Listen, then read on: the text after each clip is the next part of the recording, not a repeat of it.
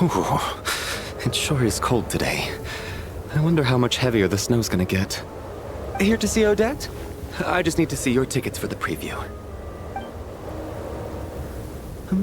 Perfect. Thank you. I'll hold on to your tickets. Come on in. It's freezing outside.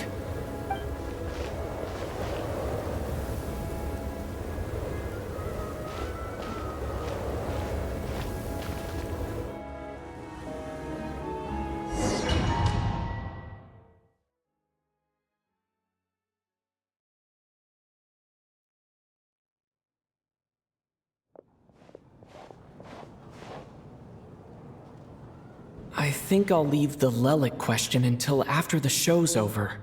Then I'll go find Odette.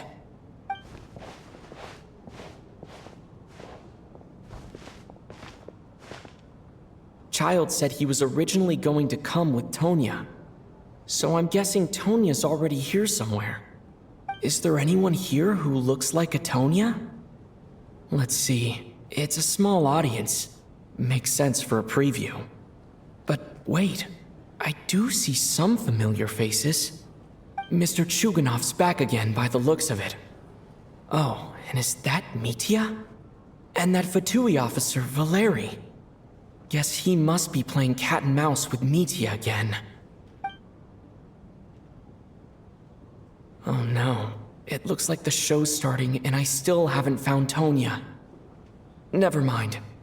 I'll just have to take a seat for now and see if I can catch her afterwards.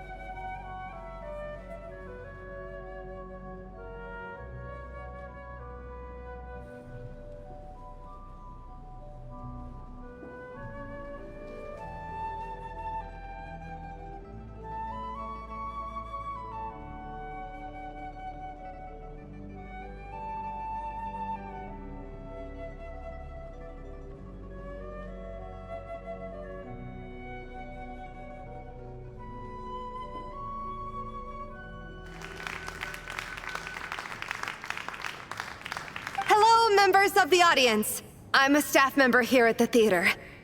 Today's performance was a very special one for us, as it marks the first attempt in a long time to revive the classic Snezhnayan ballet, Spirit Seeker.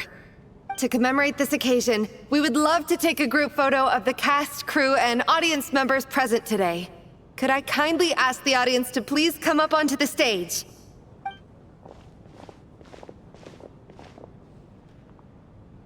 All right, everyone, huddle in a little more. Now, look at the camera. 1, 2, 3.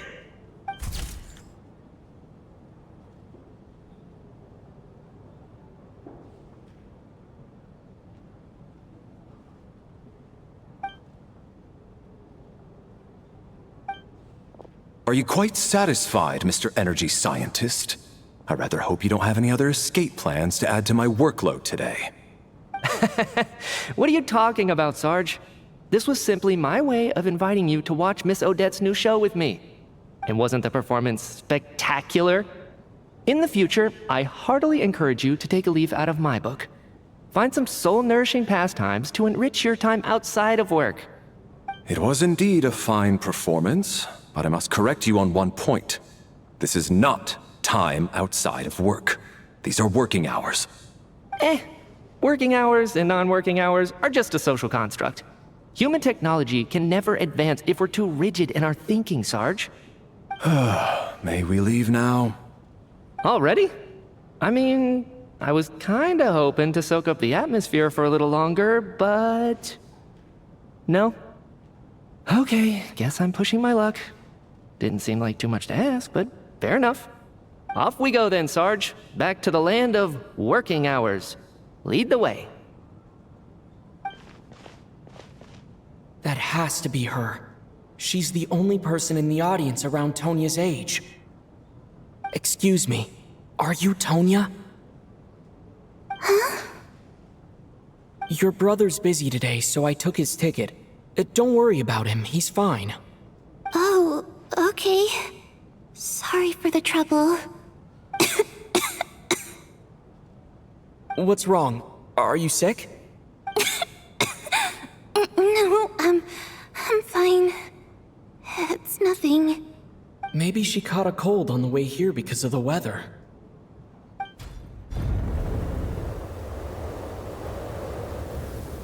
I haven't seen snow like this in a long, long time. It's most unusual. I know. It's completely white out there. You can barely see a thing. I've never seen such heavy snow in my life. Let's wait it out for now. You'd be lucky not to freeze to death in this weather, let alone find your way. Well, look at that. Maybe we shouldn't be in such a rush to get back after all. What do you think? Let's wait and see. Why do you need to take it so seriously? Fate has given us this wonderful chance to take a break. We owe it to ourselves to make the most of it. Come to think of it, there's a small inn not far from here that always keeps plenty of extra blankets on hand for guests. I know the route well. Shall I head over and borrow a few blankets? That way, anyone in a hurry can wrap up warm for the journey back. Just remember to return them next time you're over this way. Sir, there's really no need to go to all that trouble. Hey, it's no trouble at all. Wait here, I'll be right back. What a kind gentleman. Very good. My wife and daughter are waiting for me at home, so I shall be heading back as soon as I get my blanket. So... are you expecting us to go back to the Armory Palace wrapped in blankets too? Don't worry about that. I made arrangements in advance. Should I not return to the Armory Palace within 3.5 hours after Operation Showtime begins, an armed squad will be sent to collect us. They will escort us back. You are one of our key military personnel, so any weather-related risks must be eliminated. Operation Showtime? So, wait. Every single time you drag me back to work when I sneak out, it's a whole official operation? I gotta say, you've really turned this into quite a moral dilemma for me. It's snowing pretty hard out there. I think you should stay here for now. You seem a little under the weather. Sure. My brother might come pick me up in a bit anyway. Time to get to work. I should head backstage and find Odette. I need to look her in the eye and ask her about Lelik. Excuse me, are you looking for someone?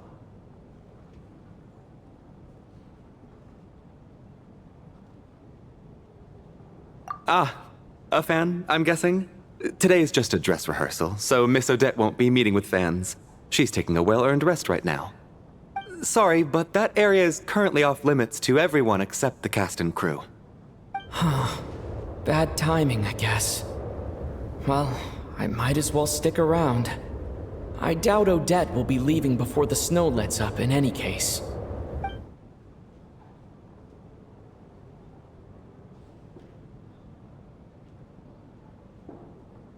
What happened to the gentleman who went to fetch the blankets?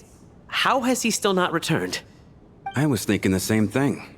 It's still snowing very hard. Do you think something might have happened to him? whatever the reason for his delay, I must say I hate nothing more than people who make empty promises and fail to deliver. Well, I have to treat my employees like that on occasion, but that's different.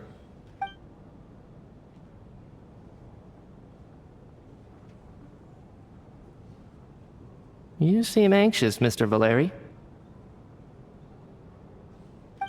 It's been nearly 4 hours since I left the armory. The army should have arrived to extract us by now. They know how much I despise tardiness and disrupted plans. There's simply no reason that they shouldn't have shown up by now, barring exceptional circumstances. Surely a snowstorm like this one counts as such. Few things in this world can stop the Snezhnayan army, Mr. Mitya. And a snowstorm is certainly not one of them. Why don't you go out and take a look? They might be right outside, waiting for your orders before they dare come in. An absurd hypothesis. I have no intention of leaving your side for even a moment until I have escorted you back to the Armory Palace. This doesn't look like an ordinary snowstorm to me. That guy who left earlier. It looked like he just vanished into thin air. Either that, or my eyes were playing tricks on me. A man-eating snowstorm? Come on. Night hasn't even fallen yet. Spare us the ghost stories.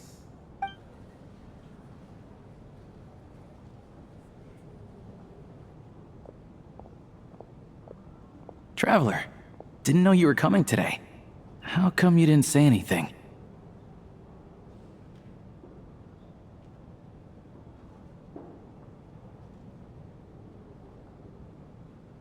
Oh, right.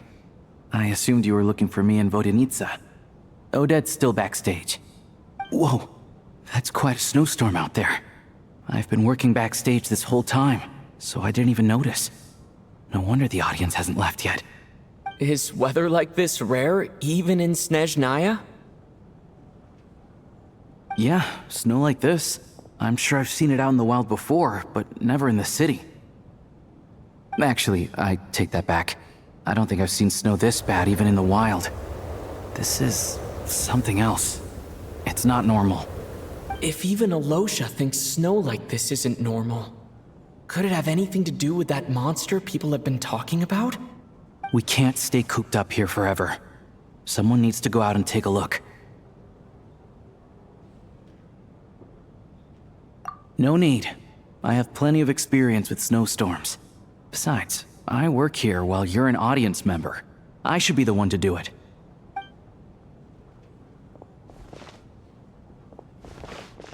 Everyone by the door. Careful not to let the snow soak into your shoes. In a snowstorm, you gotta look after your toes above all else. Heading out, my man? Be careful. I've been told the snowstorm eats people alive. Thanks for the advice. I am planning to be careful. I just want to take a quick look at the situation out there.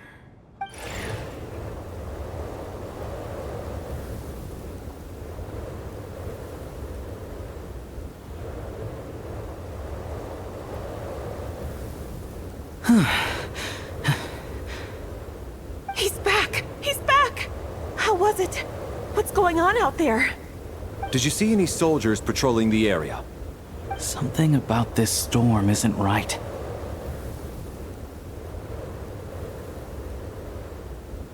There's no one out there. I didn't see a single soul.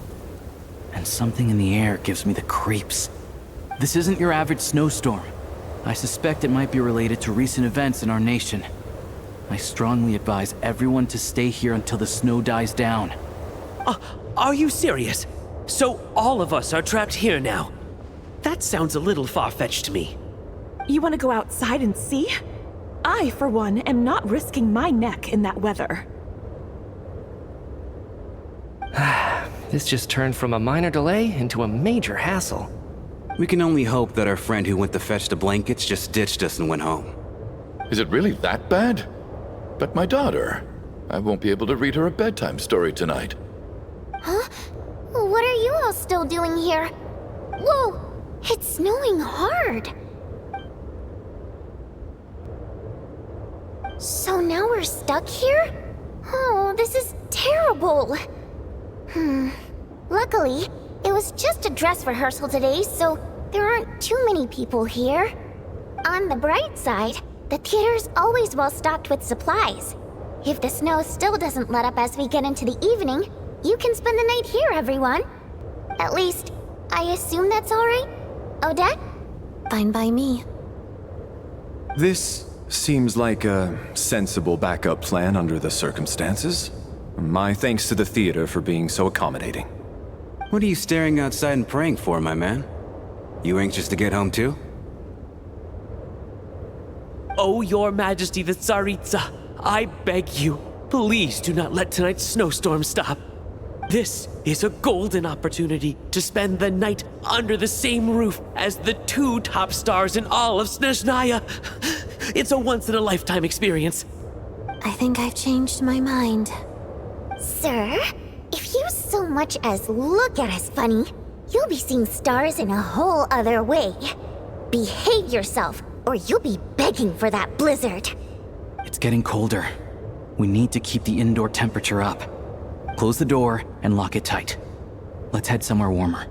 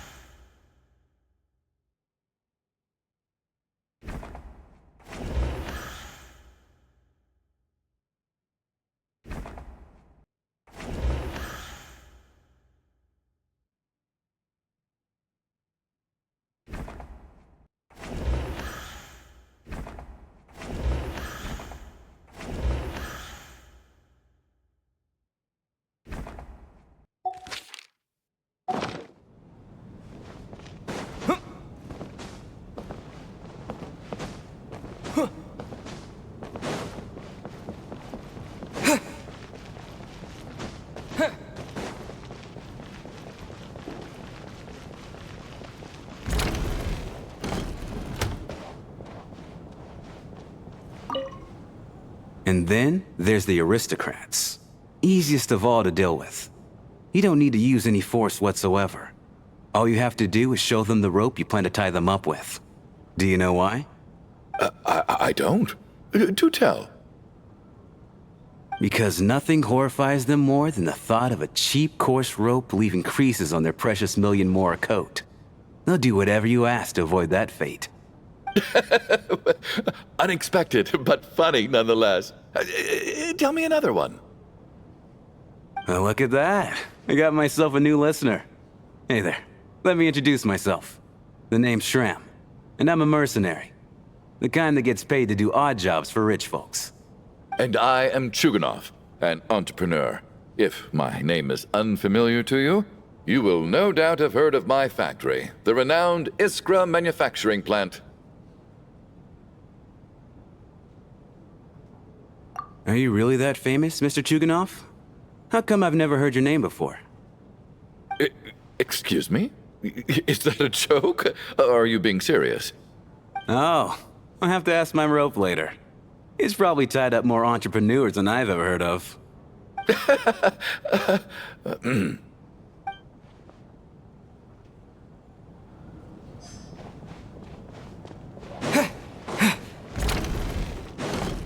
How are you feeling, Tonya? I'm fine. Sorry to worry you. I'm used to it by this point. I take medicine for it. My brother usually helps to get it ready for me. Child must take great care of his sister. He's never mentioned Tonya's illness, though. You know, I actually find this whole thing kind of exciting. Stuck in a strange place thanks to a snowstorm, having to spend the night with a bunch of interesting characters. It's pretty cool, don't you think? Exactly. It's like one of those stories where an ordinary school trip turns into a magical adventure. I've always wanted something like that to happen in real life.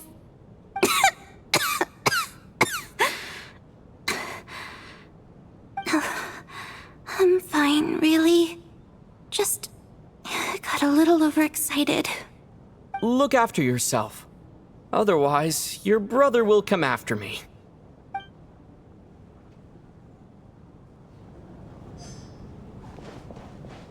My husband has major trust issues. To him, I doubt even this snowstorm is a good enough excuse for me to stay out all night.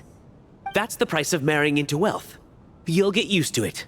I'm not about to stop you if you want to leave, but don't drag me along. Hello? Can I help you?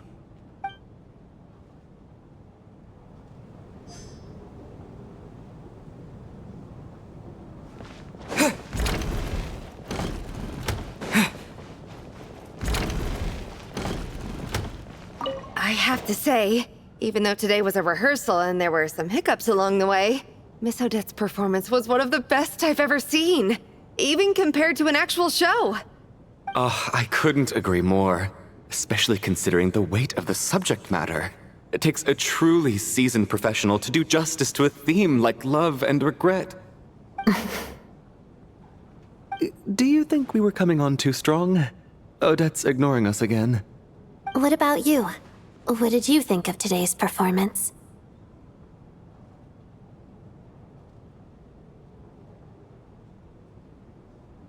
Oh my, that's very flattering of you.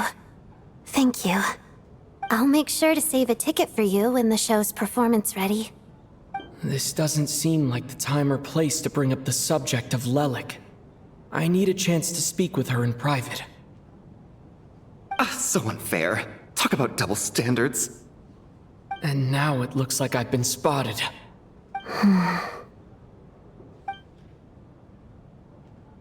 You know Mitya too? No, I don't. I just have a feeling that he might be dangerous.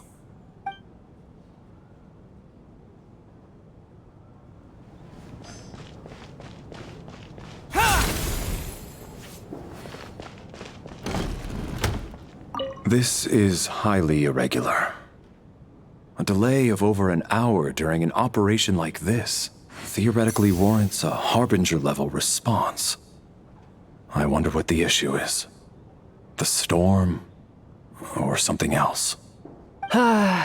Sarge, the day you learn to let go and just enjoy moments like this is the day you'll finally understand the meaning of life. Why, hello, sir. I believe you were the one sitting at a nearby table back at Podvorye Restaurant. Any friend of the theater's star performers is a friend of mine. It's a pleasure to meet you. I'm Mitya from the Energy Commission.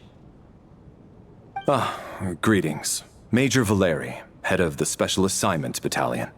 Armory Palace Royal Grenadier Guards, 1st Regiment. I am here to ensure Mr. Mitya's personal safety. Please let me know if I can be of any assistance. Mr. Traveler, I cannot help but notice that Miss Odette is stealing glances at me. Any idea what that could be about? I've racked my brains, but I can't think of anything I might have done to offend her. Perhaps she noticed me spacing out during her performance? What? You mean I really did do something to upset her? Well, thanks for letting me know. So, Mr. Mitya, is your work related to Project Stuja? Yes, that's right. The higher-ups in the Fatui transferred me from the Energy Commission to the Armory Palace because they wanted me to... Really? I can't even talk about that? Pretty sure it counts as part of my private life. All right, I won't say anything. Sorry, traveler. As you can see, I'm afraid this pleasant chat will have to end here.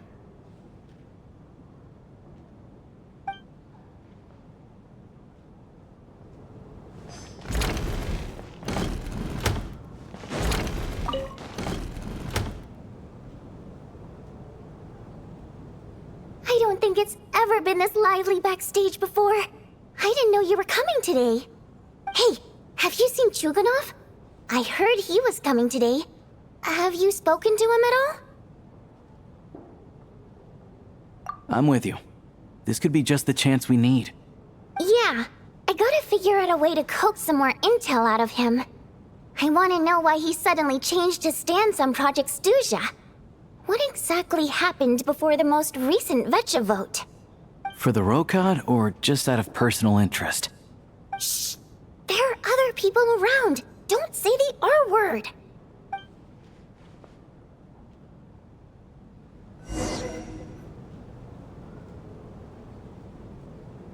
How's it looking, Alosha? No change from this afternoon. Heavy snow with no sign of slowing down. May I have your attention, please? The storm is unlikely to stop tonight, and it'll be even more dangerous outside at night than it was during the day. We at the theater owe everyone here a duty of care. Therefore, we strongly suggest that you stay on site overnight and avoid going outside unless absolutely necessary. In a few short moments, we'll give you a tour of the theater's various quarters.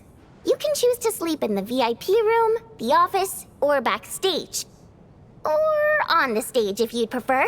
We won't mind. I'll pass on sleeping on the stage. What if the snow is stopped by tomorrow morning?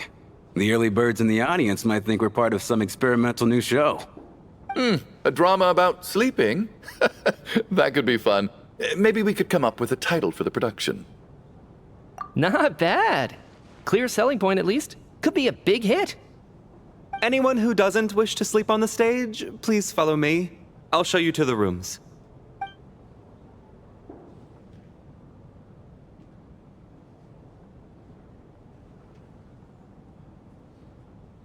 I guess I'll call it a night. Though I feel like I won't sleep very well without Paimon here. I'm sure she'll be worried that I haven't made it back yet. But as long as she looks out the window, she'll probably realize what's holding me up. I wonder if she's feeling any better yet. At least she hasn't been getting any worse. Still, I should try and get back first thing tomorrow morning.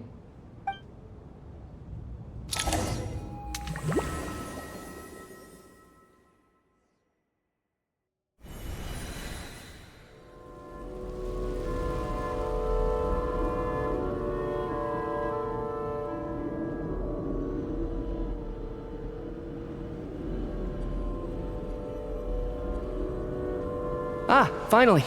Welcome back to the world of the living, lazy bones. I was about to wake you. The black mist is almost on us. Still waking up, huh? You know, the black mist. It's been chasing us from below ever since we were born. You're just dozy. There's no way you've forgotten. Come on, let's keep heading up. Onwards and upwards is the only way to survive. Don't listen to a word those black mist cultists say. Here we go again. The endless march toward survival. What's going on? That black mist down there is creeping me out. And it's rising. Guess I should head upwards and get away from it. The black mist cultists believe that being swallowed by the black mist leads to everlasting peace. But if you ask me, they're just lying to themselves. We're the only heretics left. The only ones who refuse to give in. We have to keep going. But how do you actually know that they're wrong? Dangerous question there, Torgov. The moment your faith wavers, you start a chain reaction that ends in the collapse of your will. Put the question out of your mind. Stay strong and believe that the black mist means certain death. Okay, but it's not my mind that's the problem. My body's about to give up on me. It's already I can't do this anymore. I've had enough of being forever on the run. What's the point of it all? All this will pass eventually, I promise. Keep fighting. It will be worth it. You accuse the Black Mist cultists of being liars. But you're lying too. There is no end. The cult of the Black Mist has poisoned your mind, Sobolova. Are you thinking of giving up as well? You accuse the Black Mist cultists of being liars. But you're lying too. There is no end to this path. It keeps going up forever. There was never any hope to begin with. The cult of the Black Mist has poisoned your mind, Sobolova. Are you thinking of giving up as well? I am. I think I'll take my chances with the Black Mist over this perpetual torture. As much as I detest the Black Mist cultists, I'm just too weary. Then I bid you both farewell. Let me put my personal opinions aside for a moment and say, I hope that you both find peace within the Black Mist. Fate always appears so impossibly complicated. But at moments like this, its raw simplicity is laid bare. Their fate was sealed from the instant they entertained doubt. From then on, the outcome was both inevitable and irreversible. Let's go.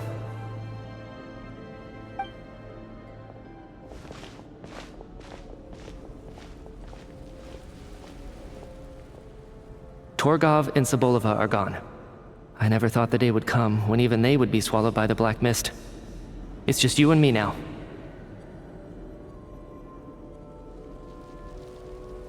Yes, it looks like it's satisfied. For now. This happens from time to time, but it won't be long before the Black Mist starts chasing survivors once again. No one knows how to stop its advance for good. Well, we should make the most of the precious moments of rest that those two bought for us.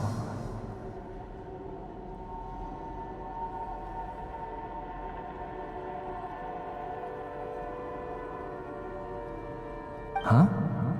Are you really that sleepy, traveler?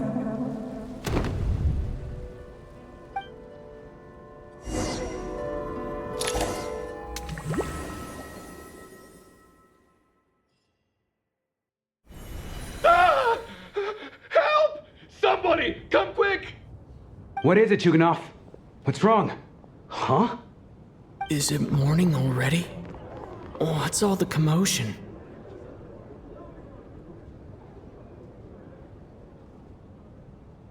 Sounds like it's coming from next door. I should check and see what's going on.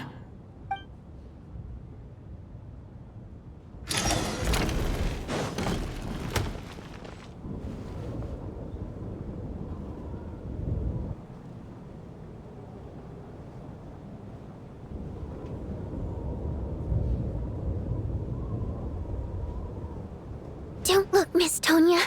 Stay here. Okay.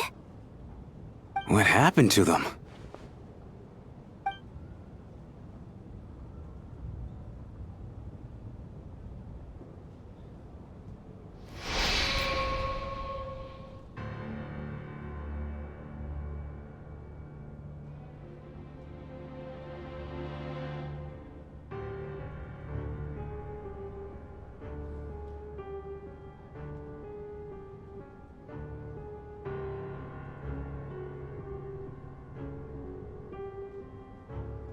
These two people have passed away.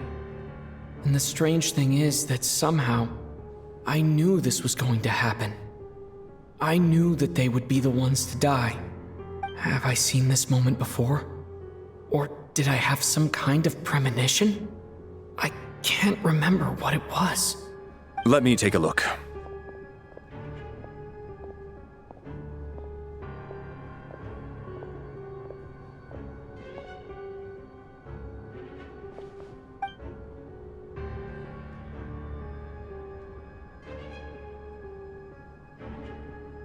No vital signs in either of them. They're dead. The cause of death, however, remains unclear. No wounds on the bodies, No signs of a struggle, and no skin discoloration caused by the buildup of toxins. But just last night, they were chatting and joking away. This is so sudden. Could they have had pre-existing medical conditions? Even then, the odds of them both dying of sudden complications on the same night are extremely low. It's hard to believe that they died of natural causes, nor does this appear to be a suicide. Who was the first to discover the bodies? It was me. But these deaths have nothing to do with me, officer. I got up early because I wanted to see if the snow had stopped. Then I noticed that the door to this room was open, and it looked like there was a man and woman inside. I just went over to see what was going on. I had no idea they were... I can corroborate this. I was doing my morning exercises near the stage. When I saw Mr. Chukhanov heading this way, I followed him. I can also confirm that I didn't see a single person approach that room before him. The snowstorm was raging all night, and it's still going now. There's no way someone could have come in from outside, correct? You mean an intruder? No, not possible. I slept by the door last night as a precaution. There's no way I wouldn't have noticed if anyone had tried to open it. Everyone, split into pairs and search the theater for anyone in hiding or any signs of suspicious activity. I'll follow up with a full search of my own shortly. Go. There is no time to waste.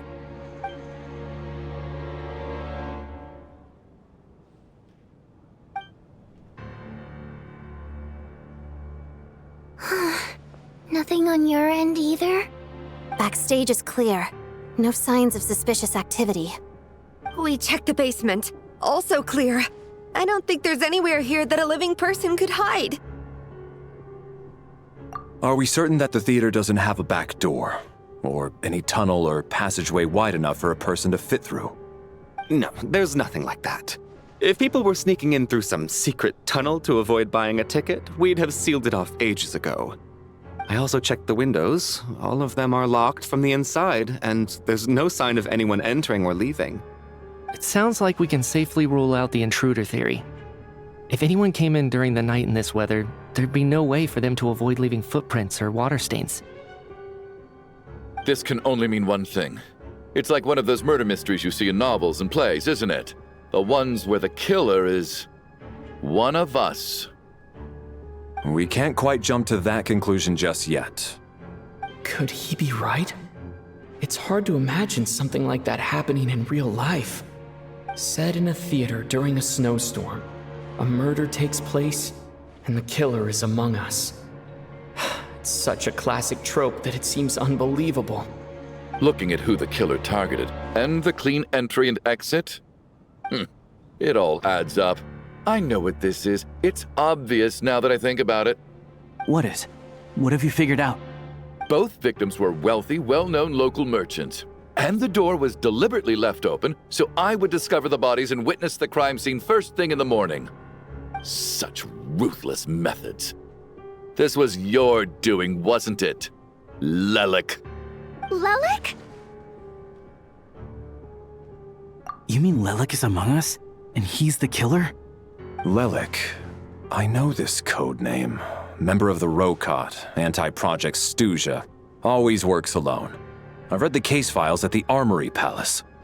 Walk me through your reasoning, Mr. Chukhanov. What do you know about Lelik?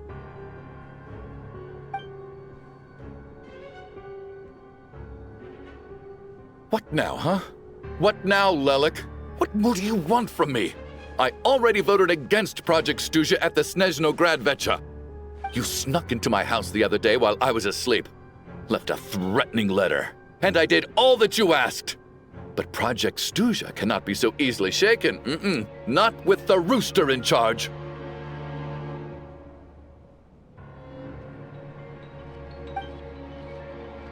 So he really was threatened by Lelik. That makes sense. And now you're resorting to murder to threaten me. Isn't that right? I knew it. The Rokot despises the rich. The lives of the wealthy are but refuse in your eyes.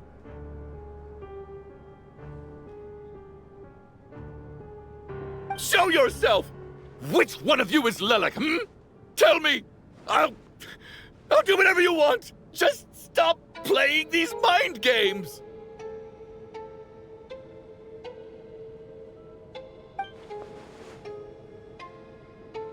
Was this really Lelik's doing? Would Odette really do something like this? If Odette really is Lelik, this seems out of character. But then again, how well do I really know her? I'm probably the only one here with a compelling theory about Lelik's true identity.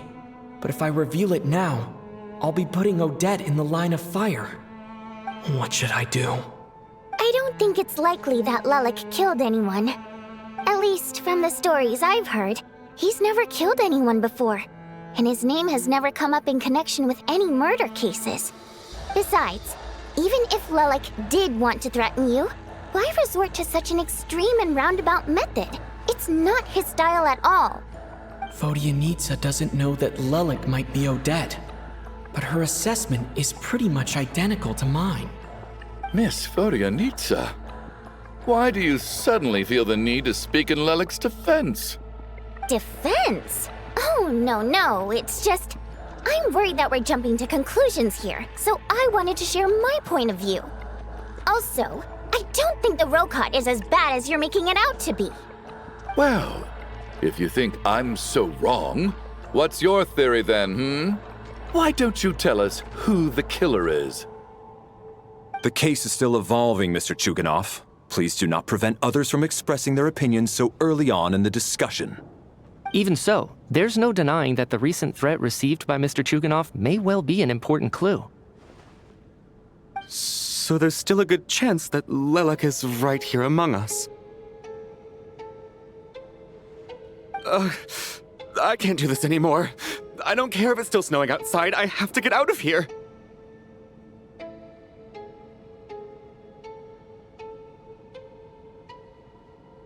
Whoa, take a beat. We all know it's far too dangerous out there. Even the soldiers couldn't get to us. Go out that door, and you might not live to tell the tale. And whoever this Lelik is, they're surely not going to murder anyone in broad daylight. Be sensible, my man. You're safer inside. As much as I regret having to say this, I'd like everyone to cooperate and refrain from exiting the premises until further notice. Because as things stand, every one of us is now a suspect. Unless anyone has further information to share, let's adjourn for now. Feel free to keep searching for clues, but make sure you don't go off alone.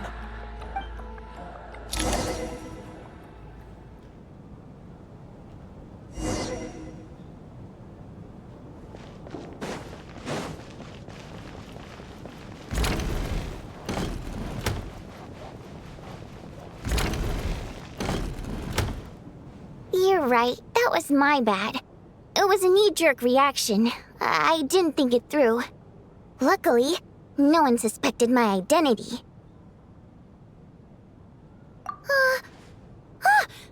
Oh, phew. It's just you. I thought someone was eavesdropping. Since Vodyanitsa and I were on the same page earlier, I think I should share my thoughts with the Rokot members first.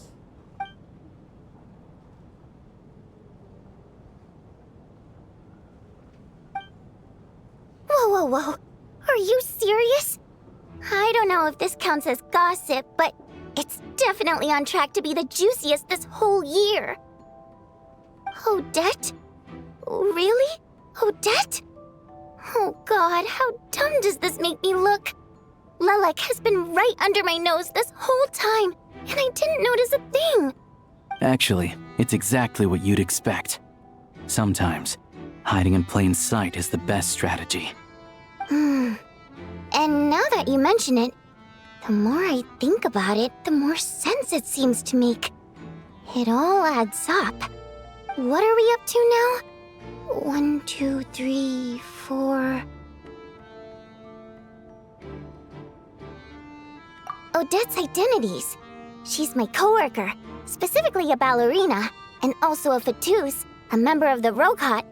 Now, Lelik. It must be so exhausting. I just want to give her a hug. I guess since I've always known her as a member of the Fatui, it never even crossed my mind that she could be involved with the Rokot, let alone be Lelek. I don't understand. If she's with the Fatui, what reason could she have for being so opposed to Project Stusha? Probably best if you ask her that in person. Well, since you waited until now to bring this up instead of announcing it to everyone earlier, does that mean we're all on the same page here? Yeah. Lelek may not follow orders from the Rokot leadership, but as far as I'm concerned, she's never crossed the line. If anything, her actions benefit the poor. We need to confront her face to face. Do you think she'd really admit to being Lelek? I don't know. We'll have to see how it goes. For now, we'll work on the assumption that she didn't kill anyone, and see how much she's willing to tell us.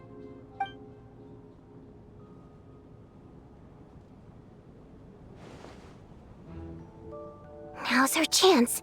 Odette's alone. Let's go. Hey, Odette. What is it, you guys? Shh.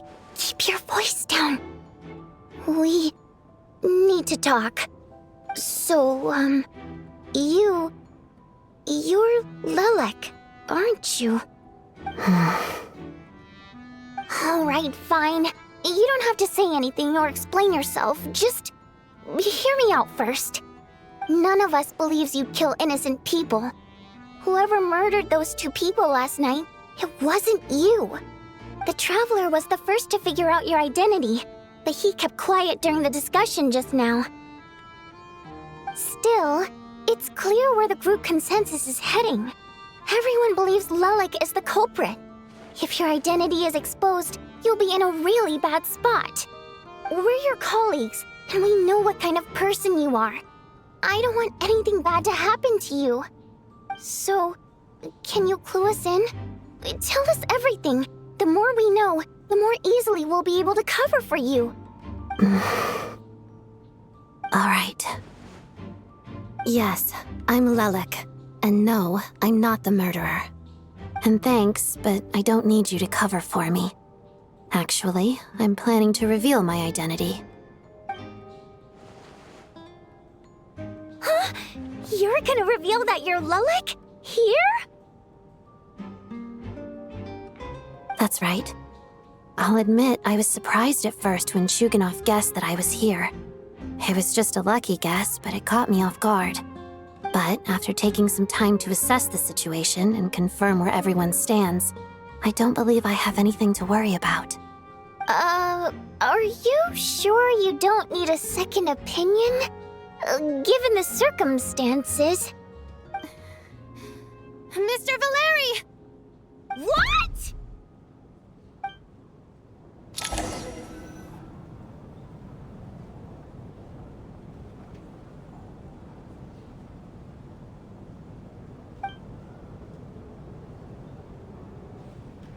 So...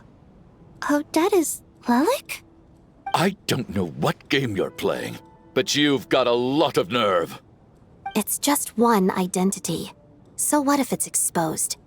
I can disappear and adopt a new identity anytime I please. I made my peace with this when I chose to become Lelek. But more importantly, I promise I am not the murderer, which means that someone else is.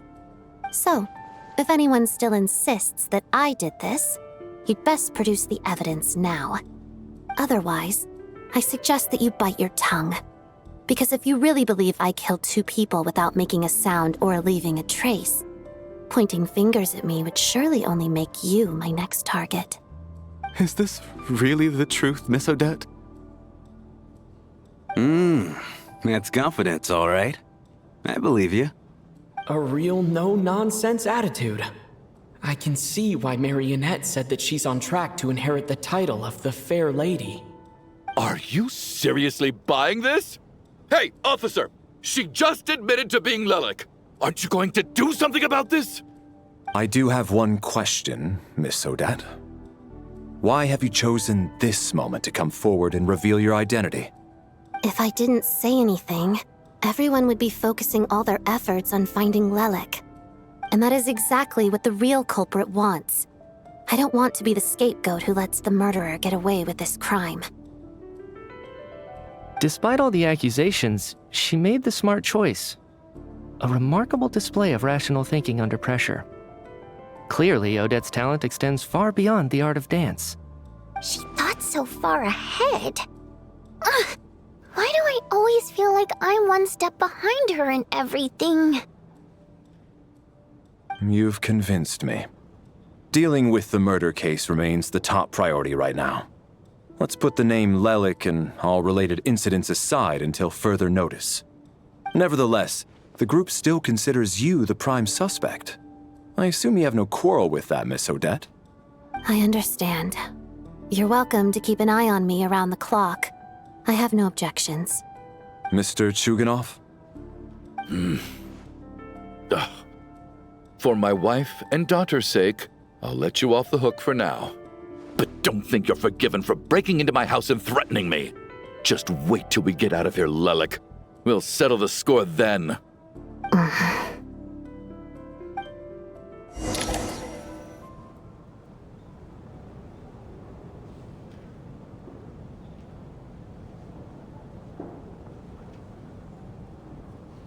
Good work, Lelik guard team. And Lelik too. Here, have some hot water. Turns out Valeri knew about my exploits. So now I've been told I have to guard Lelik with him. Shouldn't you be facing my way if you're guarding me? At the moment, it looks more like you're my bodyguards. If the true culprit is indeed still at large, as you have claimed, we must keep our guard up against them also. Don't worry, Tonya. We'll get through this.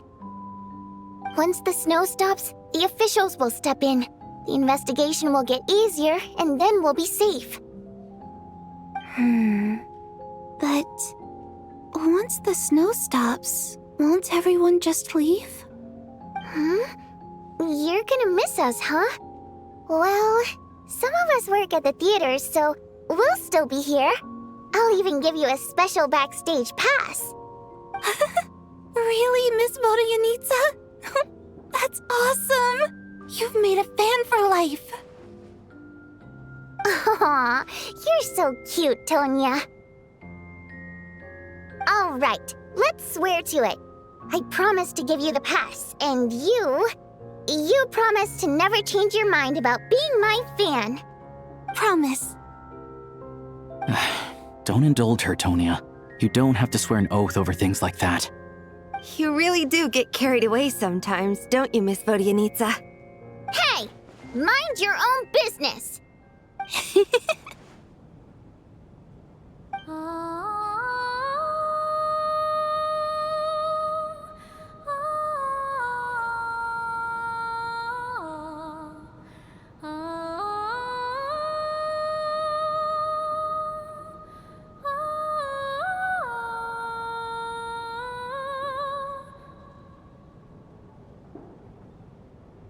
Don't be nervous, Miss Water Imp. Everyone's here. There's nothing to be afraid of. Excuse me? Do I look nervous? Don't be ridiculous. No. You sound nervous, lass. Oh. Wait, but how... Okay, plenty of people know that I'm a water imp, but still... How come you understand our primary mode of expression? Primary mode of expression. I've not come across that concept before. Do enlighten me, Vodyanitsa. Well, it's just... We water imps tend to communicate our emotions to each other by singing rather than facial expressions. The emotions we convey through song take precedence over our facial expressions. So, we think of it as our primary mode of expression. I'm impressed, Shram. I didn't take you for a man of culture, but you're clearly rather learned. It's not about being cultured or not. The thing is, this mode of expression can usually only be understood by other water imps. It's not a simple case of a song sounding happy or sad. And yet, you're clearly human, Mr. Shram. It's really not the big deal you're making it out to be. I think I just have a knack for it. Plus, I have a very close friend who's a water imp. A delightful lady. But keep that a secret. Anyway, we spent so much time together that before I knew it, I noticed I could understand her expressions. Oh, I guess that makes sense. Still, the fact that you have a water imp friend is even more surprising. I'd better watch what I'm singing when I'm around you from now on. Hey, what are you implying? You're not secretly insulting the audience in your songs, are you? Heavens, why would I do a thing like that? It's getting late. We should discuss our sleeping arrangements for tonight. To guard against the killer, someone needs to keep watch. I suggest that we don't sleep in separate quarters tonight. It will be safer if we all stayed together. As long as someone keeps an eye on Lelik, I'm quite sure we won't have any trouble. Are you saying that you wish to bet your life on Miss Odette being the killer? Nonsense. Of course not. Then I propose the following arrangement for tonight. The Traveler, Odette, and I will form the Night Watch. We'll sleep in shifts, but 2 of us must be awake at any given time. An excellent idea. This allows us to handle the night watch while also keeping an eye on Lelik. Meanwhile, the rule of taking shifts in pairs resolves the other issue. Namely that we can't necessarily trust the Traveler or Valeri either. I expect that plan took you quite some time to come up with, didn't it? Actually, our field combat manual outlines a similar approach. Although the scenario there involves guarding prisoners overnight during field operations. That being said, I must clarify that I harbor no disrespect towards you personally, Miss Odette. In fact, Lelik's numerous covert operations make fine textbook examples for military agents. I care less about respect and more about the fact that you just robbed me of 2/3 of my sleep tonight. I'm calling dibs on being the first to rest. Good night.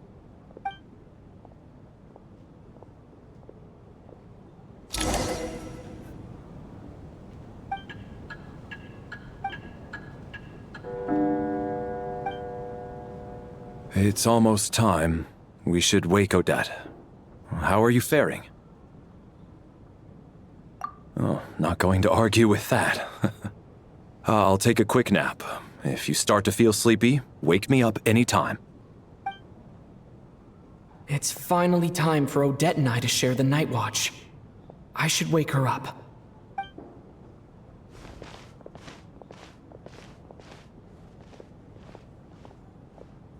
I came here to get information from her in the first place. Maybe I should think about what questions I want to ask before she wakes up. How long are you gonna keep staring at me? Couldn't sleep. My mind's been running haywire. Plus, there's something I've been meaning to talk to you about. I had a hunch that you wanted a conversation, too. Let's take this chance to clear the air, shall we?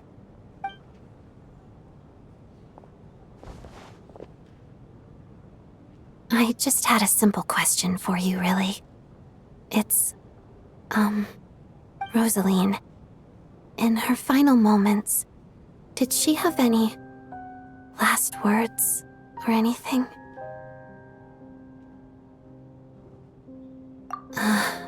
I see. Well, that was all. I have no other questions. No. She was utterly ruthless in pursuing her goals. That kind of person should be hard to miss. And yet, even though I never approved of her methods, and she was an abrasive person, the fact remains that I am indebted to her. Oh, she told you. I guess that makes sense. I think she and Rosaline were on pretty good terms.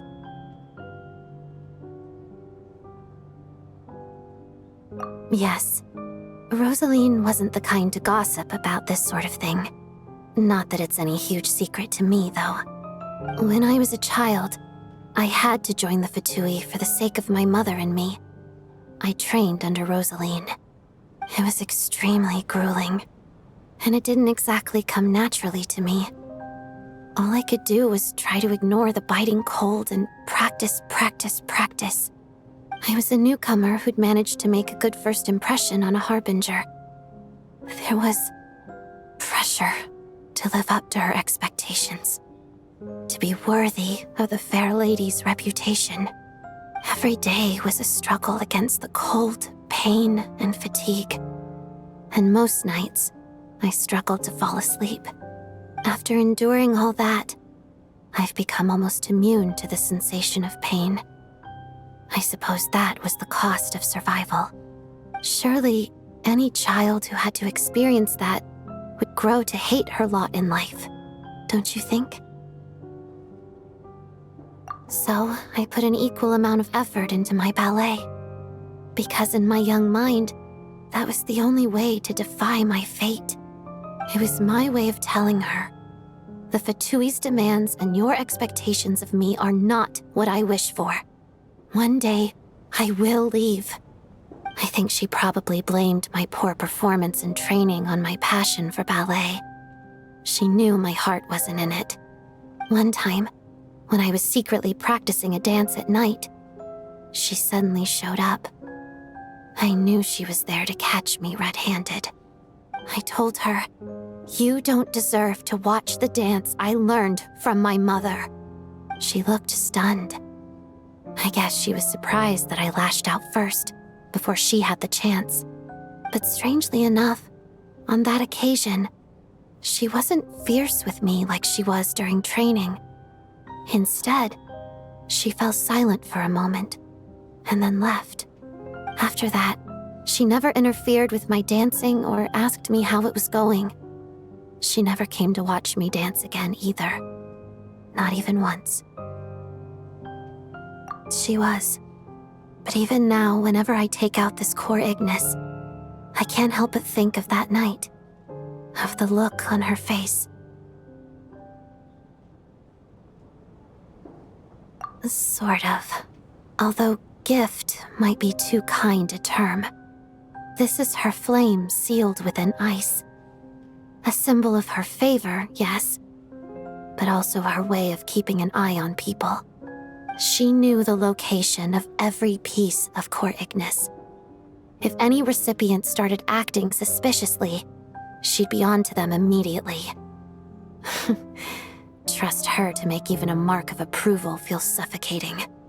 So, when news of Rosaline's death reached Snezhnaya, many people immediately crushed their core Ignis. It gave them a profound sense of relief, like they'd broken free from her shackles. But I kept mine. With my sensitivity to pain being as dull as it is, the warmth from this core Ignis is one of the few things I can still feel clearly. I still wonder, did she really come to stop me that night? I wasn't sure, but I was scared, so I said some really awful things. I guess she didn't leave anything behind. Not that I expected her to. It's fine. It's just a bit of a shame that we couldn't settle our differences before the end.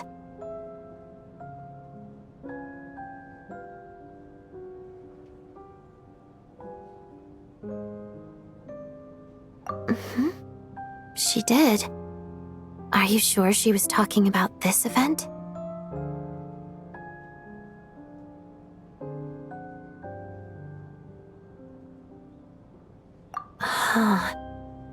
No, she didn't.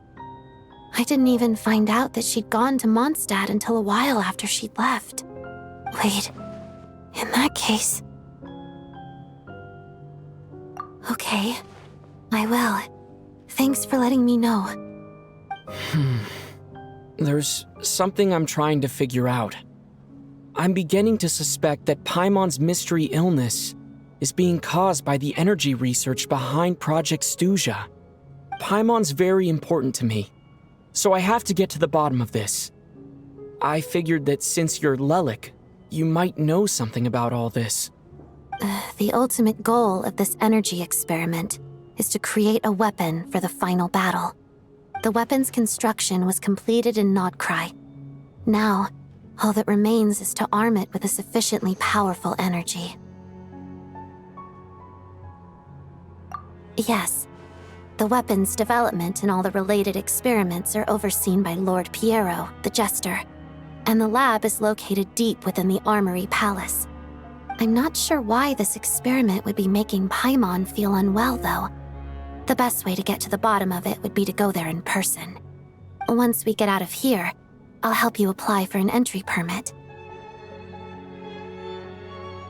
And I'm hardly the organization's proudest member, as you know. You answered my question about Rosaline. I want to do you a favor in return. It's that simple.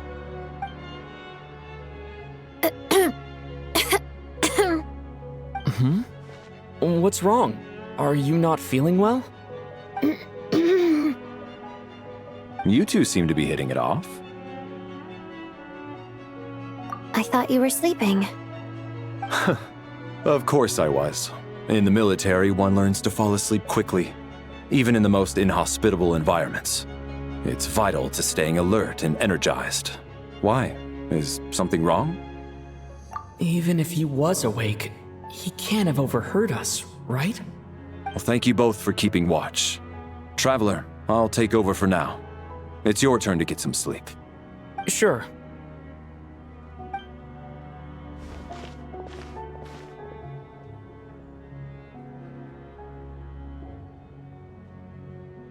This is our second night here, but at least I found out a little more about Paimon's condition.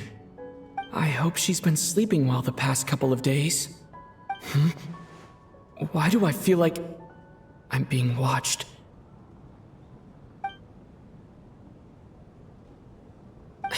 Seriously? Is this payback for when I stared at her earlier? But I thought she was asleep. Never mind. I'd better try and get some sleep myself.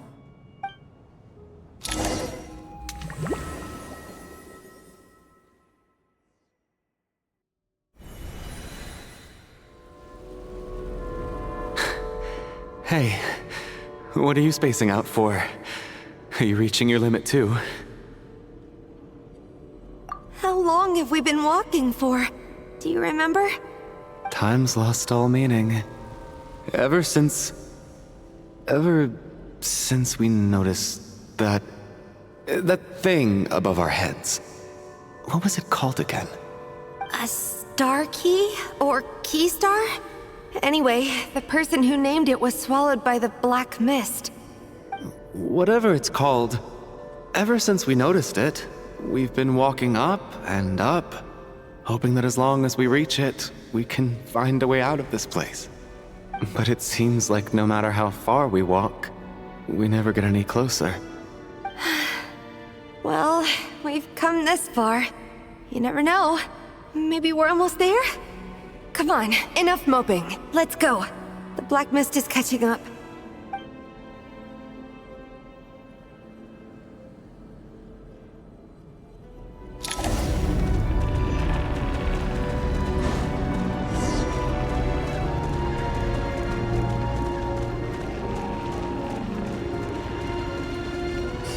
Monsters!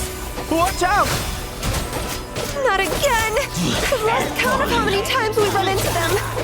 Careful!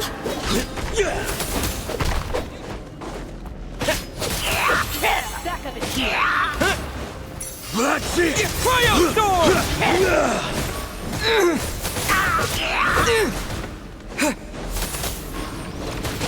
What?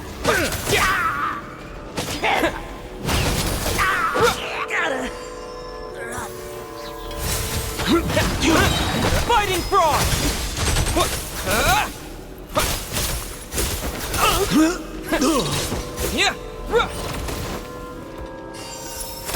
Should've run faster.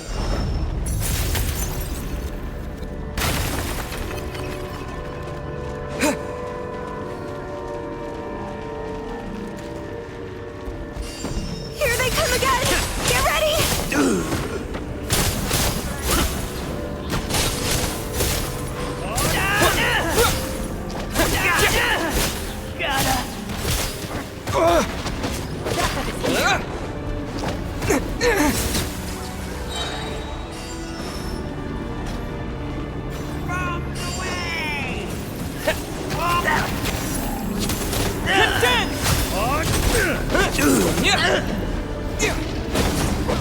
Cryo Storm!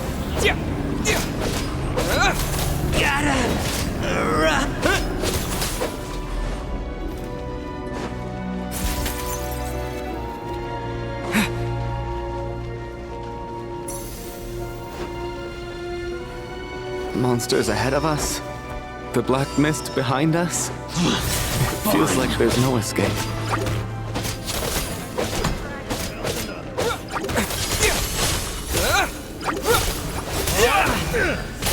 Fighting Frog! Shut up! Run faster.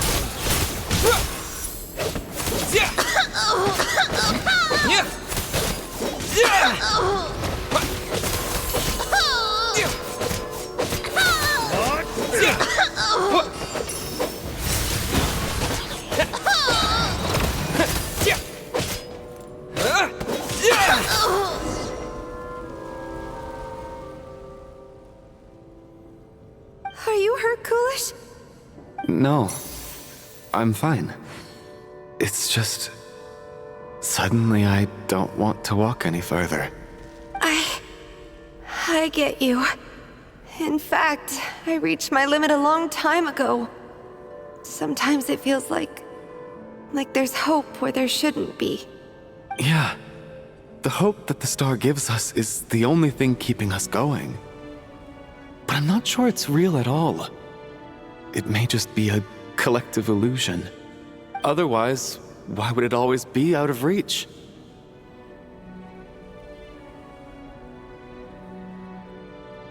We know you mean well, but you're only saying that to try and encourage us to keep going, aren't you? Thank you, friend. But enough is enough. Please don't give me any more false hope. Hope is poison in this place. You're going to continue, aren't you? I admire that. I've given up, but I wish you the best. May there come a day that you catch up to the star and leave this godforsaken place.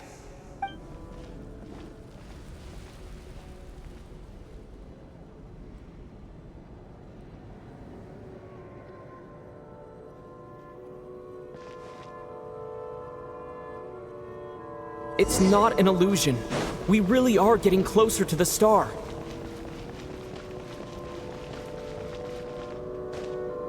Congratulations. You're the first person to make it here.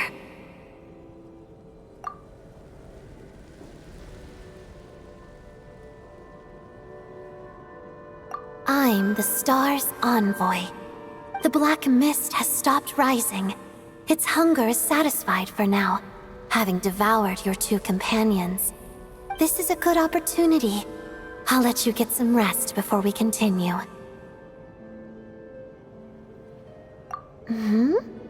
What do you mean, leave? The star represents the starting point. It's the waypoint for the beginning. Congratulations on reaching the starting point. Once you are ready, we will head out and walk upwards. I will be right by your side the whole way.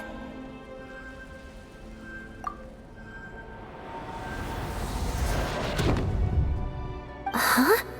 What's wrong? Hey, don't give up before the journey's even begun.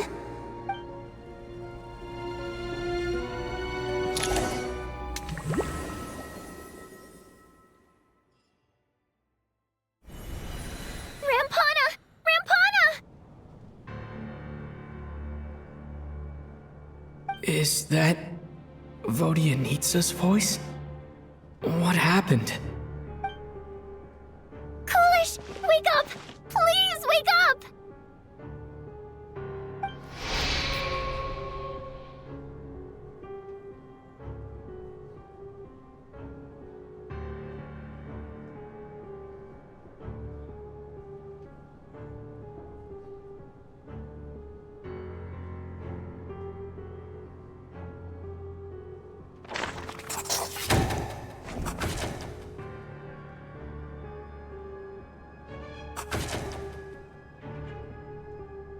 The situation is identical to that of the 2 casualties yesterday.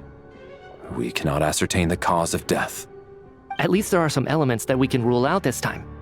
They slept on the stage with everyone else, so I suppose the surrounding environment can't be a relevant variable. Rampana. Coolish. Weren't some of us keeping watch last night? 3 of us, in fact. How could you not notice something was wrong? I'm as confused as you are. Certainly nothing unusual happened on my watch. Likewise, and from what I've observed so far, both Miss Odette and the Traveler can be trusted. To be honest, I didn't get a wink of sleep last night. I couldn't help but think I was the target, so I just laid there with my eyes closed. I heard the Traveler and Lelik chatting, but otherwise I don't recall hearing any commotion during the night. Me too. I didn't want to wake everyone up, so I was concentrating hard, trying not to cough. I hardly slept at all. If anything had happened, I'm sure I would have noticed. Then, what could possibly be causing this? Once was bad enough. I can't believe it happened again. I worked closely with Rampana and Coolish for so long. I never imagined that one day they'd... And on the stage of all places... Florianitsa... 4 victims in just 2 days, and we still don't have a single lead. I need to get to the bottom of this as soon as possible. And above all, keep Tonya safe. I'd never be able to look Child in the eye again otherwise. Still snowing? Yes, I just checked. Still no sign of anyone outside either. So we only have ourselves to rely on. If you ask me, this killer can clearly strike whenever they please. The Night Watch was a useless endeavor from the start. Lelik must be an expert in poisoning. Clearly she used some poison that can't be detected on the corpse. Here we go again. Listen, I was already thinking to myself last night, was Lelik's reason for revealing her identity the real story? Well, now I have my answer. It most certainly was not. She's been playing us for fools. You get off on this, don't you? Revealing your identity, only to carry on with your killing spree?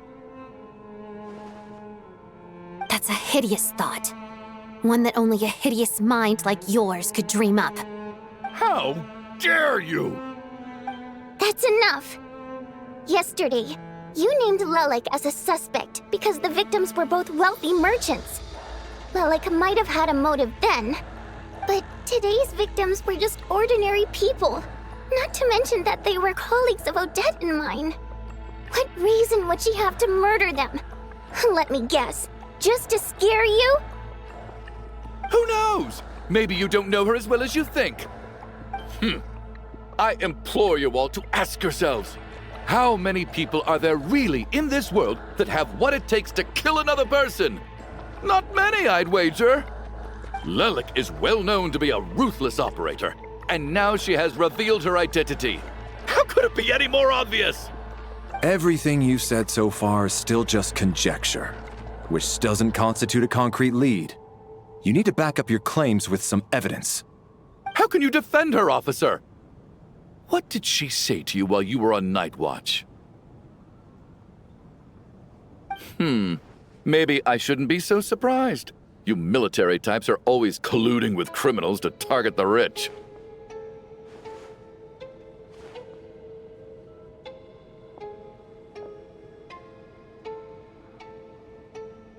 All so you can get your grubby paws on our hard-earned fortunes, then tell us to fall in line. The Fatui, the Druzhna, and the Rokot. Thugs, the lot of you!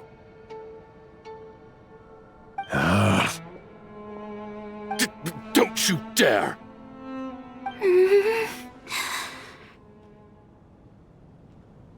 Sir, but... You were the one who told us not to stop other people from expressing their opinions yesterday. 4 people have already died. Only yesterday I was chatting with Mr. Coolish. Then we woke up in the morning and he's... Turning against one another is the last thing we should be doing right now. Little girl. Even if Mr. Chuganov is a puffed-up, pig-headed windbag who doesn't have a clue what he's talking about, he's still one of the victims here, isn't he?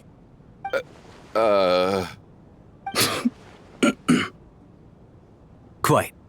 I had no intention of resorting to violence. But you're right, Miss Tonya. I ought not prevent him from speaking his mind.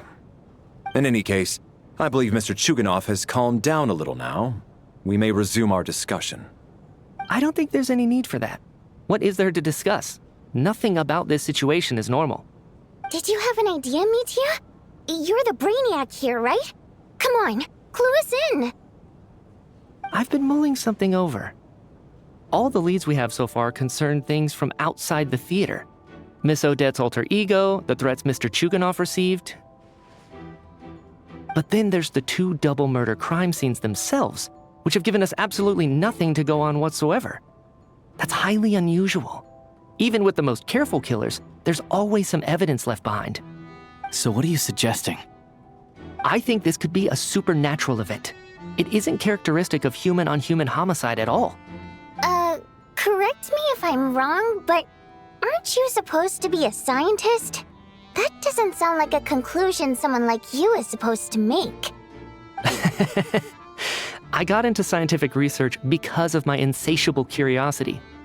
But if the present situation defies all known scientific explanations, I don't mind shifting my curiosity toward the paranormal instead.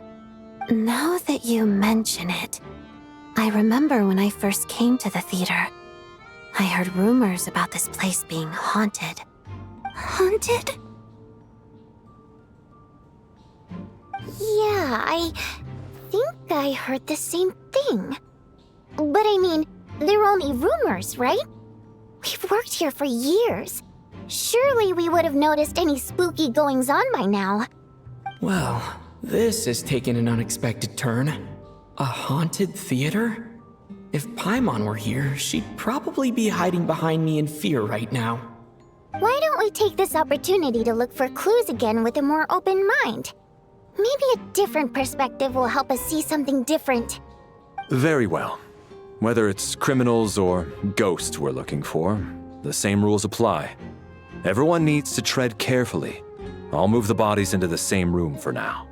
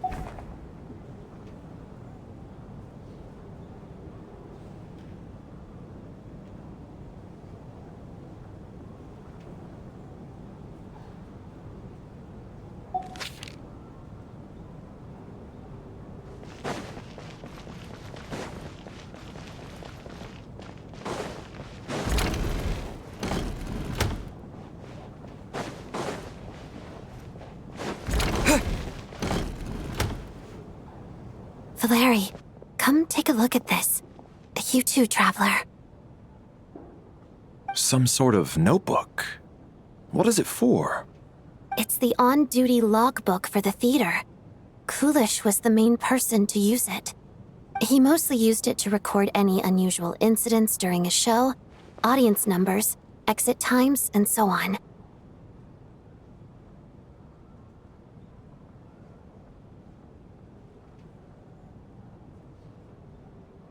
Yes, he'd always have this logbook with him when he checked tickets at the entrance. This should confirm a lot of key details about the recent show. So, find anything unusual? Yes. The number of people. I've checked and double-checked, but the numbers just don't match what's recorded in the logbook. Apparently, we have an extra person among us.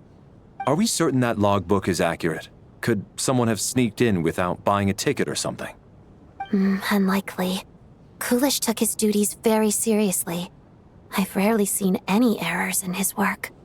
Not to mention that this was a dress rehearsal, meaning smaller audience numbers and tighter ticket restrictions than usual.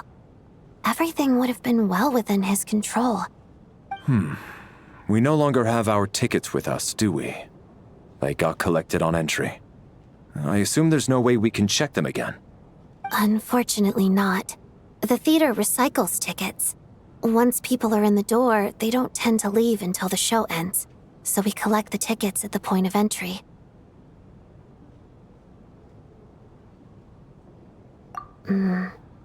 Still, I'm inclined to believe that this discrepancy in the head count is significant somehow. Did an extra person just materialize out of thin air?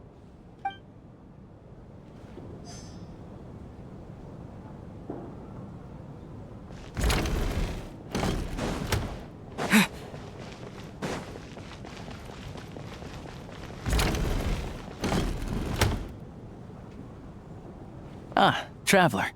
Since you're here, come take a look at this. Alosha found it. We're both curious to hear your perspective. It appears to be an investigation report. And the focus of the investigation was the rumors of haunting we heard about earlier.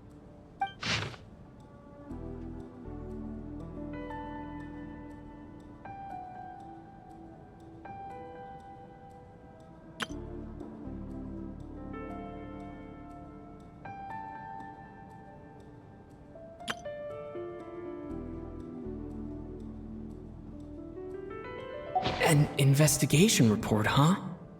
Looks quite old. This person's name looks to be of Sumeru origin to me. Was the investigator from Sumeru? The theater manager must have hired an investigator once specifically to look into this issue. But it doesn't look like anyone ever looked at the report. Presumably, the manager wanted to know if the supposed haunting was dangerous while also being fearful of word getting out in case it affected the theater's business. Anyway, the bottom line is, the haunting is actually real after all. It's caused by an obstruction in the ley lines. Is there any chance this is the key to finally making some progress with the murder cases? Ley line problems are pretty unexceptional to me by this point. And while it certainly offers an explanation for the ghosts, it's hard to imagine what connection it could have to these two murder cases. Some of the language that appears at the very end of the report caught my eye. Angel civilization, ley line renovation? My area of research doesn't touch on any of that, so it's completely outside of my wheelhouse. Huh? A piece of paper just fell out from the report. It landed right by your feet.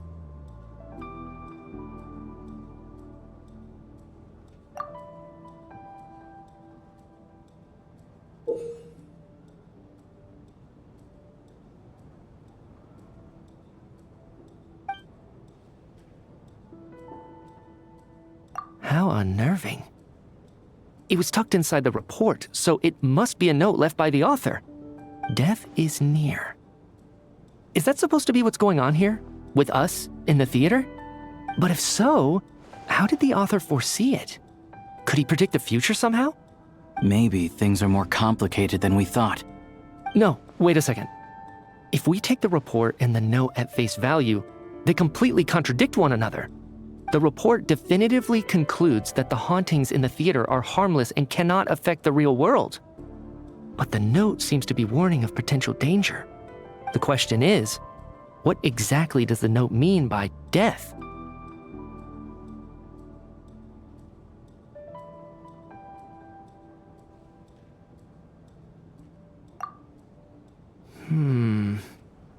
The various ways we could interpret this keyword lead in completely different directions. Let's pause our analysis here for now.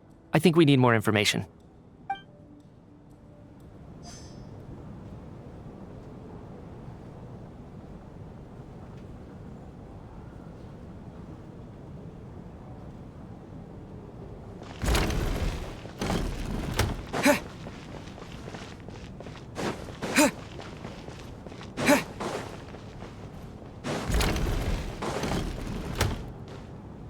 Tonya, did you find anything? Not yet. Still looking. So... Are we supposed to be looking for something paranormal? I think I'd prefer teaming up with you than looking around on my own. This looks like somebody's notebook. Shall we read it together?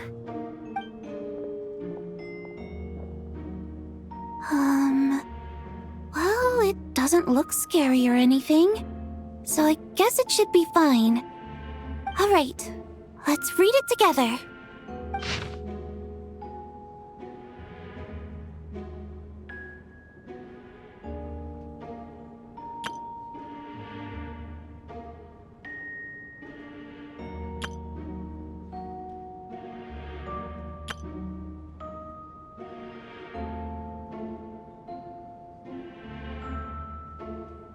Huh. This has to be Vodyanitsa's writing, surely. Maybe it's a little rude for us to peek at this. I feel like I just read someone's secret diary by accident.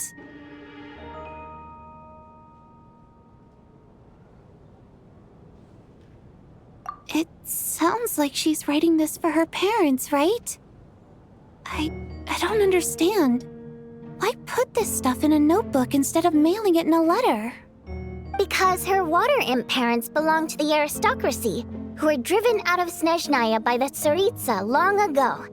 And now they live somewhere new, where the postman can't get to.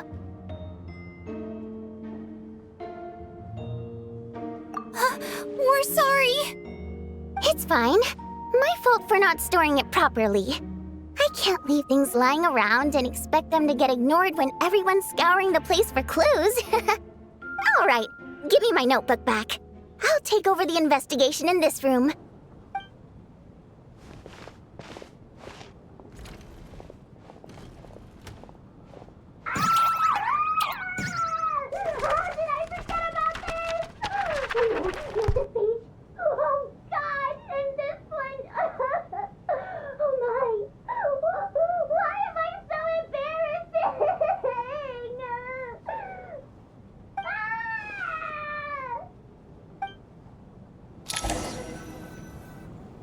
If we take all this together, it's not impossible, is it? If anything, it's the natural conclusion. Oh, I beg to differ. This sounds to me like a product of a researcher's vivid imagination. And perhaps it's because I'm still viewing this through the lens of a typical murder investigation. But still, I'm struggling to be persuaded by your theory. Does it really sound that far-fetched? All right, well, let's treat that as speculation for now. I do agree with what you've said, so let's go with your idea for now. Good. Okay, now that we finally have some meaningful leads, I think it's time to reconvene. Let's get the others.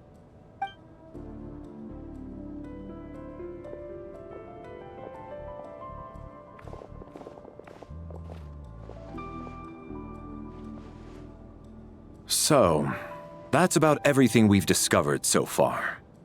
I'll share my theory first. Based on what we've learned from the logbook, I believe the extra person among us is most likely the killer. If the killer had simply bought a ticket, it would have greatly increased the risk of their identity being exposed.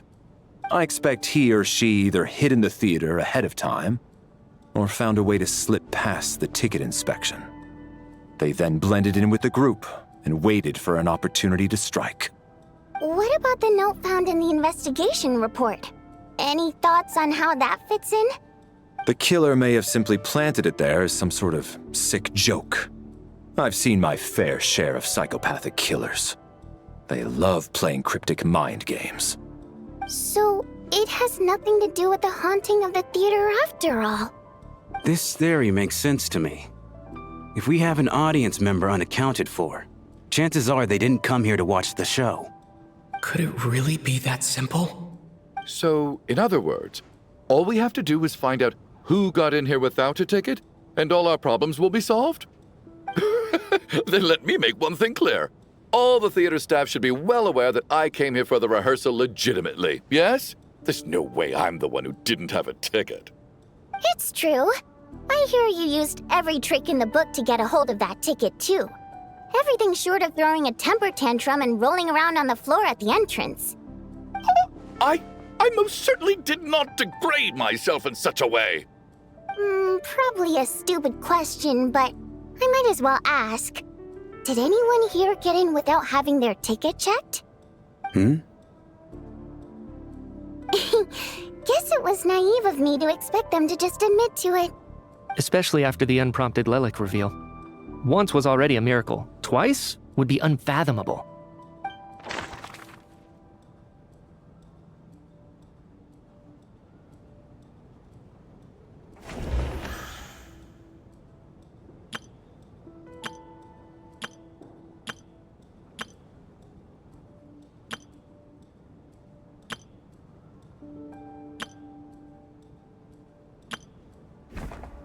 I don't believe any of us here knew Shram before all this. If no... Mr. Shram, did you really go through the ticket inspection to get in here? Huh? Me? Why am I being singled out, my friend? Do I seem that suspicious? It's not that you stand out as suspicious, more that everyone else has been ruled out as trustworthy. Okay. Well, we spent the best part of 2 days together now, so I'm sure you can all tell what kind of person I am. I'm a true gentleman. I never dream of doing something like sneaking to the theater without a ticket. Yeah, I have no doubt that you're a good person. But the problem is, none of us here actually know you, so no one can say for sure that you are who you claim to be. Although, actually, what was it you said last night? Yeah, you're friends with that water imp, which is why you understand our primary mode of expression. Last time I checked, there were barely any of us remaining in Snezhnaya, since most of the water imps left. Could you tell me a little bit more about your friend? There's a good chance I actually know her. And I suppose it's also kind of a way for everyone else to get to know you a little better.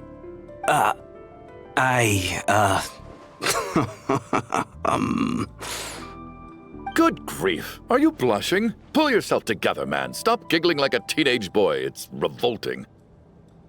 Hey, revolting is a little strong. All right, fine. I'll admit it. That water imp friend of mine, the truth is, we're dating. I was just the bodyguard hired by our family. But the stars must have aligned, because sparks began to fly between me and their daughter. Never in my wildest dreams did I think I'd get so lucky. We don't need details. Just get to the point. Okay. I'm just a little hesitant to reveal her name, that's all. You know how it is. These are delicate times. Even with me to protect her.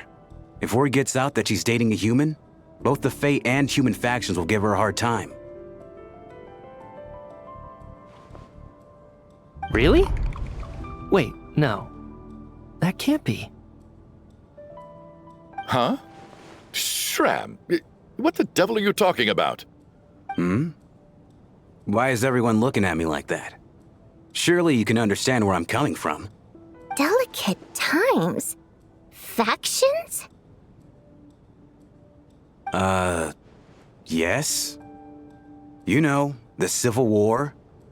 Last time I checked, the Fae and the humans were still at each other's throats. If I'm not mistaken, the last significant civil war in Snezhnaya history was over 400 years ago, when Her Majesty the Tsaritsa had just taken the throne and was consolidating her reign. What do you mean, 400 years ago? What's going on here? Is Shram from the past? All right, Mr. Mitya, you win this round. As far-fetched as it is, it appears that your theory may be correct. I'm just as amazed as you are. I didn't even believe it myself, to be honest. Is someone going to explain what's going on here? From the look on your face, you figured it out too, haven't you, Traveler?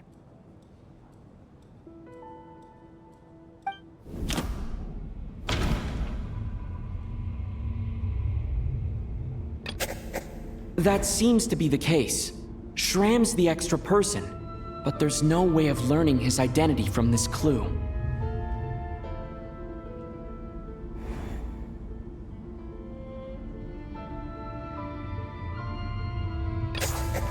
The theater's ley lines have been modified to block souls within its grounds from returning to them. Some souls can even wander this place forever. Mr. Schramm's statement proves he is from hundreds of years ago. And according to the investigation report on the theater hauntings, Mr. Schramm is very likely a lost soul wandering the theater.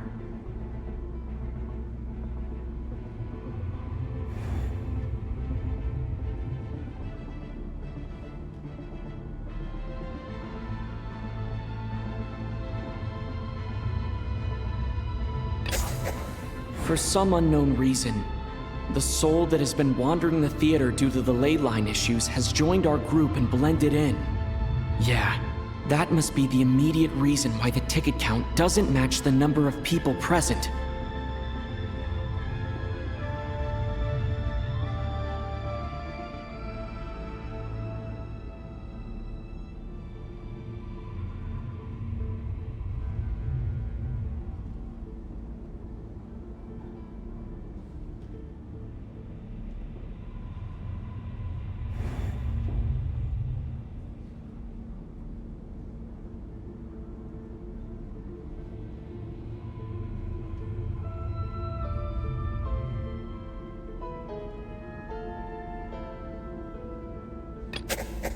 The death of those victims is an irrefutable fact. It is the outcome of whatever's going on here. What we need to do now is find the truth within this information.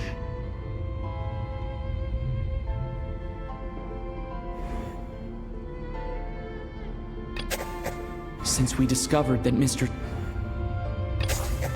The contents of the investigation report have been verified. There are indeed ley line issues and wandering souls in the theater. Death likely symbolizes the deceased. Mr. Schramm, for instance. Death is near. That must mean that there's a dead person in our midst. That's the truth, isn't it?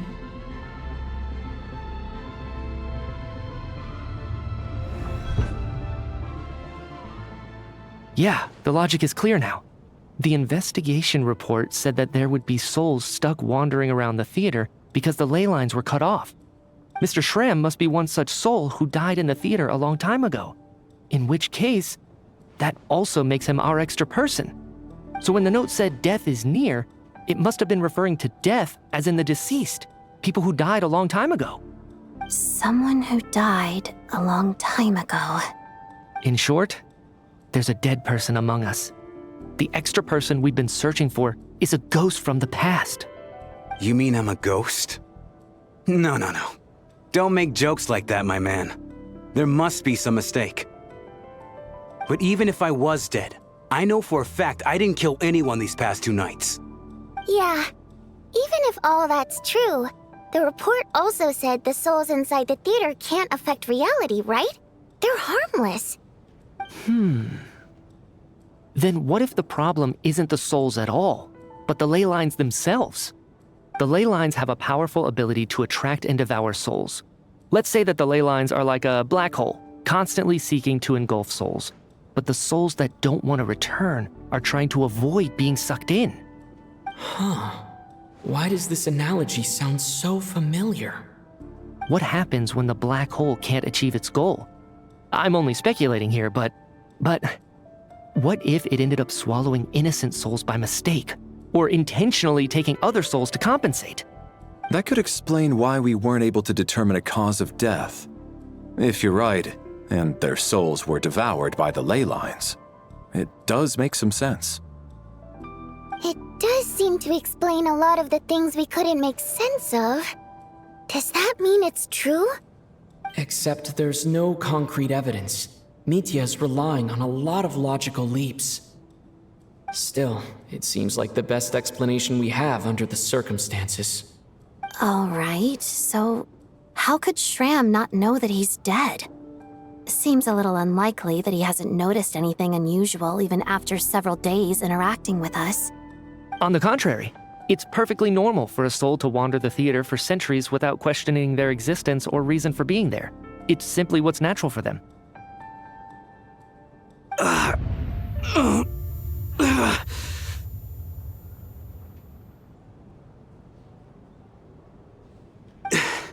You know what, Mr. Brainiac? I think you might actually be right after all. I'm trying to remember and... even though my head feels like it's going to explode, I think... it's all coming back to me.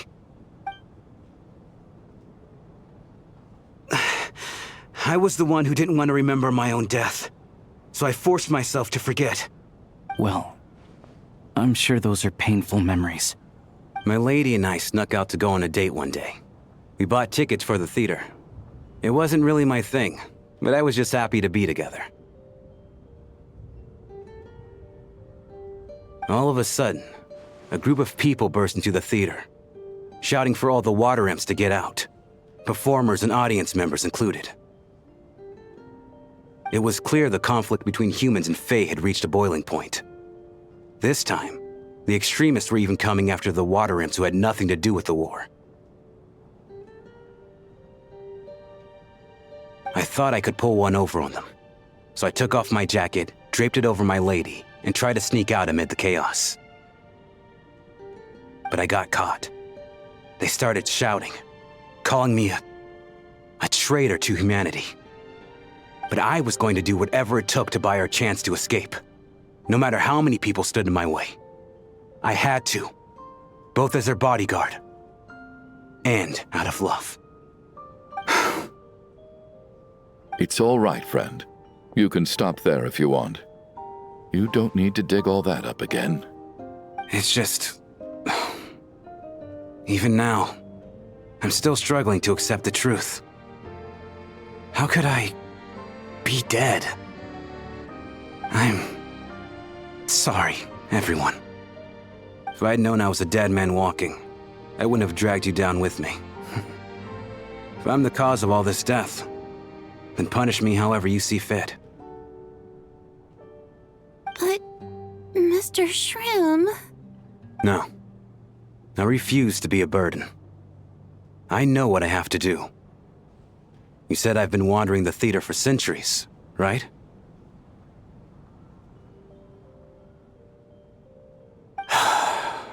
I guess it's high time I got a breath of fresh air. Out there, I mean. I'll leave this place and take all this death with me. Go out on my own terms. Mr. Shram, I'm sure we can figure out a different course of action. My good sir, we both know I'm not supposed to be here. I should have accepted my death long ago. One way or another, this has to end. Unless you're saying this goes against another one of your military principles somehow. No, I'm speaking on a personal level this time. Let it go, man. Oh, wait. One last thing. Miss Waterimp. My lover. Her name was Litia. Litia Ozarova. Do you know what happened to her? Ozarova. Oh, Auntie Ozarova. That's what we all called her. I remember her as a very kind elder. She had a bunch of kids, too. I'm so glad she survived. And she had lots of kids? Good. That's... good. I could hardly expect her to stay single just because of what happened to me, right? As long as she went on to be happy, that's all that matters. Besides, I'm dead. My soul's been wandering around here for so long because I was worried about her. But now, I can go without regret. There's no need to see me off, my friends. I've enjoyed our time together over these past few days. Perhaps we'll meet again in the next life.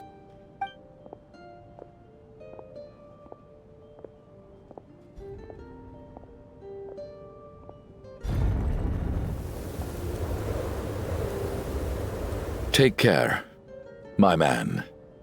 I know Mr. Shroom was already dead, but... I still feel so sad.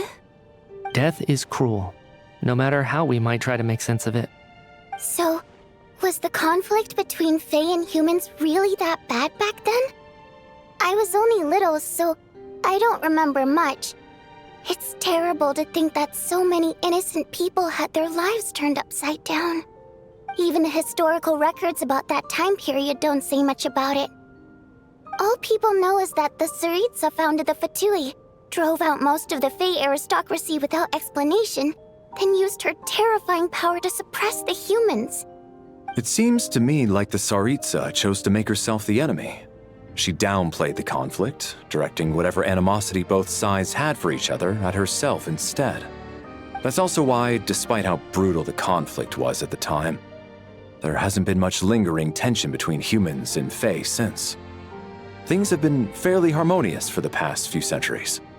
So, the Tsaritsa banished the Fey to protect the Fey living in the city? She offered herself up to be hated in exchange for peace. Maybe it's not quite as bad as it sounds. I don't think Her Majesty is too concerned if mortals hate her or not. And besides, there are very few who truly do. All this time, I had no idea. All right. If Mitia's theory is correct, then I think we can consider this matter settled. Let's all take a break.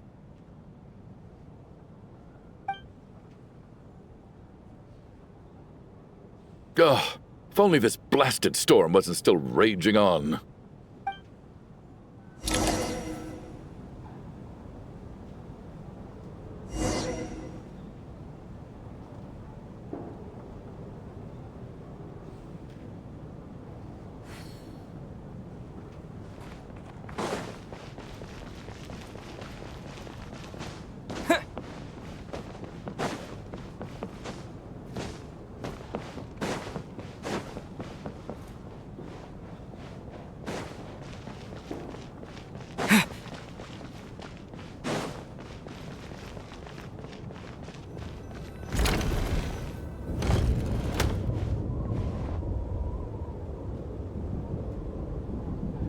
Looks like now we can just rest until the snowstorm stops. I still can't believe Shram turned out to be a ghost who'd been in the theater for hundreds of years. To think he was dead this whole time. What a strange turn of events. Knock knock. Huh? Knock knock. You know the door isn't closed, right? You don't have to knock. Think of it as a signal then. When I'm entering someone else's room and I knock, I'm here as Odette. If I don't knock, it's Lelik.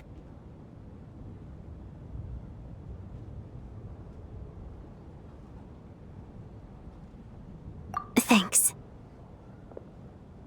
So, why did you come to find me? Is there something I can help with?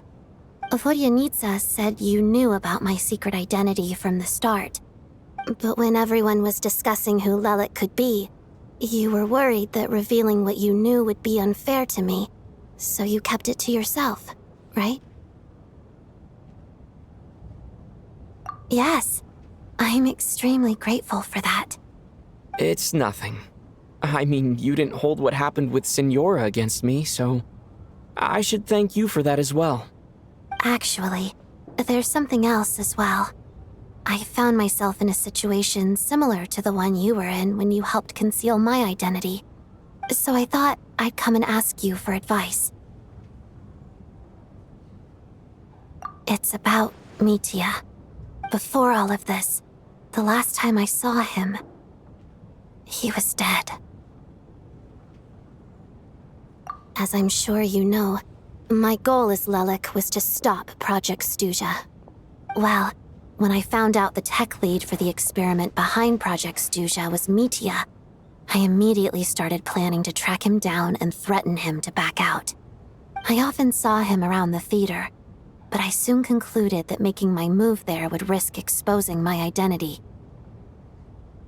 So I decided to infiltrate the Armory Palace and go directly to his lab. That way, the threat would be much more effective.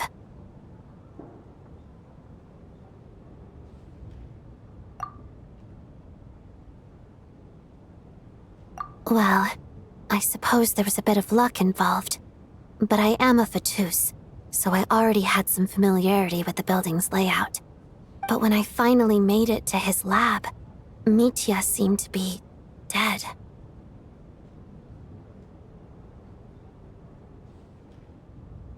I checked his breathing and his pulse. He had no vital signs whatsoever. I'm certain of that. I thought maybe another anti-Project Stuja activist had beaten me to it, and chosen a much more brutal method. So I made myself scarce. That's why you were so on guard around Mitya that first night here. Yes. When I saw him sitting in the audience during the performance, I could barely contain the shock. To me, it was a miracle. Somehow, he'd come back from the dead. But then, the murder started happening and things got so complicated that it wasn't really at the front of my mind. That is, until Mitya himself said there must be a dead person among us. Then, I couldn't ignore it any longer. And yet, you thought that bringing it up right away would single Mitya out. Just like when everyone was suspecting Lelik. Exactly. I thought there could be something I was missing. Besides, we soon figured out that Mr. Shram was a ghost, and we knew there was only one extra person, so we thought he had to be the one. But now, it seems like there's another candidate. I understand why you kept it to yourself. There was so much information being thrown around during that discussion. Bringing up Mitya would have just introduced more confusion. So, what do you think we should do? Let me confirm one thing first. When was it that you found Mitya dead? Around a week ago, sometime in the afternoon. A week ago? That's earlier than I thought. I saw him just a few days ago at a restaurant. That definitely would have been after you found him dead. He seemed completely normal to me, chatting with Vodyanitsa, trying to avoid Valeri. So he was definitely alive on that day. Huh. Well, all I can say is I know what I saw. Here's a thought. The reason we even suspected a dead person could be among us was because of the problem with the theater's ley lines. But Mitya's death happened inside the Armory Palace. The ley lines affecting the theater shouldn't reach that far. You're right. I guess he doesn't fit the profile of the person we were searching for. I think the chances of it being him are very low. Surely he can't have died for real in the Armory Palace. Unless... Unless what? Unless he really did come back from the dead. You're right. Do you think we need to disclose this to the others? Huh, what's this? A private meet and greet? Where do I line up? That's not what's going on here. Well, I was just making the rounds.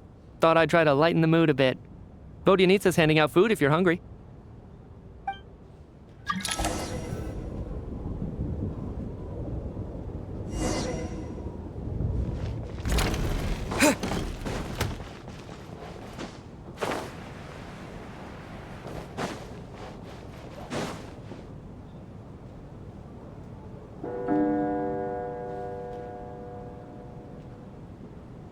What is going on with this storm?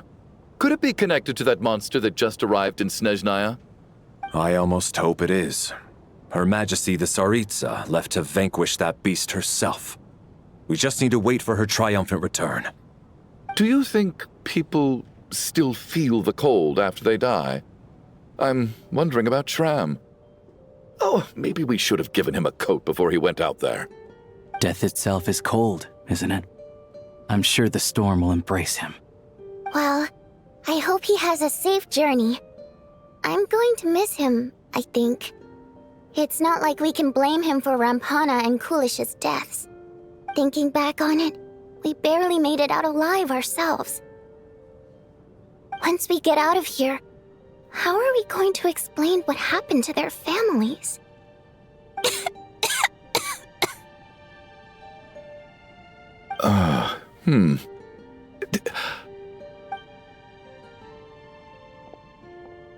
Are you okay? Here, take this. I've never used it.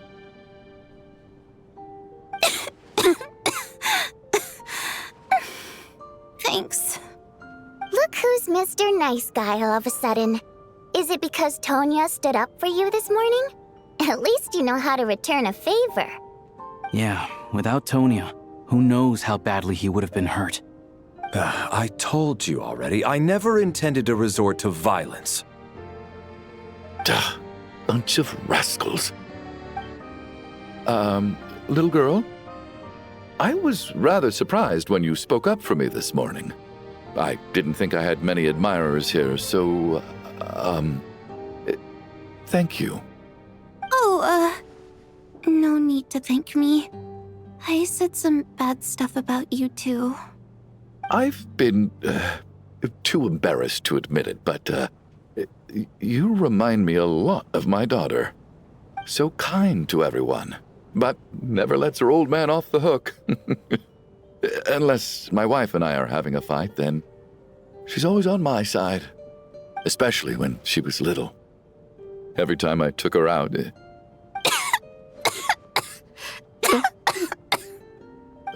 All right, easy now. How long have you had that cough, Tonya? I don't know. It's probably been a while. I'm fine. Are you taking anything for it? Yeah. I'll be fine once I see my brother. He's gonna pick some frost fairy flower leaves and brew a tonic for me. I'll feel much better once I drink that. I see. That's good to hear, then. We should probably discuss arrangements for tonight. Now that the deceased has left our midst, there shouldn't be any more incidents. However, out of an abundance of caution, I'll keep watch. Shouldn't we take shifts? I can take one if needed. No need. I managed to get a nap in earlier, so I have plenty of energy right now. After all the tension of the past few days, everyone else should just focus on getting a good night's sleep.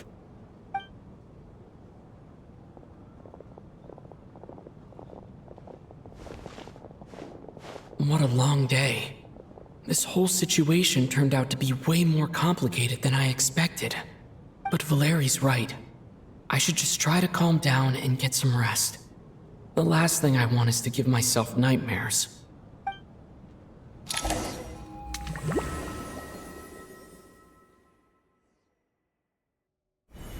He's awake! He's awake! Get over here, you big lug, and take a look! If you must call me something, call me Mr. Door. The Black Mist is coming. You need to go.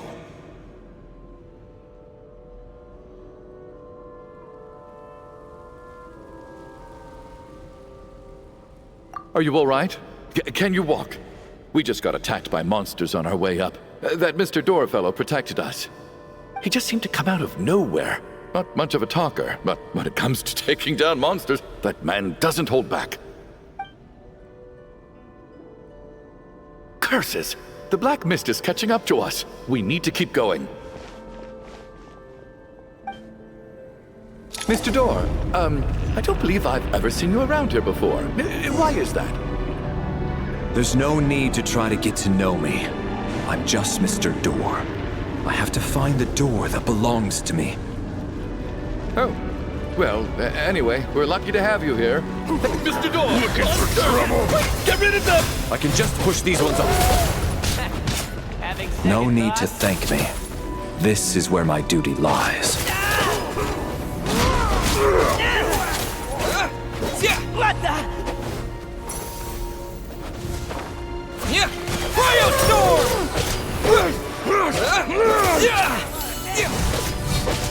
Maybe I wasn't meant for this war.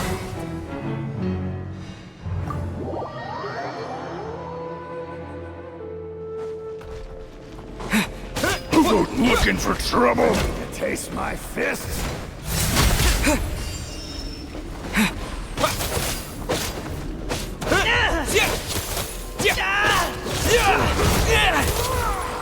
You asked for it.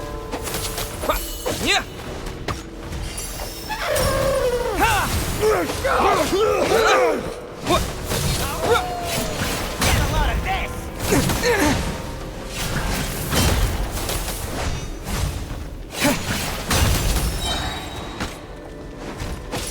Encase! Biting frost! Having second thoughts?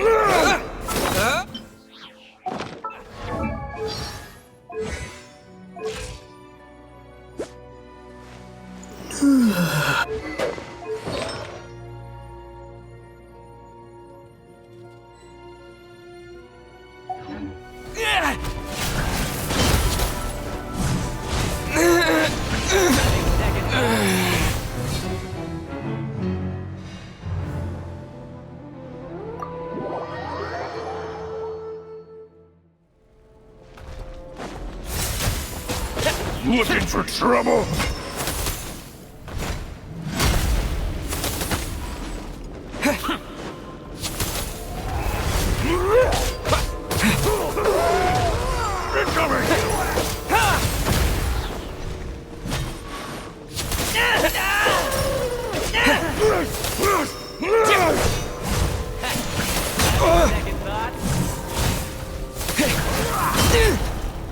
Maybe I wasn't meant for this.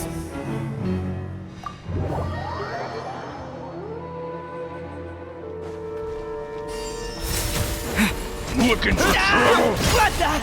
Ready to face my fists?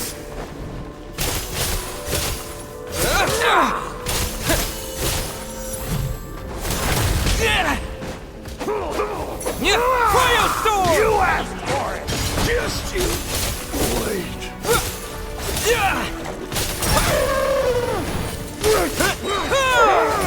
Blade!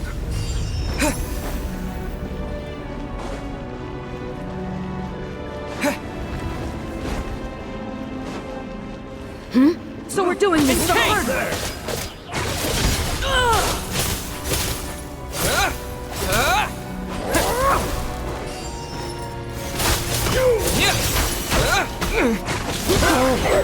Remarkable work, Mr. Door. If I had your muscles, I'd do the same.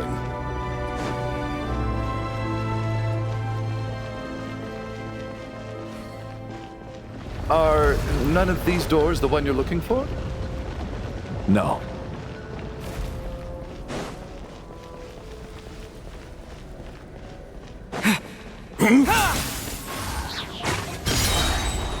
Fighting frost! Come now.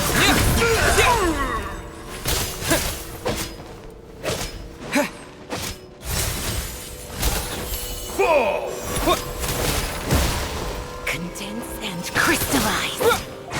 No! By my command. By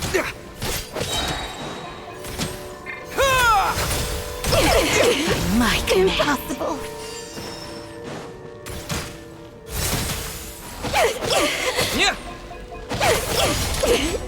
Impossible. I'm so exhausted. And the black mist is still rising. Oh. Wait, look! There's more monsters down there. Are they coming from within the black mist? No, no! They're gaining on us! Quick, keep going, or they'll be at our heels any second!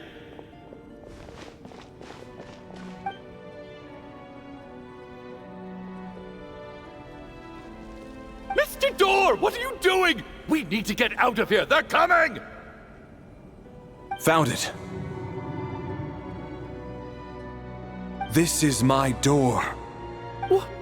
What? You mean you're going to stay here? I am a door. This is where my duty lies. No! You saved us. We can't leave you behind. You must keep going. A door can only keep things out for so long. You must make haste. But... Oh, you're right. Let's go. We can't let Mr. Door's sacrifice be in vain!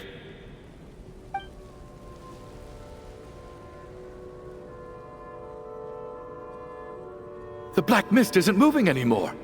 Looks like both the monsters and Mr. Door are gone. I didn't just imagine all that, did I? Surely I wasn't so scared out of my mind that I hallucinated a door as a human being? Oh, okay, good. There's no way we both hallucinated the same thing. Getting sleepy? Well, looks like we're safe for now. Go ahead. Let's get some rest.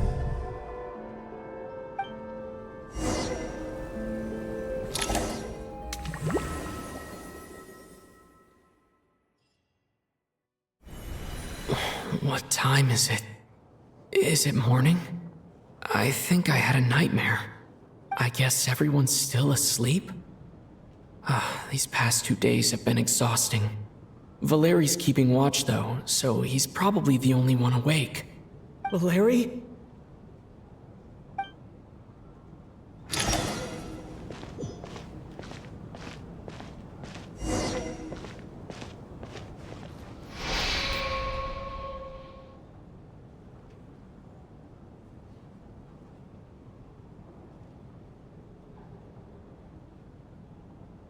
Wake up! Everyone needs to wake up!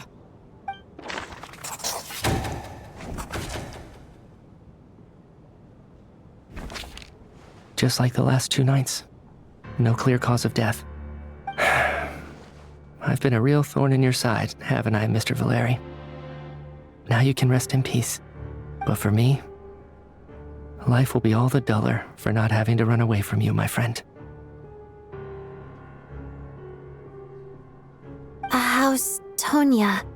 Is she okay? I just checked on her, and it doesn't seem like anything serious. She's just exhausted from the past couple of days, and she's still recovering from her illness. We should let her sleep a bit longer. That means Valeri was the only one who died last night. If Valeri was awake and keeping watch, it would have been impossible to kill him without waking everyone else up. That much is certain. This is so frustrating.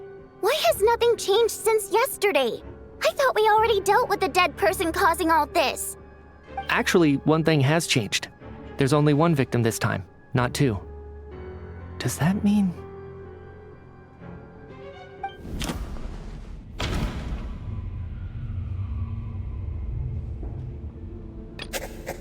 No similar cases have ever been confirmed, so this theory doesn't seem to hold up. After the deceased Shram left, there was 1 less victim last night. That more or less tracks.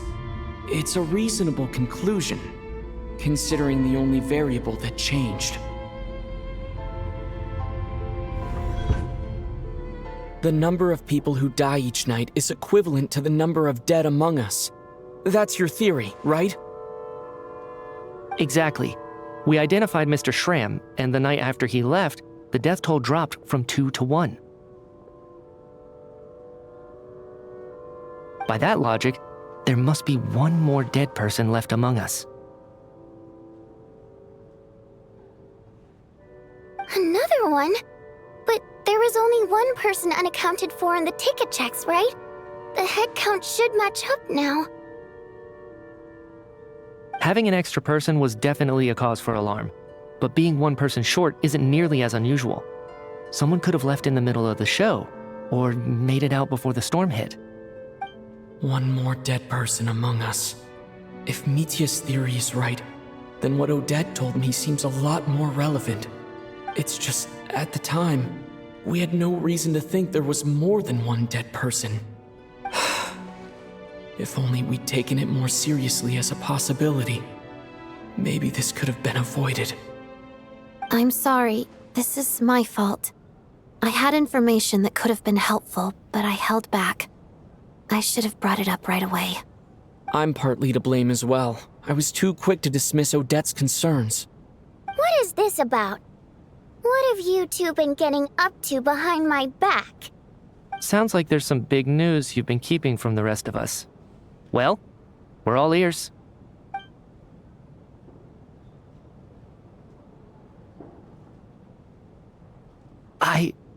I'm the dead person?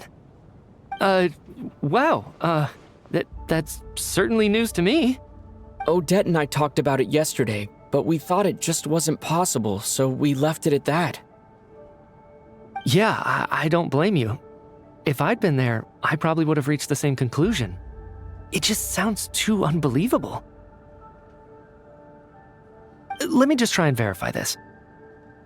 I just scoured my memories trying to think back to the afternoon Miss Odette mentioned. But I honestly have no recollection of dying. That's where I'm different than Mr. Shram. Having seen Mr. Mitya a few days ago myself, I also find it hard to believe he could be the other dead person among us. Well, if it isn't Mitya, then who? Do we vote on it?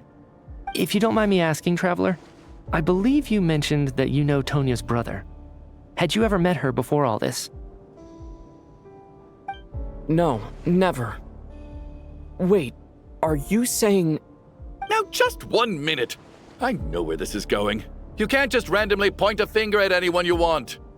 You're in the hot seat, and all of a sudden you want to divert our suspicions onto somebody else? Trying to pick a fight, Mr. Chuganov? Whenever you open your mouth, all you do is attack people, and I've had enough of it. If you don't want to engage in a civil discussion, you can shut up. You little brat! Did Mitya ask about Tonya because he suspects her? I suppose I only identified her by age, and nothing else. Could that mean... I'm just saying, you're going around casting suspicion on people for no reason. How could Tonya be dead? I can vouch for her, if nothing else. I've seen her before. She's the sister of that Harbinger, isn't she? The one called Child. Oh, really? You're telling the truth? Since being here, I don't think I ever mentioned she was Child's sister specifically. Does Chuganov actually know her? If Chuganov can vouch for her, then it can't be Tonya either. In which case, it seems unlikely that there's another dead person among us at all. Miss Odette, could you go over that afternoon with me one more time, when you found me dead? No problem.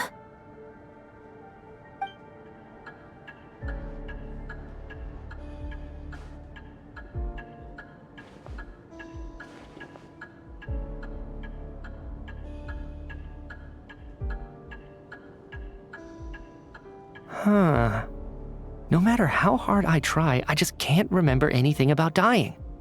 But I do remember something else. Miss Vojanitsa, during our last meal together, I told you how some of the researchers were suffering from temporary memory loss. Do you remember that? Oh, yeah. You said it was hindering the progress of your experiments. You thought they were just under too much stress or something. Right. And even though I don't remember dying that day, I'm pretty sure I experienced something like amnesia. Some of my memories from that afternoon are missing. Are you suggesting you're missing the memory of your... Of course. How am I only just realizing this? Humans aren't necessarily aware of their own death. You mean being silently assassinated, or dying in your sleep? Situations like that? The researcher's amnesia. Suddenly it all makes sense. I must thank you, Odette. I think your perspective just helped me reach a breakthrough on a series of issues that have been troubling me for quite some time. All right. It's decided then. I'll be the one to leave today. Oh, leave? Hey, wait a minute. Aren't you rushing into this? What if you're wrong? You'll pay with your life. Come on, kid. Aren't you gonna fight for your life? This seems like a rash decision. I have other reasons beyond what's been discussed. In fact, thinking back, I remember during Miss Odette's performance, while I was sitting in the audience stalls, a brilliant new idea for my research popped into my mind. But then, my train of thought suddenly cut off. I can't remember it now at all, and I didn't take any notes. I guess that must be another instance of temporary amnesia. No. Hold on. I see where you're going with this. You're suggesting that each instance of temporary amnesia is a death, right? There's a glaringly obvious flaw in that idea, no? How can one person die so many times? I believe Miss Odette's account. During the period where my memory is blank, I must have been either dead or in a similar state. All it would take is for the same thing to happen in the theater, and I would come under the effect of the ley lines in this vicinity. This increases the likelihood of me being the deceased, does it not? But... There's no evidence to suggest that anyone other than me is a candidate for the deceased. So allow me, as a scientist, to treat this as an experiment. Please relax, everyone. I don't think things are as bad as they may seem. If I really am the deceased, then to leave the theater will be a relief for me. If, on the other hand, I'm still alive right now, well, apparently you've all witnessed my resurrection recently anyway. Who's to say I won't return from the dead again this time? Mitya's right. This is the only thing we can try right now. I think he's deliberately downplaying the gravity of the situation, though. He probably doesn't want to burden everyone. What is a scientist if not someone who gambles on experiment after experiment in an attempt to obtain the truth? With this snowstorm, the ley line phenomenon, ghosts of the dead, and my amnesia, we've been paralyzed by not knowing and powerless to do anything about it. It's a terrible feeling. But if I do get resurrected, you can be sure that I'll come back with the truth of all this. Just you wait.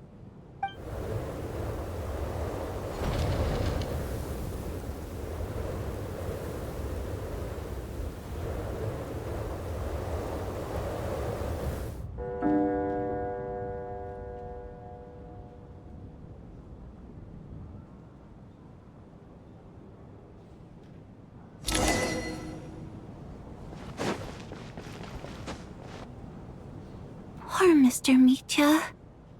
I didn't even get to see him one last time.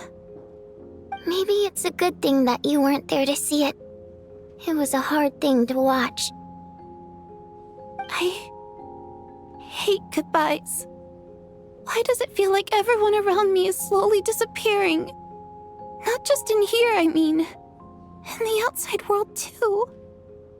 Maybe it's the realization that, at the end of life, everyone has to face it alone. Come to think of it, the main reason we're still alive right now is pure luck.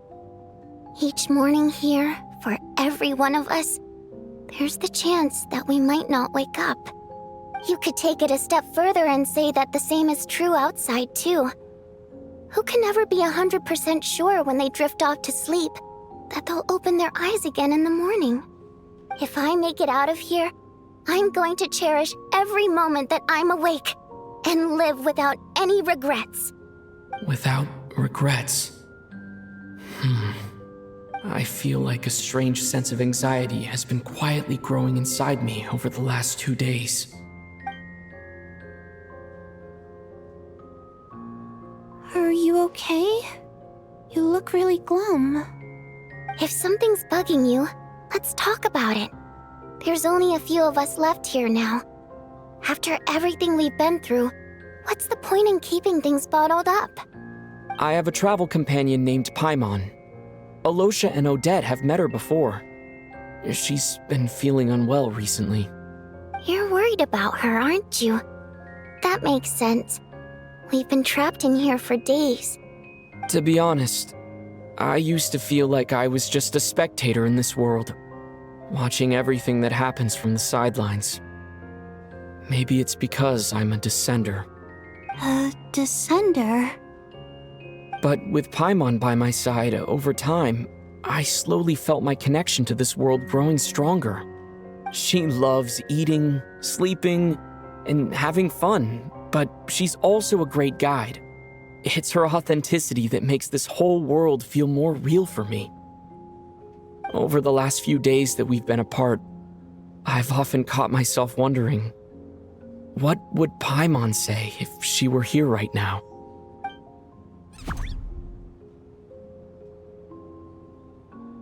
But by the time I snap out of it, the conversation has already moved on, and I'm still in my own little world.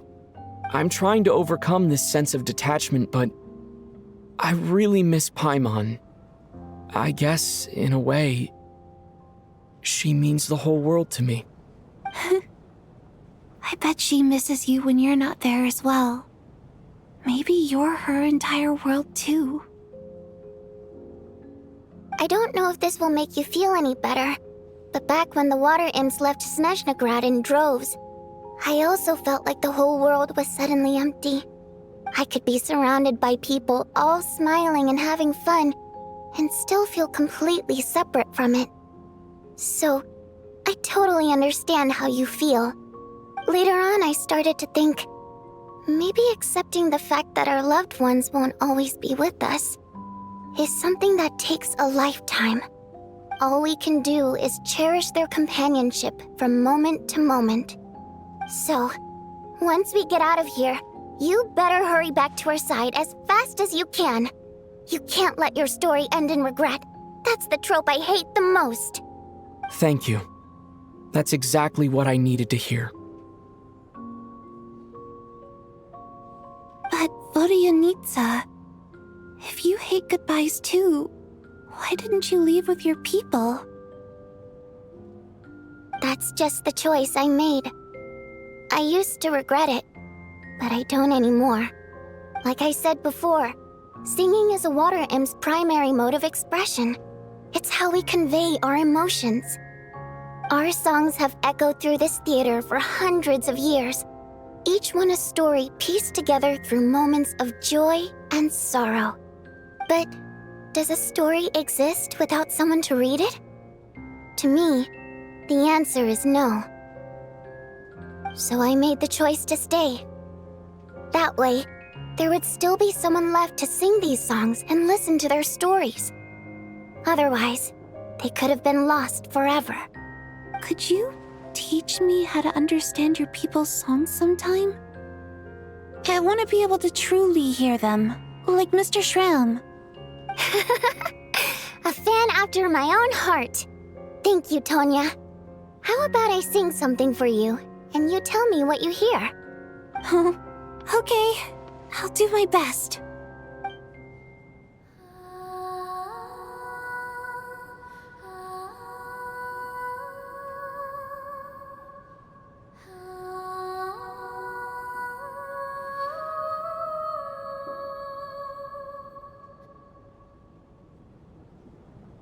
I've never heard that one before.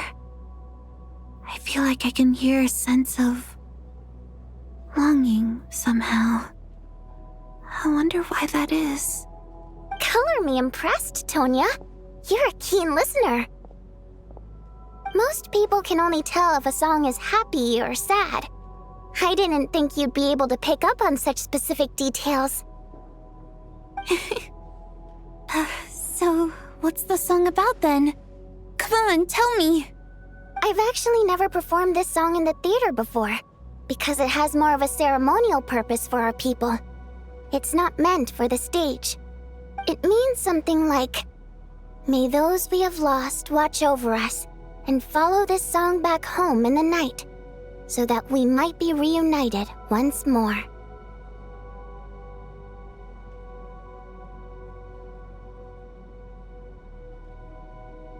No wonder I could hear that sense of longing.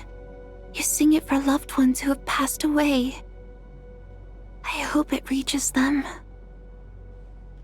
It's getting late, Tonya, and you're not well. We should all turn in early. I suppose there's no reason to keep watch tonight. Okay. But, before I go to bed, could you sing that song a couple more times for me, Vodyanitsa? Of course. Anything for my #1 fan.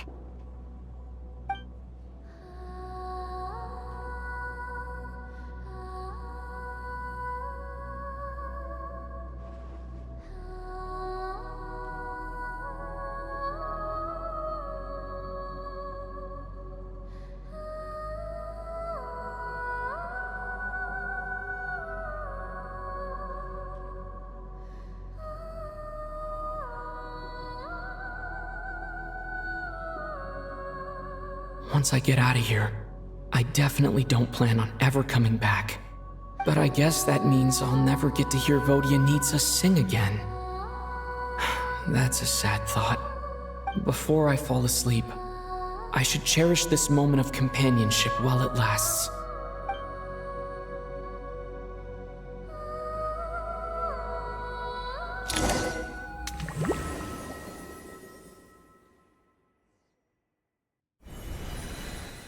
Where am I? It's so dark in here, and I feel kind of dizzy. Am I alone?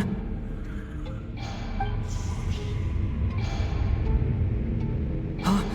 What was that noise?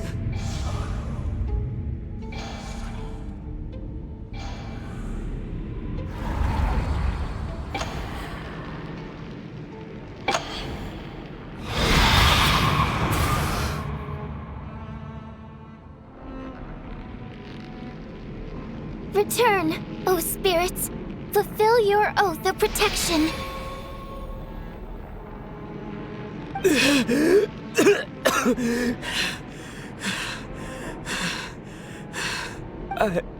I'm alive? What just happened? No time for questions. Quick, over here. Turn on the switch. We need to bring back the light.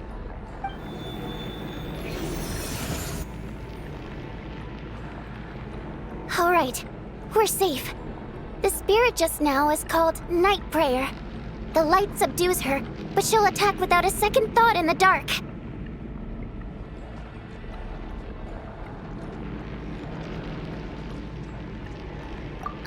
Sort of. I know it's hard, but you can't let this place go dark, or she'll kill you again.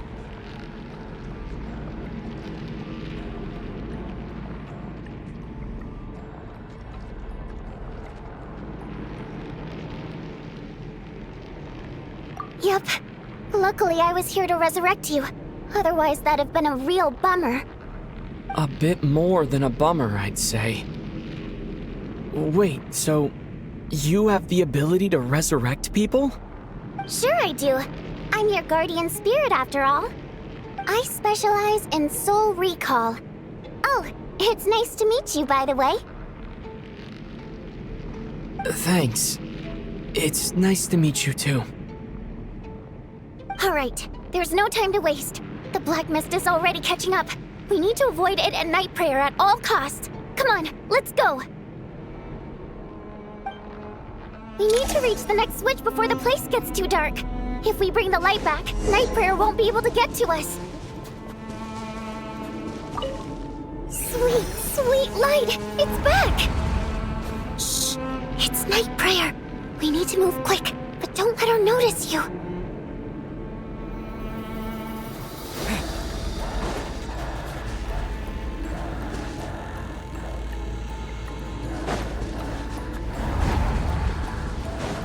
Look out!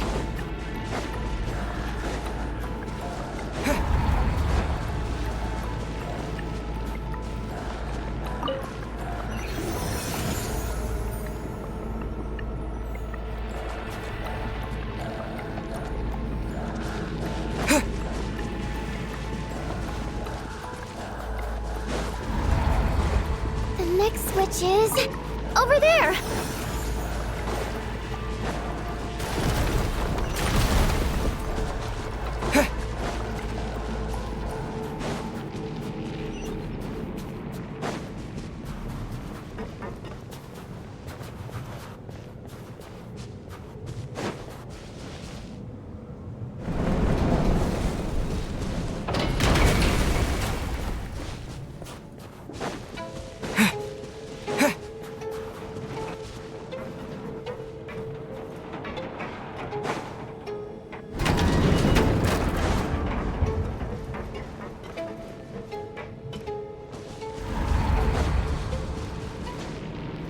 No, Night Prayer is here too. This can't be the only path. Let's head up there and take a look.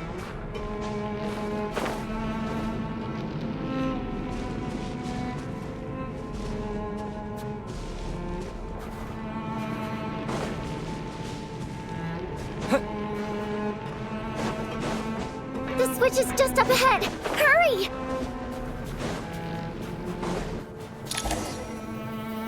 It's too dark. We're not gonna make it. Come on, faster!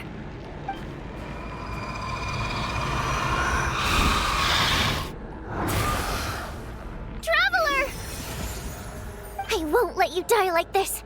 Not on my watch.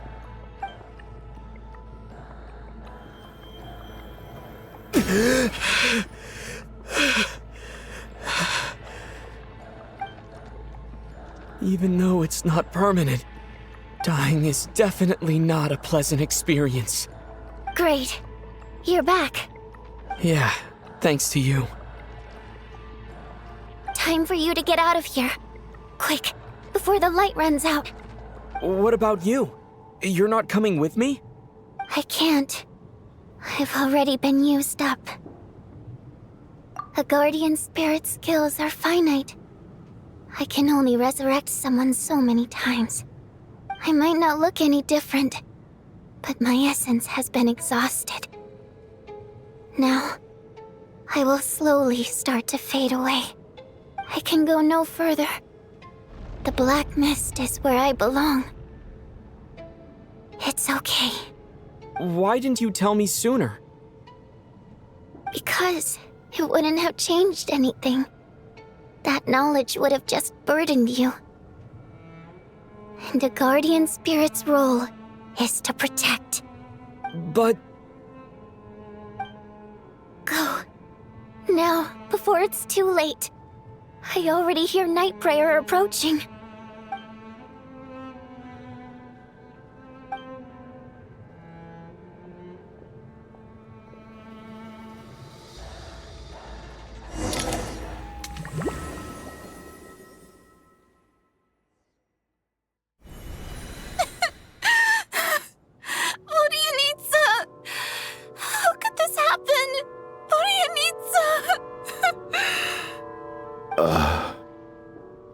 Well, I guess there's no need to inspect the body.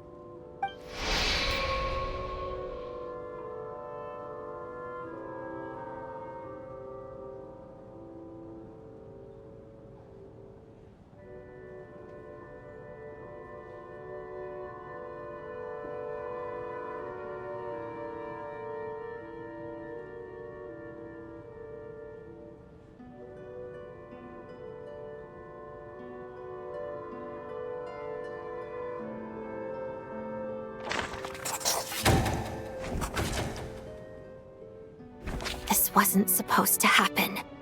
You lied to us, didn't you, Chuganov? You've been lying from the start. Take a long, hard look at yourself before you go around accusing other people. I suspected you on day one, Lilac, and now look where we are. By some strange coincidence, you've never been targeted.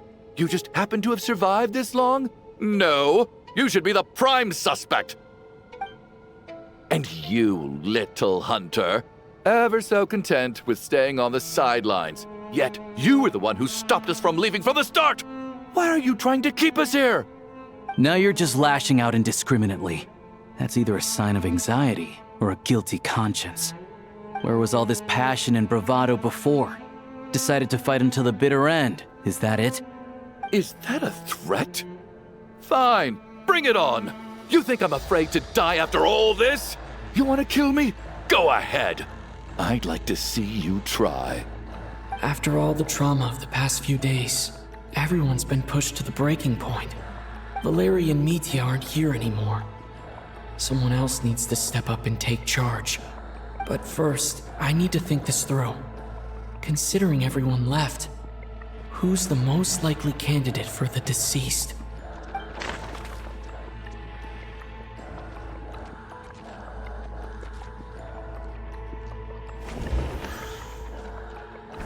I clearly remember Mr. Chuganov from the first time I visited the theater. He made quite an impression. That was just a few days ago. So he's unlikely to be the deceased.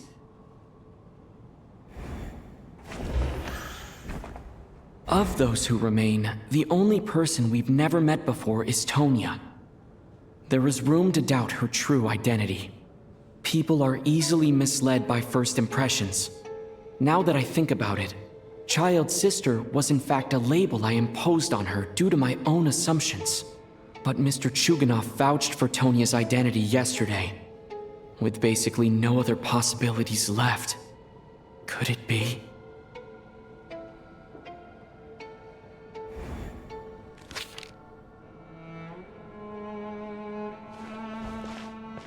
Tonya, how's Tusser been lately? Tusser? Your brother Ajax must have mentioned me in his letters home, right? Did he say anything about a blonde traveler? No. And my brother's name is Razik, not Ajax. Chuganov, looks like it's your turn to do some explaining. Yesterday, you said you could vouch for Tonya. Why did you give us a false testimony? I knew you were behind this, Chuganov. You've been lying through your teeth from the start. Everything about you is fake, down to the wife and daughter you're always talking about. Your entire family man persona is a charade, isn't it? That night, when I infiltrated your place as Lelik, I noticed you were home alone. Didn't think much of it at the time, just thought everyone else was out.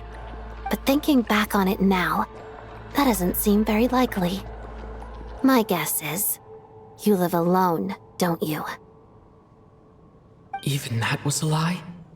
But why would he lie about having a family? Oh! Curses! Oh, why is there no end to this blasted snowstorm? If it would just stop! If it would just stop. I think I remember now. I know how I ended up here. It feels like a distant memory. But at the same time, it's just like it was yesterday.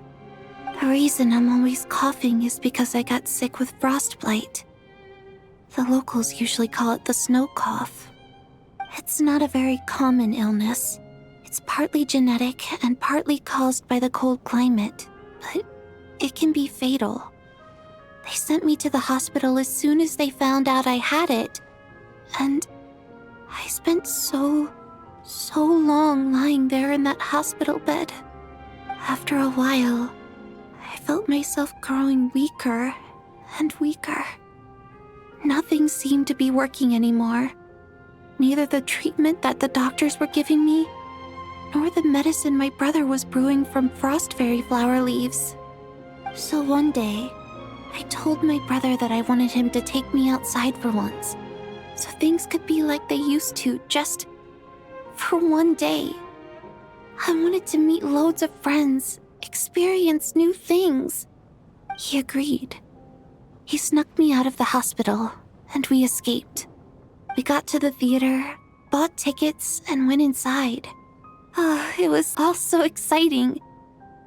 I remember the show very clearly. It was amazing. But I found myself getting sleepier and sleepier. Oh, Tonya.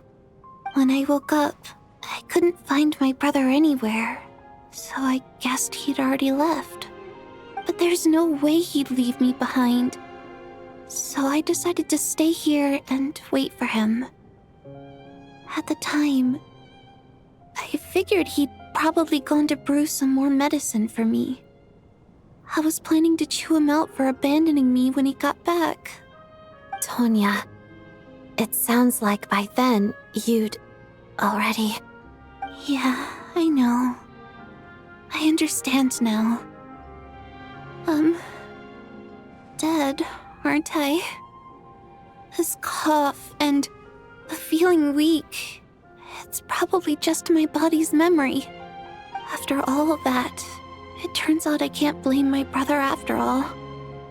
I was the one who abandoned him. I'm sorry, everyone. I realized this much too late.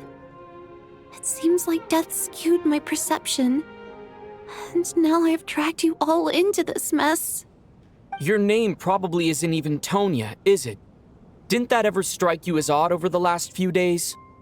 Well, when I was little, my brother and I read a storybook, And Tonya is the name of one of the characters. When we escaped from the hospital, our family and the hospital security were looking everywhere for us. So when you first approached me and said my brother had sent you, and called me Tonya, I thought he must have chosen a fake name that only the two of us would know. Because he was afraid of getting caught. No. It seems like that was just wishful thinking. At least your memory of death isn't painful. That is a small comfort. Now it's your turn, Chuganov. Talk to us. I believe no lie is ever told without a reason. You're right. I was lying. I happen to know that the Harbinger child and his sister Tonya managed to get tickets, so I lied to you and pretended I knew them. And yes, I was lying about my family too. The truth of the matter is, I lost them a long time ago. I just refused to accept reality.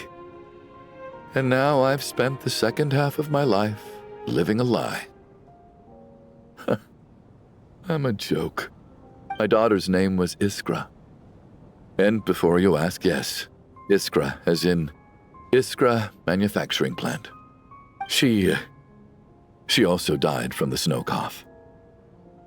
She was just 6 years old. If she were still alive today, she'd be around the same age as little Tonya here. After Iskra passed, my wife couldn't bear to face those memories either. So she chose to start a new life without me. One day when I came home from work and saw the empty room, I felt like I couldn't breathe. Subconsciously, I started to imagine that they were still there. I soon discovered that this was the only thing that made me feel any better, so I just embraced the delusion. Nothing more than a pathetic means of escapism. I know, but at least it's not a crime. So explain your false testimony then. The night before last, when I was chatting with Tonya, she mentioned that her brother would brew medicine for her from frost fairy flower leaves. Combined with her various symptoms, I suddenly understood everything, including the fact that she was deceased. The snow cough used to be an incurable illness. I would pick frost fairy flower leaves to brew medicine for Iskra too. It took hours and hours on the stove. But the year after my daughter passed away, the jester of the Fatui announced that a cure for frost blight, also known as the snow cough, had finally been developed. It turned out that all previous treatments were completely ineffective. No better than random concoctions. That was the final straw for me. I just couldn't take it anymore. Just one more year. One more year, and everything would have been okay. So, more than anyone, I know full well that in this day and age, no one in their right mind would still be using frost flower leaves to brew medicine for the snow cough. Poor Miss Tonya, therefore, had to have been from an era when snow cough was still a terminal illness. So, you projected your daughter onto her? Even though you knew she was one of the dead?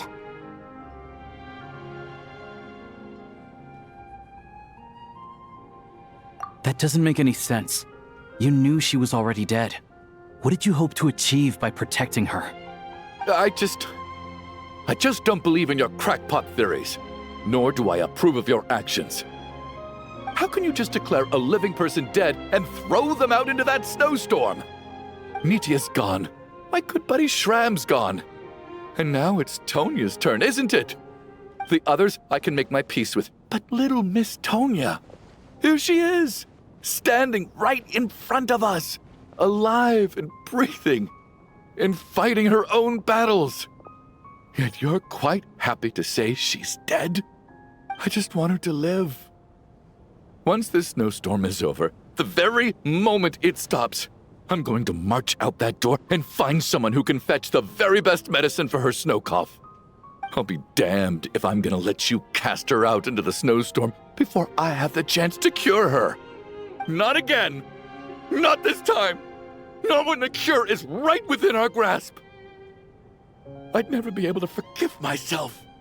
Mr. Chuganov, stop. I can't let you do this. Tonya. By the sounds of it, you've known I was dead since the night before last, right? I really liked Mr. Valeri, Mr. Mitya, and Miss Vodyanitsa. And now they're all dead because of me. I'm not happy about that. The reality is, you've been trying to fight your own demons through me. But all you've really done is trap me inside your delusion along with you. No! Listen to me. I want to save you. I do. Well, at this point, I'm quite sure that I'm dead. I don't need to be saved. The time I got to spend with all of you is more than enough for me. Despite all the bad things that kept happening, I got to meet so many interesting people and spend so many days and nights by your side. Since the day I escaped that hospital until now, this has been an adventure I never even dared to dream of. I'm very fond of you all. If it were only possible, I'd trade my soul to bring back the ones who died. If it meant things didn't have to end like this. And that's why I'm not fond of you at all, Mr. Chuganov. I'm sorry. It's them that you owe an apology to, sir. Not me. Well then, I suppose this is it. It's time for my adventure to end. I've caused enough trouble. You're leaving already?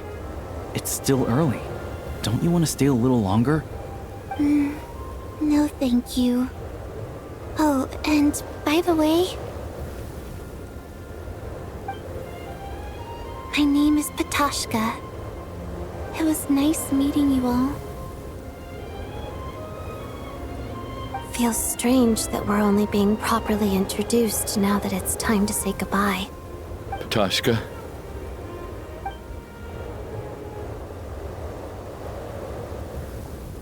What are you doing, Chuganov? Are you crazy?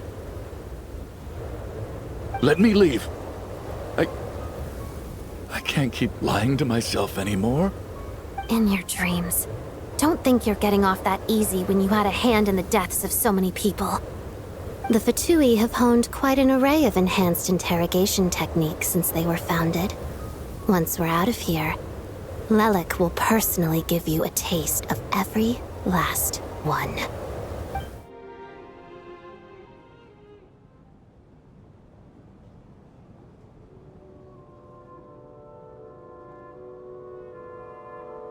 I think we should leave.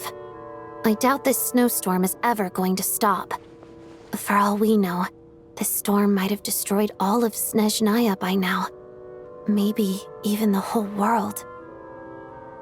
Wait, we finally solved the mystery of the haunted theater today. Maybe let's at least try to enjoy tonight? Fair enough. I don't particularly feel like dying in Chuganov's company anyway. And yet you won't let me die first. Hey, Chuganov, on a serious note, if we do make it out of here, you should close down that factory of yours. A lot of people are freezing thanks to you. Is this really the time to be discussing my factory? All right, fine. I'll shut it down. Doesn't matter to me anymore.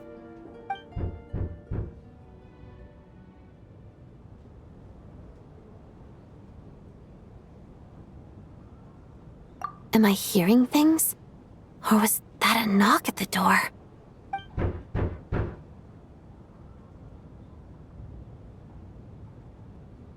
There it is again. But I don't understand. The snowstorm hasn't stopped, has it? Should we open the door? Is this it? Is this nightmare finally over? If the last few days are anything to go by, I probably shouldn't be getting my hopes up.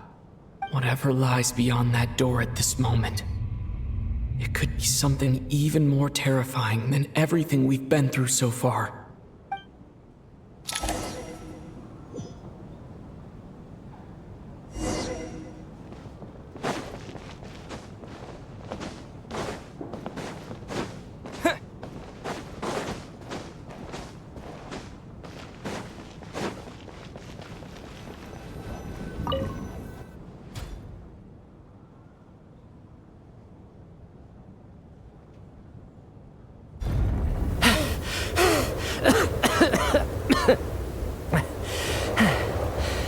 Hey everyone, I'm back.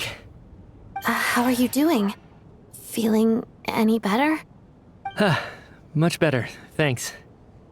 Whew, it is so good to have you guys here. I was a little worried that the theater would be empty by the time I got back. Let me see. Tonya and Vodyanitsa are missing, which means Vodyanitsa died last night. And then you discovered that Tonya was the other dead person. Am I right? Not Tonya. Pitashka. First, tell us how you made it back here. Given the conditions outside, no one should be able to return alive. You're right. The thing that got me back safely was a song. I heard someone singing. After walking into the snowstorm, my mind grew hazy. I don't know how long I walked through the storm before my mind completely slipped away. Then, suddenly, I heard the sound of singing. The voice instantly brought me back to my senses, and I regained consciousness.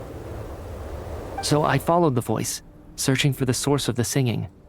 I searched and searched, until finally, just a few moments ago, there was the entrance to the theater, right in front of me.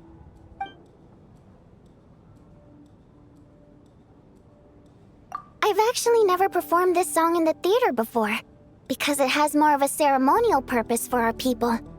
It's not meant for the stage. It means something like, "May those we have lost watch over us, and follow this song back home in the night, so that we might be reunited once more." That must have been Vodyanitsa's Requiem. Who knew it actually worked? That song is meant to guide the souls of the dead. Mitya, that must mean that you... Huh. No kidding. Seemed like I guessed right then. This is what I've been so desperate to tell you about. When I first stepped out of the theater, I was still quite lucid. My memory of it is still pretty intact. I remember the outside world being completely different than what I'd expected. It was like this was a world where only the snowstorm existed.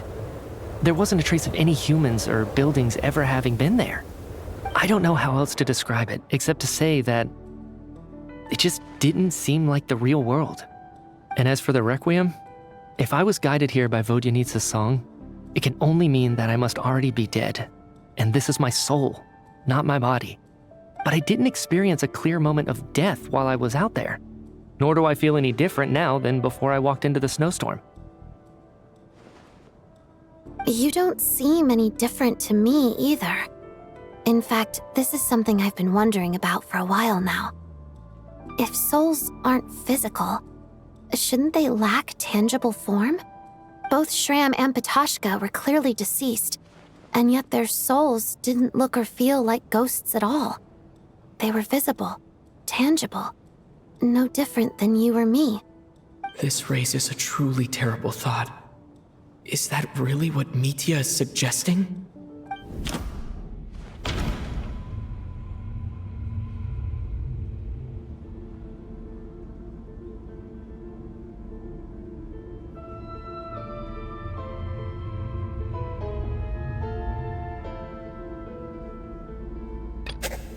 Dreams can't explain everything.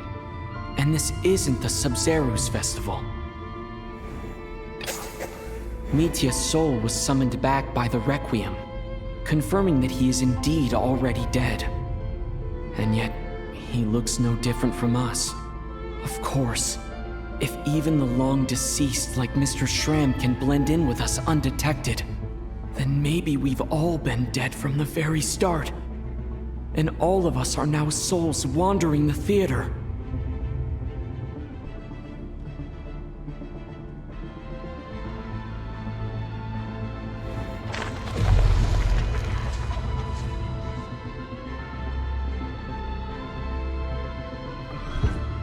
Yes. I think that this is probably the afterlife. What did you say?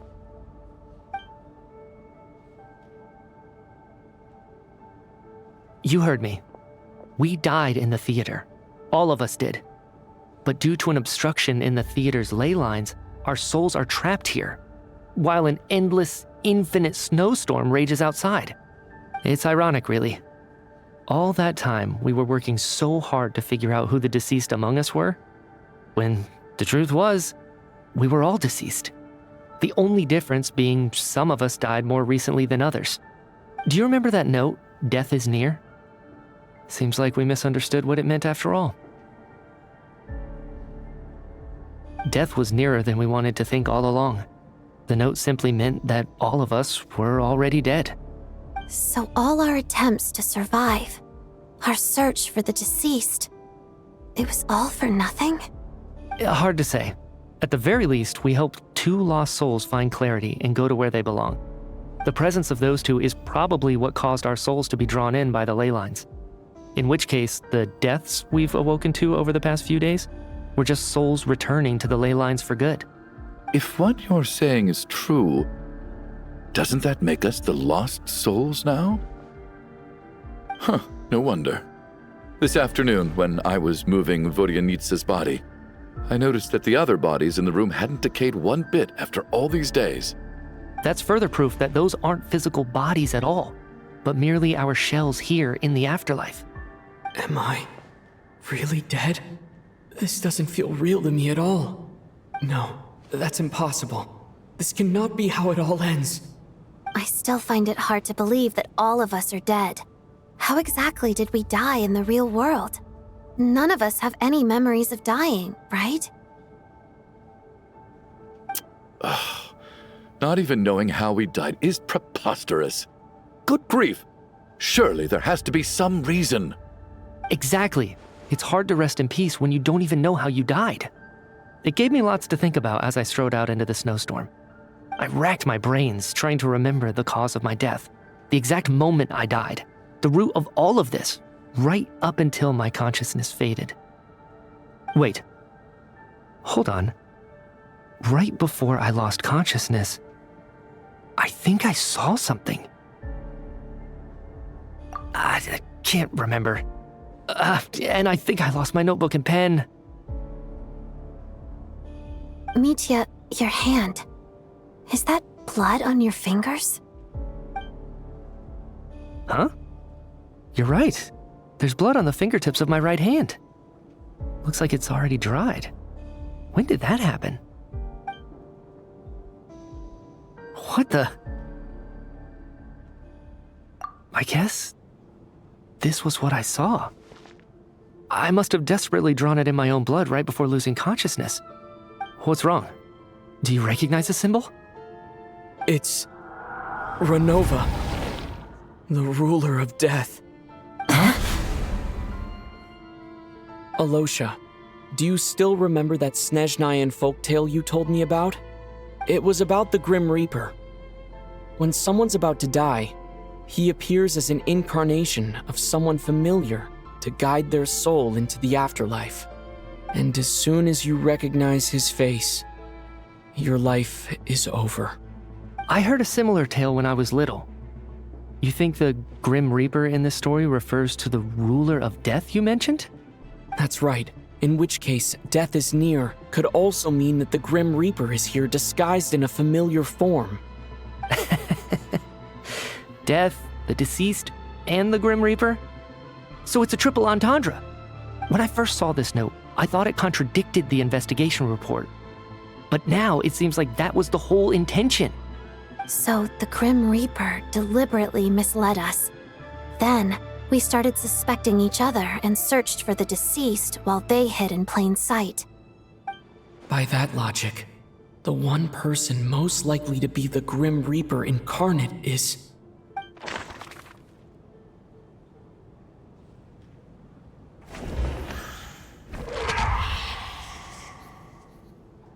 No doubt about it. It's Alosha. Looking back at how everyone has acted over the past few days, Alosha is most likely the Grim Reaper lurking among us.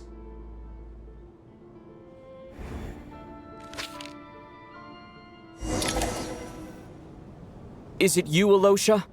You were the first to discover the investigation report, and you had plenty of time to slip the note inside to mislead us. So? Surely you can't suspect me based on that alone. What if someone else found the investigation report first, slipped the note inside, and then put it back without telling anyone? There's no denying it. The note could easily have been slipped in much earlier than it was discovered. That's not all. I've also noticed that although on the surface, Valeri, Mitya, and sometimes I were the ones taking charge of the situation, looking back now, even though you didn't say much, you were always subtly guiding everyone from the sidelines. What do you mean? You were the one who emphasized how dangerous it was outside and insisted we all stay here. It was also you who suggested that we all sleep in the same place. And earlier today, you tried to convince Patashka to stay. I don't understand why, but it was out of character. So, you didn't understand my intentions, and now you're assuming the worst. Seems pretty unreasonable if you ask me. He still won't admit it. Fine. Let's see how he responds to the most damning evidence of all. The biggest question I have right now is, if the Grim Reaper is impersonating Alosha, then where's the real Alosha? When did they switch?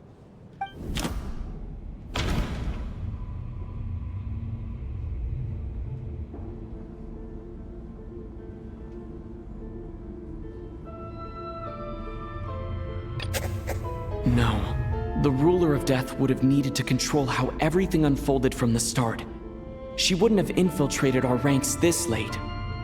Let me think about this again. No, nothing related to Alosha happened that night. I should think about... That's right. This was the moment. Right at the start. Before any victims had even emerged, Alosha was switched with the Ruler of Death while everyone's guard was still down.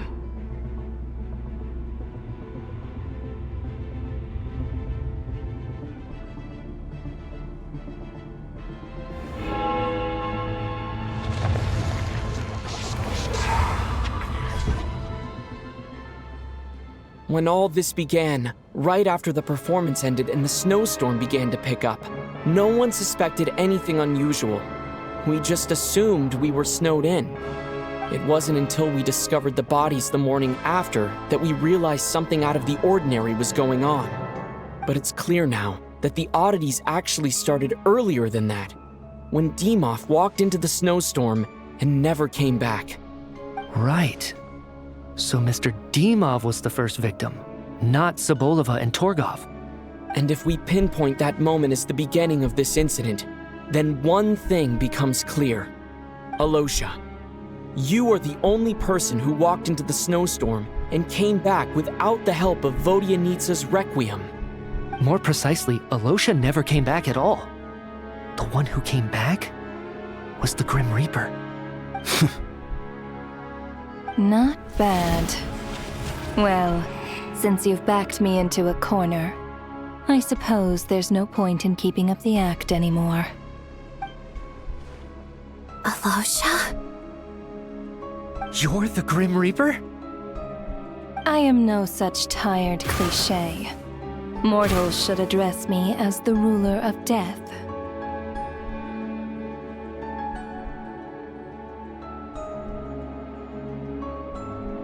Before being wiped out for good, you identified the two deceased, and even sensed my presence. A commendable achievement. Far beyond what I expected. I heard you can ferry souls. Those deaths each night. Were they your doing? Your initial conclusion was correct. Due to the existence of the two deceased, The ley lines yearned to reclaim those long-lost souls. Every night they devoured an equal number of souls to fill the void. This required no intervention from me. Though, of course, ferrying souls is indeed my authority. Here, take a look.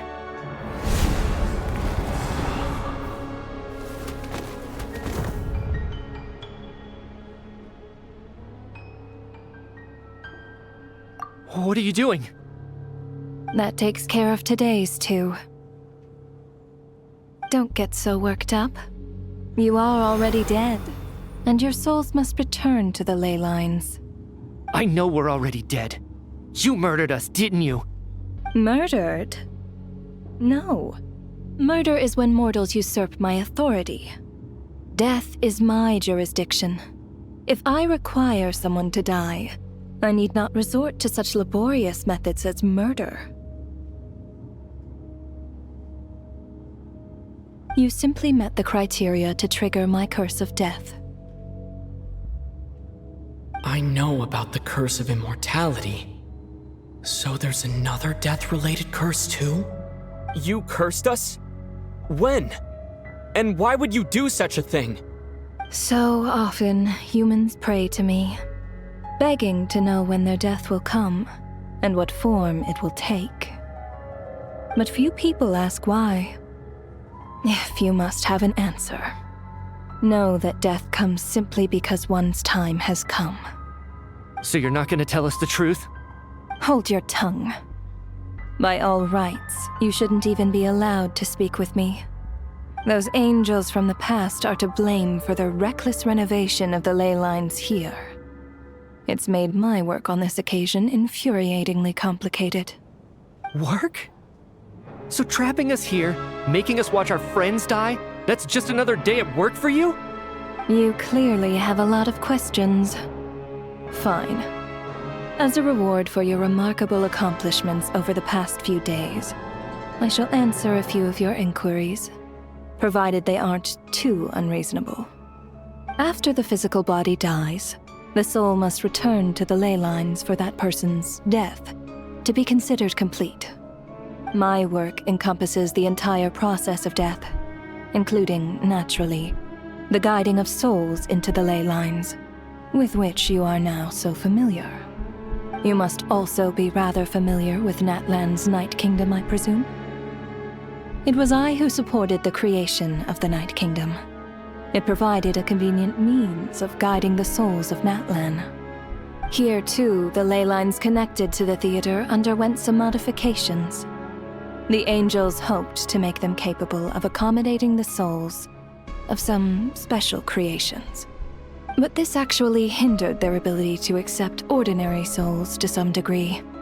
This effect manifested itself after you died from the curse in the theater, leaving you stranded in the afterlife, unable to achieve a complete death. But if souls who die from the curse of death fail to return to the ley lines within a short window of time, they will miss their chance for good.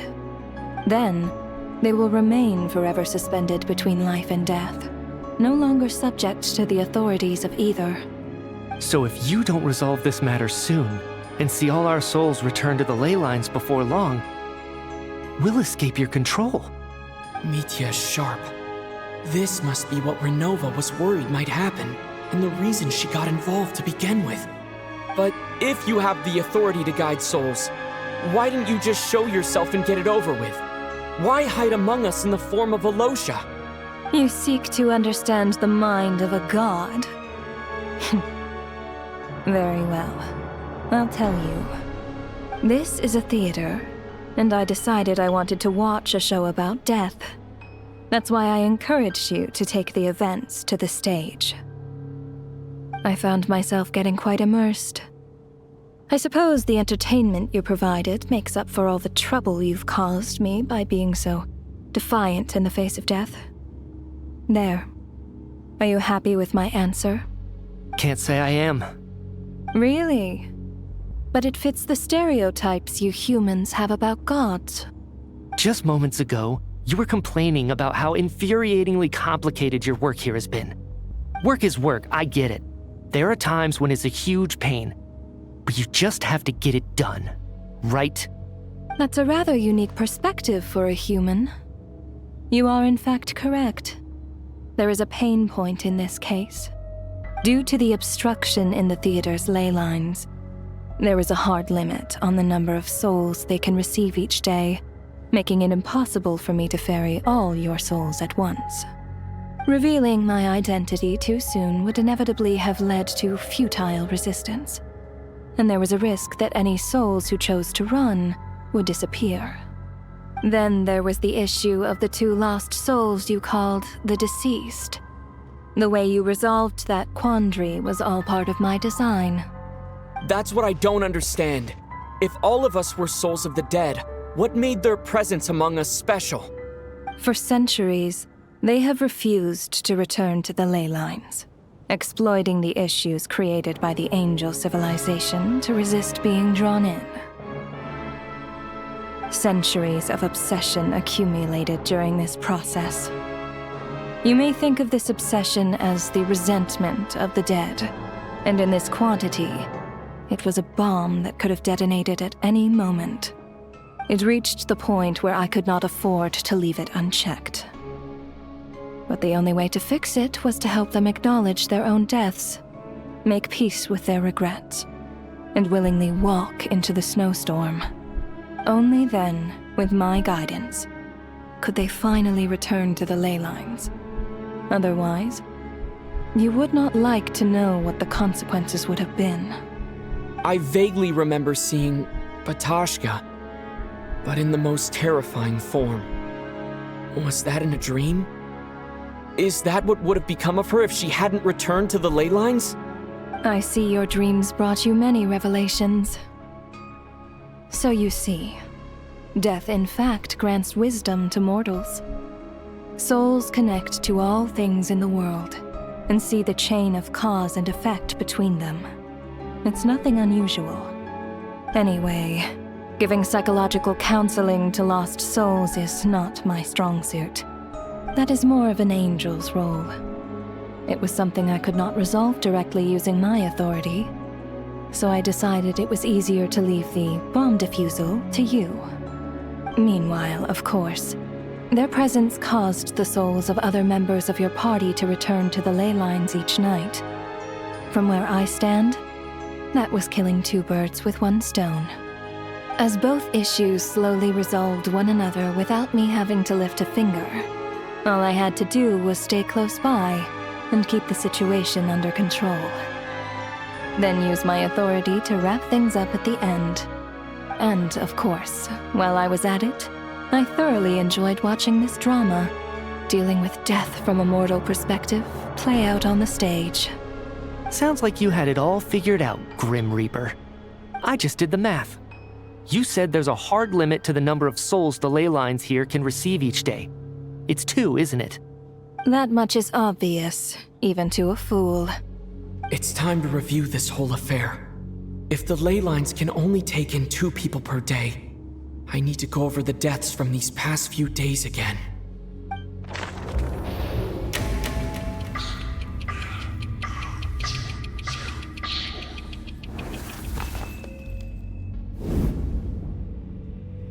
Looking back now, none of us had the faintest idea at the time. From the moment that staff member named Demoff walked into the snowstorm, the incident had already begun.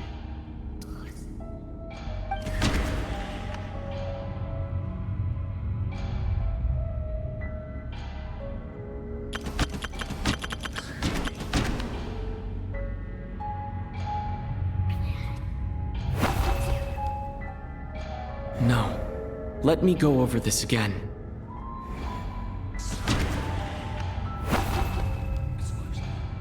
No. Let me go over this again.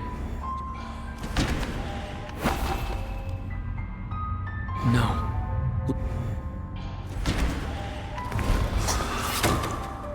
Alosha was the second to walk into the snowstorm after Demoff to investigate.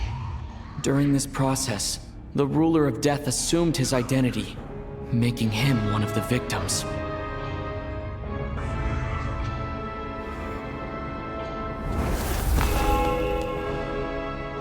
During our first night in the theater, everyone was caught up in the novelty of it all. No one could have expected there would be victims the very next morning. Despite all the confusion, and with the help of hindsight, we finally began to realize that something was amiss with the snowstorm.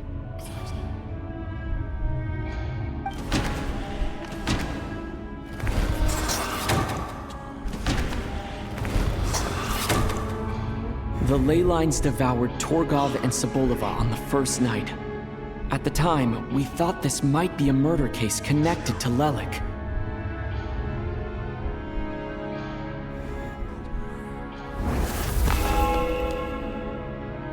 Odette and I spoke a lot that night. 3 people were on watch, but in the morning, we discovered that someone had fallen victim all the same.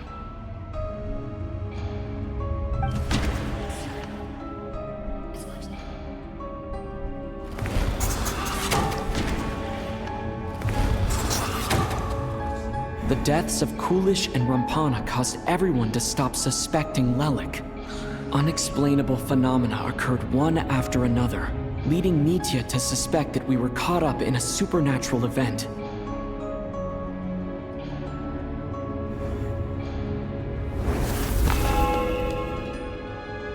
Later, we discovered that there seemed to be an extra person among us, and subsequently discovered the existence of the deceased.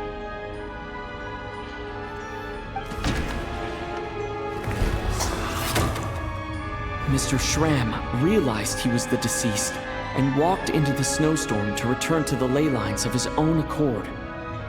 It turns out there really was a dead person among us.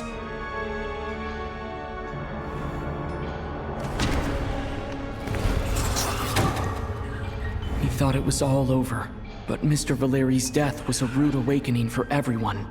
The ley lines consumed him during the night regardless. A lot happened today. Mr. Valeri's death led us to discover the connection between the number of deceased and the number of victims during the night.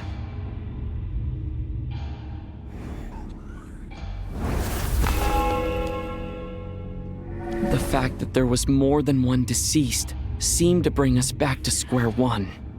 Odette revealed some information she had been keeping to herself.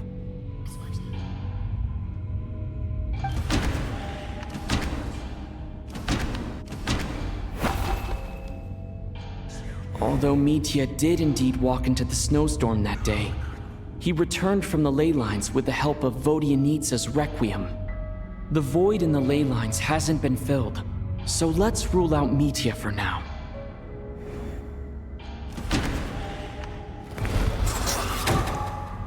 Vodyanitsa was swallowed by the ley lines in her sleep, but the Requiem she sang before falling asleep was quite a game changer.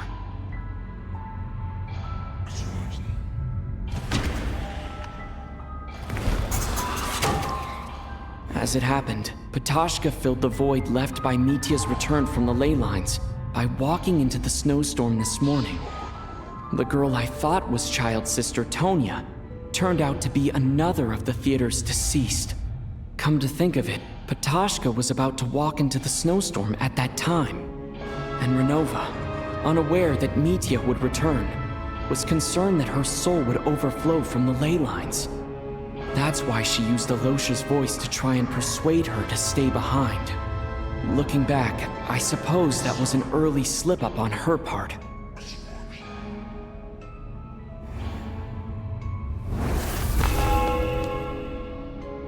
No one could have expected anyone who walked into the snowstorm to return. But just after nightfall, Mitya returned, bringing crucial information with him. Various truths began to surface, including that all of us were already dead and that the ruler of death was here among us. Then, after revealing her true form, Renova callously claimed 2 souls.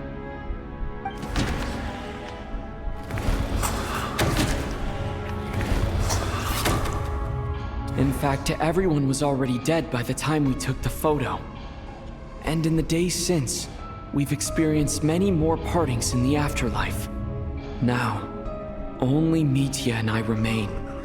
And the true culprit behind everything still stands before us.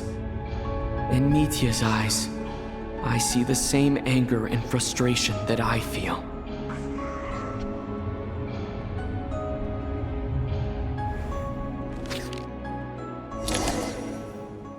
That covers everything. It's all clear now. Your work isn't finished here yet, is it? The Traveler and I are still standing here, safe and sound. The Water Imp's song threw things off a little, but it is of no consequence. The ley lines have already anchored your soul, and the first ray of light tomorrow morning will take you back. I, meanwhile, need to review my attitude towards the Water Imp race. So the reunion in the night that Vodyanitsa mentioned, I suppose that was never meant to be a permanent reunion. That just leaves you, Traveler. My power only allows me to temporarily separate your soul from your body. The ley lines of Tevat would not accept you, and your soul is firmly anchored to your body by your will. For a descender like you, who is not bound by Tevat's rules, your death can only be brought through the most violent of means, such as directly destroying either your body or soul.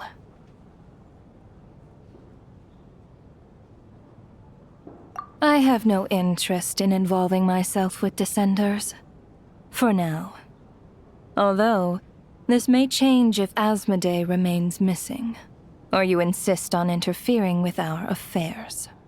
One last question then. All our struggles and sacrifices here, they were meaningless from the very beginning, weren't they? Death abides no reason. Besides, what you call sacrifice is merely a concept created by humanity. To me, it is nothing more than a self-indulgent charade in the face of death. Mere mortals fantasizing that their actions could reclaim something from my grasp. A truly laughable idea.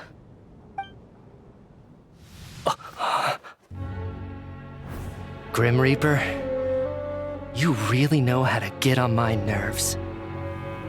I'm not here to ingratiate myself with you. I kill merely because your deaths are necessary. Oh, you've made that quite clear. But humans don't take well to being scorned. Not even by the gods.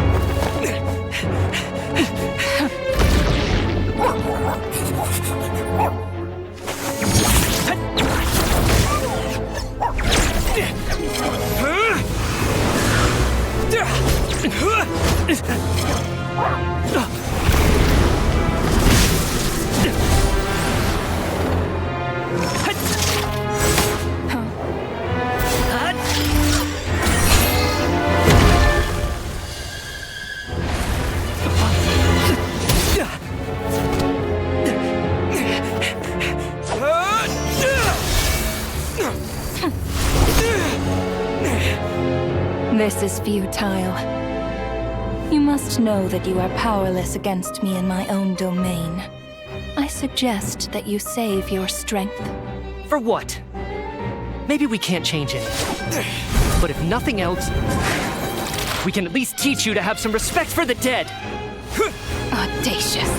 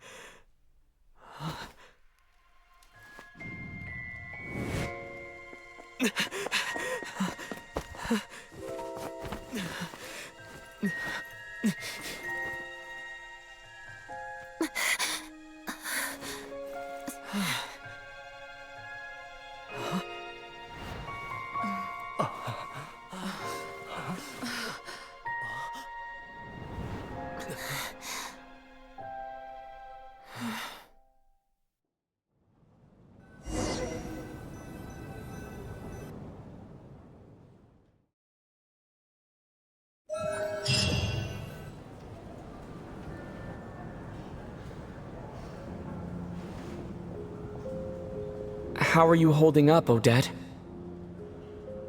What happened to me? How much do you remember? What do you mean? Is the performance over?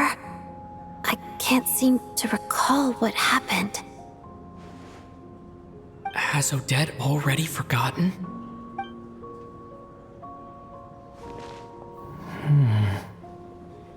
Mitya?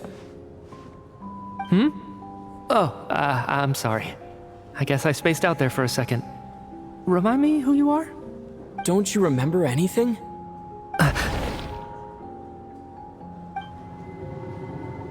Yeah, I remember now, comrade. Looks like we guessed right. Just like me when Odette found me at the Armory Palace, for some reason, everyone killed by the Ruler of Death eventually came back to life. Just with one catch. They forgot what happened while they were dead. Odette and the others have already forgotten everything. Why were you able to remember this time? Could this be the reason? You said this is the Ruler of Death's symbol, right? I don't see anything there. You don't? Huh. Okay, I guess that makes sense. I carved this into my hand in the afterlife, so it's not visible in the physical world. Does that mean I carved this symbol into my soul? What an unsettling thought. Still, at least I get to remember what happened. I suppose it's a blessing in disguise. What about you, though? The Ruler of Death mentioned that you're a descender? Is that why you can remember? A full explanation would get complicated very quickly. But that's essentially it. Well then, now that it's all over, let's figure out what we've learned. The first thing I notice is that everything here is precisely as we left it, right before our deaths. This confirms that time passes differently in the afterlife than in the real world. They say that right before death, time slows down, and your whole life flashes before your eyes. That must be how you know you have one foot in the afterlife by that point. Anyway, clearly the few days we spent in the afterlife probably only amounted to a few short minutes in the real world. This also aligns with previous reports of widespread temporary memory loss among the Armory Palace personnel. Now it seems likely that those were all brief deaths caused by the Grim Reaper's so-called curse of death. To those unaware of the truth, dying and coming back to life must feel similar to a short bout of catatonia.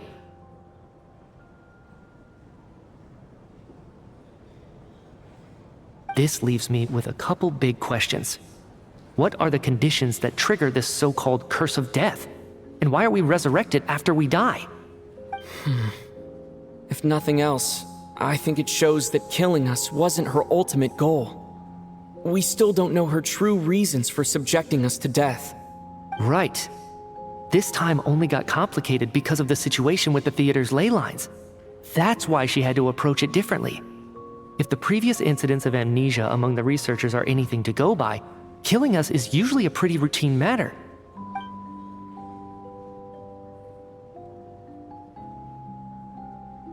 Come to think of it, wasn't I about to note something down before I died?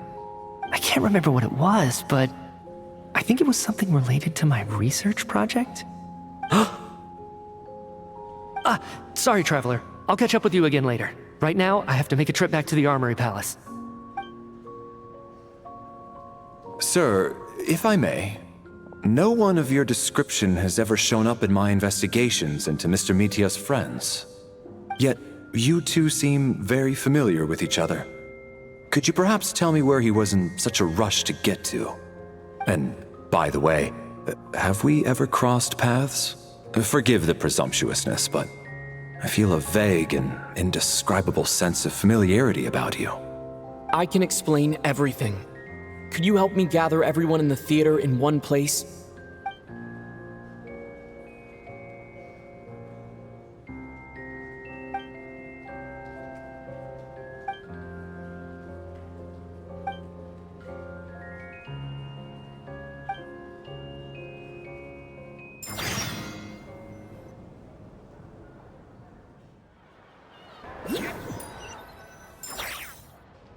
So, Chuganov really is going to shut down the factory.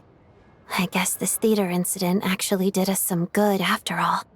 So, you said I promised to take you to the Armory Palace while we were in the afterlife, yes?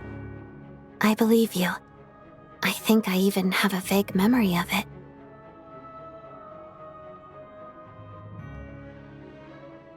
Agreed. Let's check in on her first. The whole reason for our trip to the Armory Palace anyway is to figure out what's going on with her health.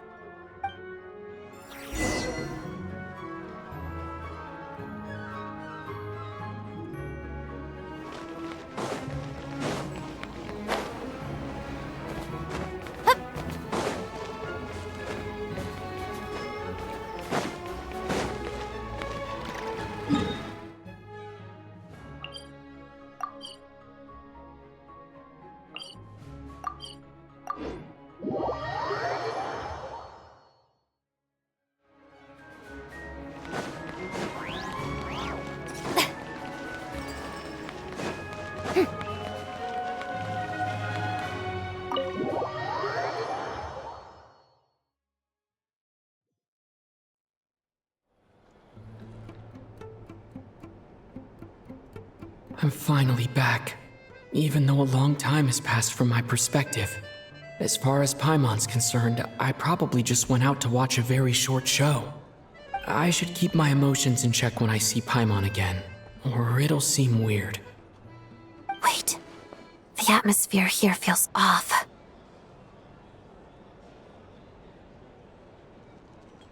Shh. Stay quiet. Let's go inside and take a look. Have we still not been able to notify Child yet? We need new orders. What if that person comes back again?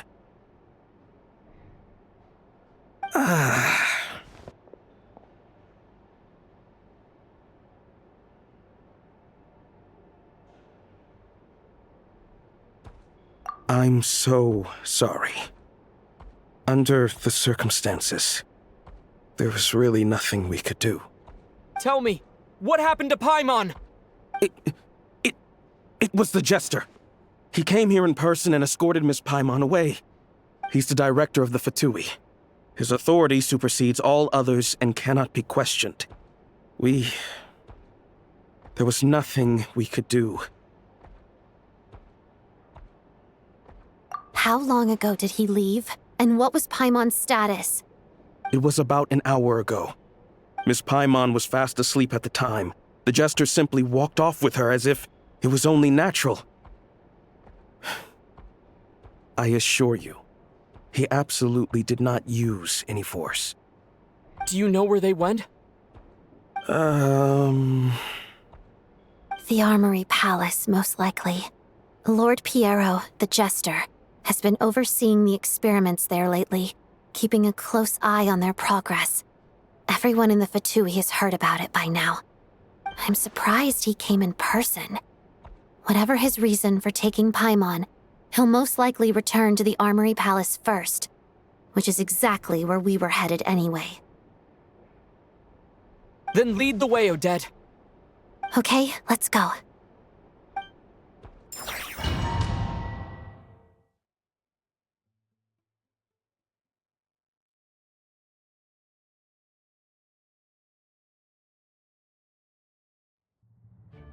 It's just up ahead. Quick, let's get inside. No, I'll go alone. You know I'm planning to force my way in. You're with the Fatui, so you should stay outside. I was hardly planning on taking you through the official channels anyway. I'm here to force my way in, just like you. I may be a Fatus, but I'm also Lelik, enemy of Project Stuzha. Paimon's safety is paramount right now. With me around, you'll have an extra pair of hands. There might be devices inside that are easier for an insider to deal with.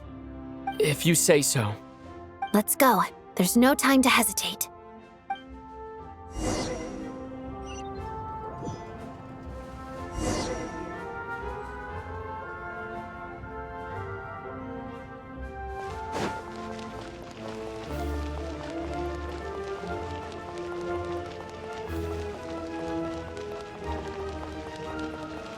Hey, who are you? This part of the Armory Palace is under restricted access. What do you think you're doing? No questions, please. We're short on time. Make short work here.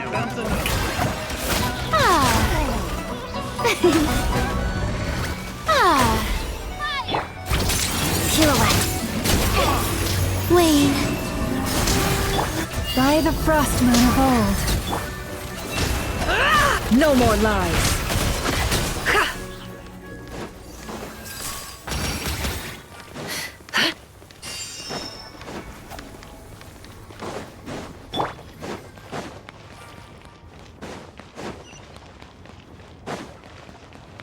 I spell your doom. May I present the world collapse!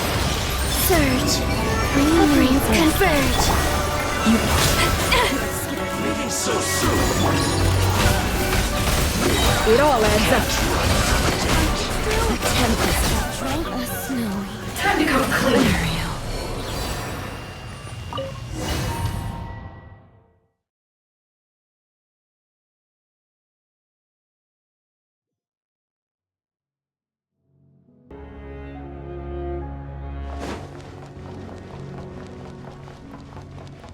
Now it's your Do turn. you have a pass? Where are you coming from? So, you're intruders, huh? Don't blame me for what happens next!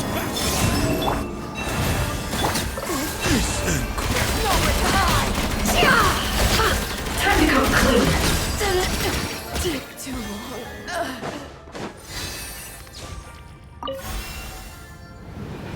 The Armory Palace is hidden this deep in? This place is much bigger than I imagined. They're conducting top-secret research after all.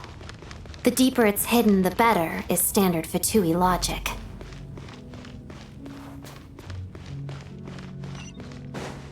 The style doesn't really look like the Fatui's handiwork, though. They must have requisitioned some structures from a past... Intruders! Stay alert!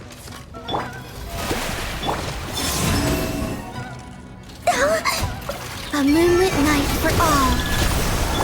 You poor lost lamb, with one heart. Can't hide the truth.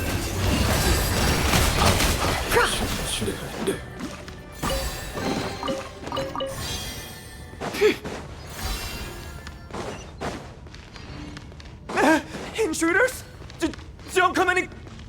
Just what are you guys trying to do here? Make short work of your skull! Helen Song! Stop that! Time for the big one! Time for the big one! No more lies. It all adds up. No one interferes with a jester's work! Pretty sharp.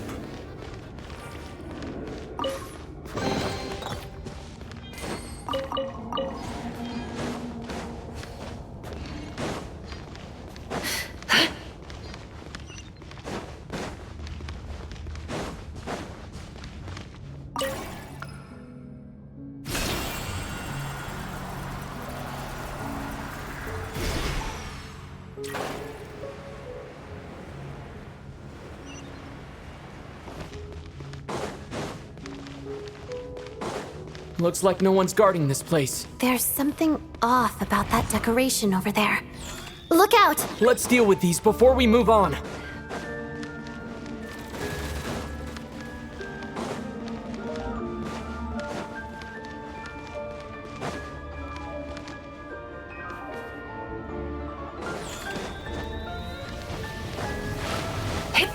It all adds up. No more lies.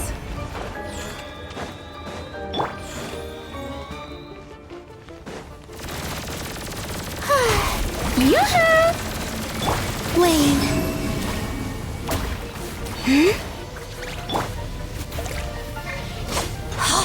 Together.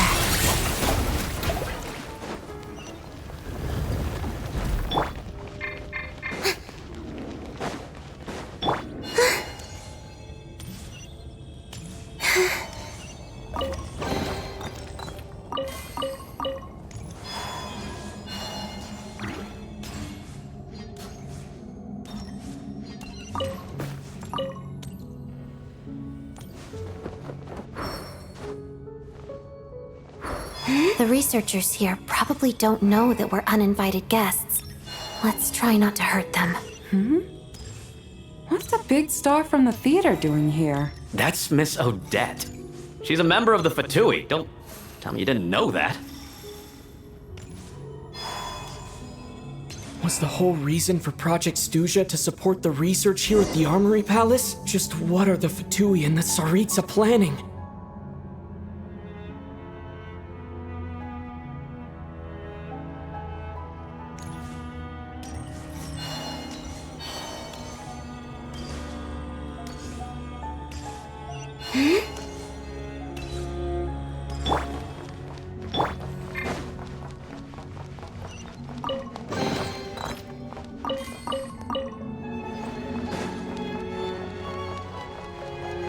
Whoa! Who are you? Never seen you around here before. Looks like there's no way through here. Maybe using the power of this prism could help?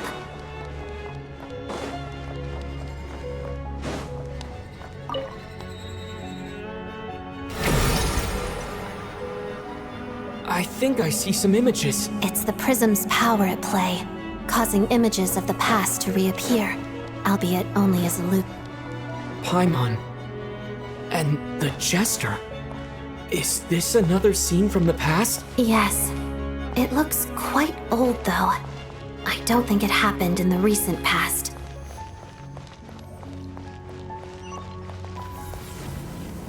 What's going on here? What happened? The source seems to be the Armory Palace. They must have started some large-scale experiment. Wait, what if this has something to do with Paimon? We need to hurry!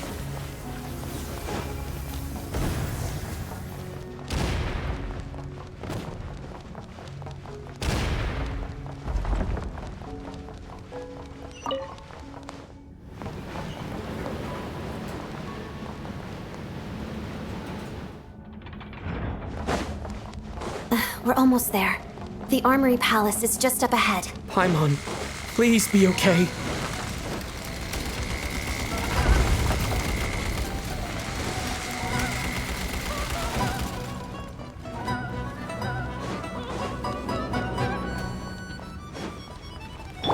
Shower me with praise!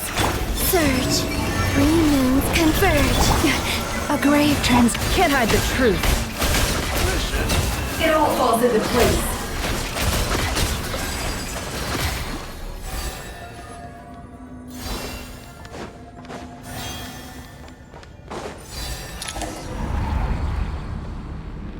What's going on? Wait, I remember this feeling. It's the curse of death. No, not now. Why is the curse of death striking again already?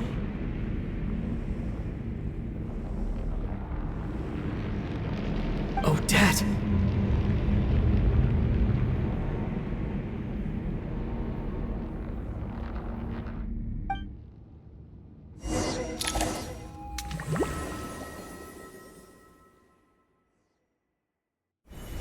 Is this the afterlife again? I need to find a way back to reality.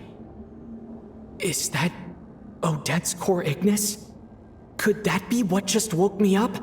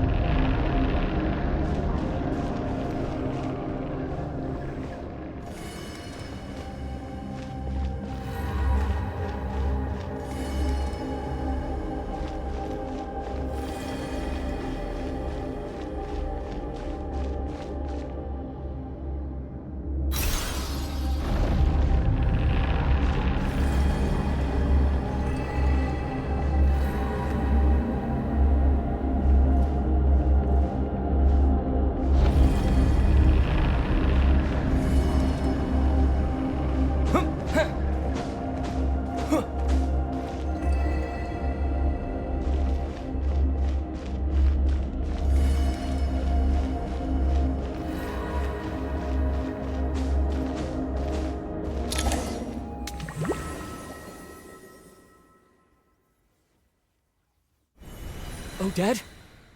Odette! No signs of life. But past experience says that she should be resurrected before too long. Right? Did Odette intentionally use her core Ignis to guide my soul? I feel like something similar happened in a dream I had before. Thank you, Odette. If not for you, my soul wouldn't have found its way back to my body so quickly. And I might not have woken up so soon. But I'm sorry. I don't have time to protect you. I have to use the time you bought me to get Paimon back.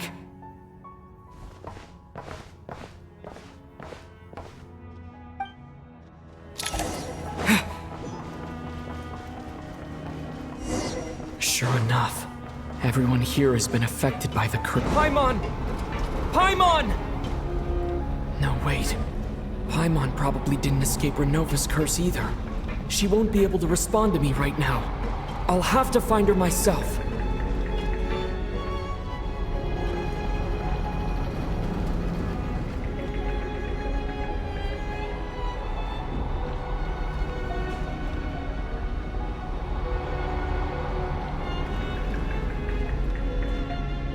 Mitya!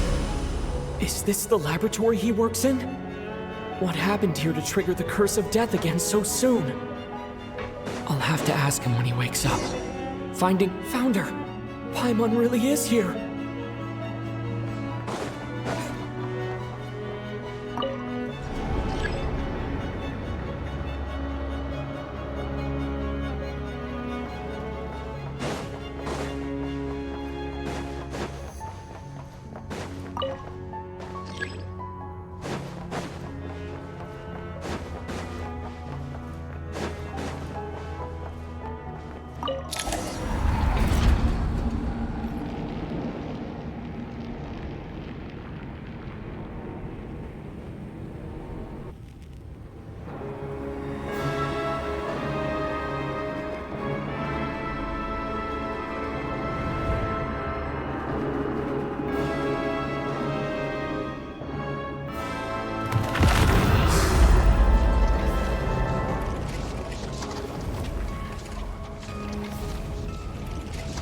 You don't learn, do you? You've already been involved in one mass death, and now you show up at the scene of another. This might have passed for a coincidence the first time, but a second time? Am I to assume you are intentionally interfering in Snezhnaya's affairs? Judging by your expression, it seems that you understand little of what is going on here. In that case, a word to the wise. Do not interfere in Snezhnaya's affairs. A civilization that fails to learn its lesson constantly depletes its own worth.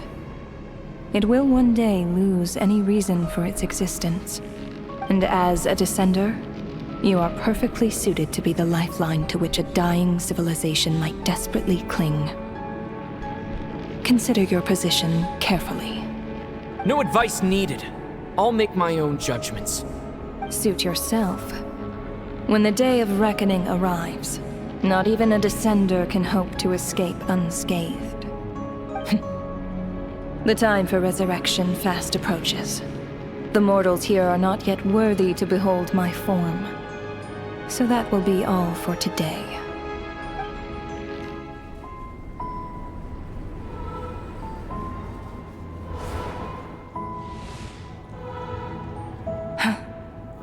That thing is coming with me.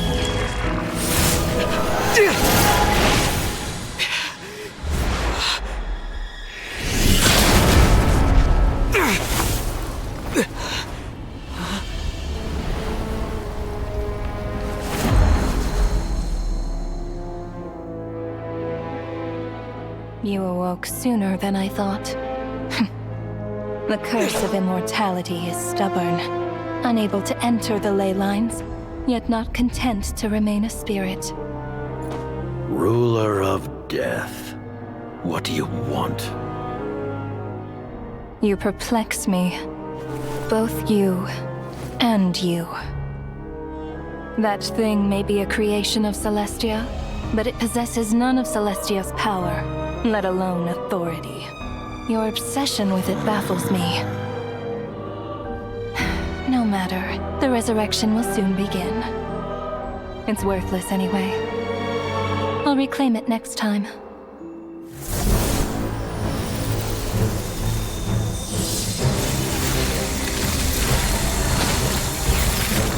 Hey, who says there'll be a next time?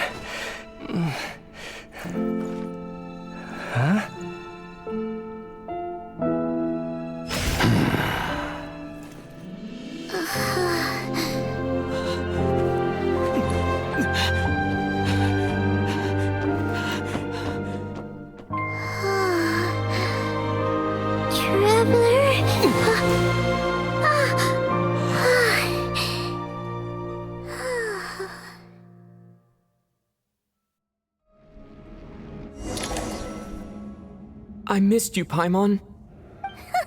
What are you talking about? We haven't even been apart for that long, have we?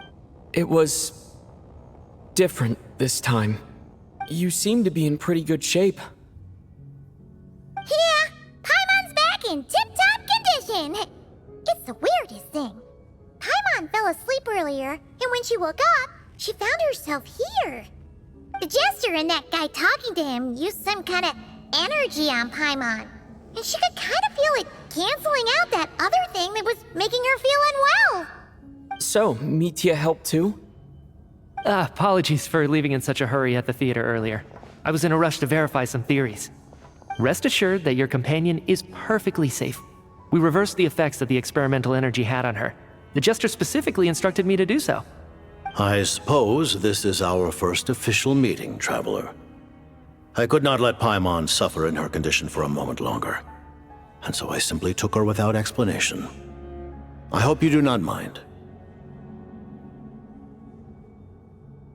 But why would a big shot like you care about what happens to Paimon? As I said when you first arrived in Snezhnaya, we once spent some time together in the distant past. Oh yeah, you did mention that. And Paimon did think you seemed strangely familiar the first time we met. I'm afraid the reminiscing will have to wait. Mitya, let us continue with the report. What conclusions, if any, did you reach from conducting the final experiment of our energy research ahead of schedule? The good news is, my hypothesis regarding the ruler of death has been verified. As for the bad news, I recommend we suspend the experiments and Project Mistelton until further notice. Currently, we have no means with which to make a breakthrough. I say this purely as a scientist, guided by reason alone.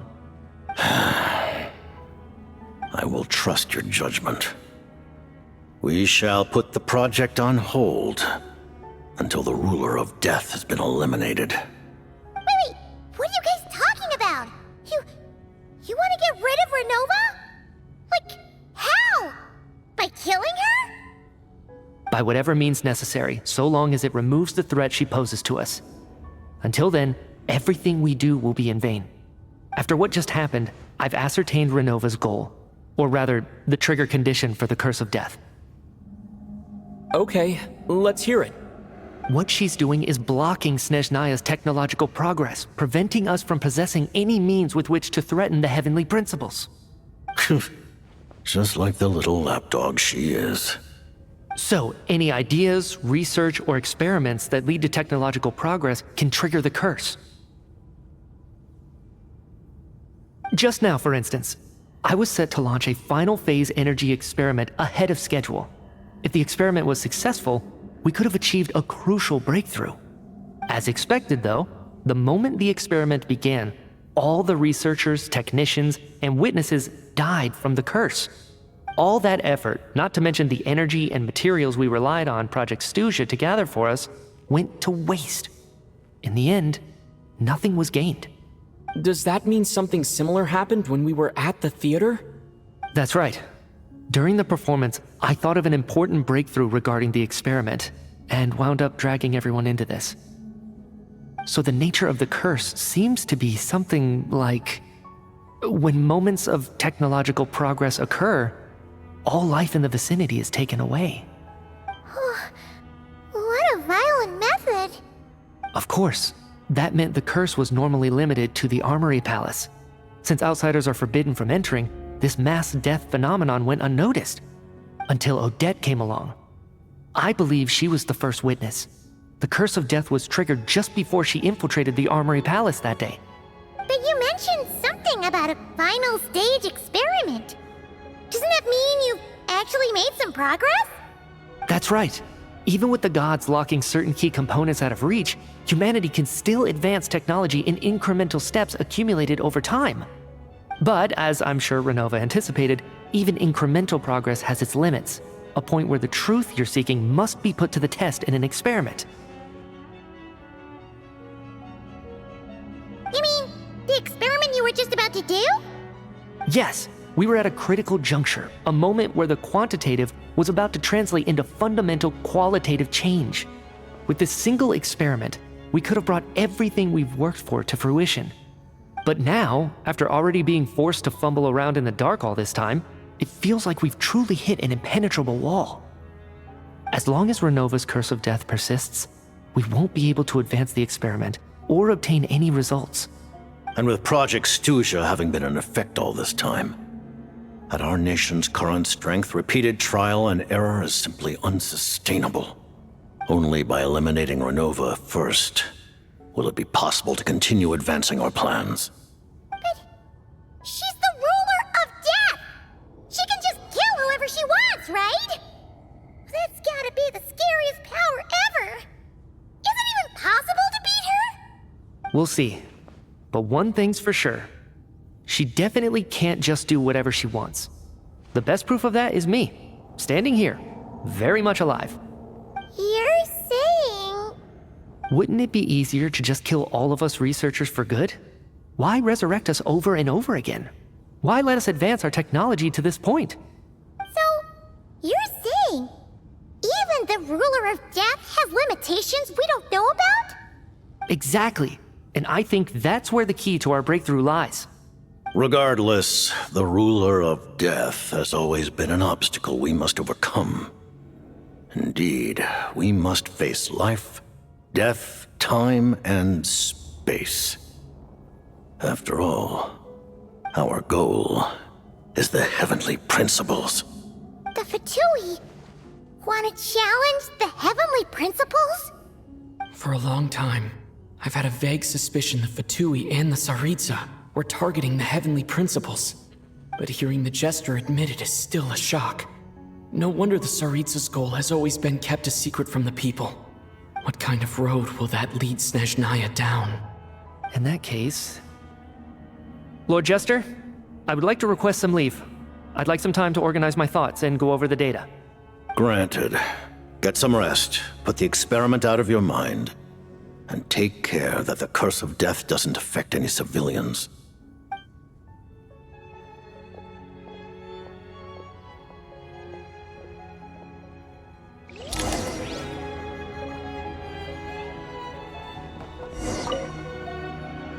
While there is yet time, allow me to offer you my hospitality, honored guest of Snezhnaya.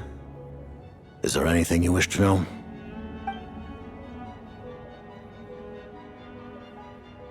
I remember hearing the term Mistleton from Columbina. Yeah! Paimon wanted to ask about that when the name came up just now. What is it? Paimon's heard of Project Stuja, but not this one. As you know, Project Stuja is a series of measures enacted to consolidate our nation's resources, the greater purpose of which is to serve Project Mistleton. Many of the things you have encountered thus far are essentially for the advancement of that project. This includes the Kuvaki Experimental Design Bureau in Notdry. Researching Kuvaki was merely a facade. Its core objective was to use local resources and research findings to build Mistleton itself. And that's a weapon built for the final battle against the Heavenly Principles, isn't it? Huh? How did you know that? I was given some intel, and I made some deductions. Wait. You must mean that thing over there. Oh, Paimon's gotta take a closer look at this thing. Especially after you guys sent so many people to Notdry to work on it. Kuvaki alone will not break through Celestia's defenses, let alone challenge the Heavenly Principles. The Heavenly Principles are no doubt accustomed to combating the power of the Light Realm, and elemental energy is simply the power of the human realm, converted to that form by the Heavenly Principles themselves. Any attempt to use this power against its creator would be a futile endeavor. For now, therefore, we have set our sights on the form of energy associated with the Third Descender and the Stellar Linchpins. This may hold the potential to allow Mistleton to contend with the Heavenly Principles. You could say that by reverse engineering the Stellar Linchpins to extract the energy within, we have obtained a source of anti-Celestia energy.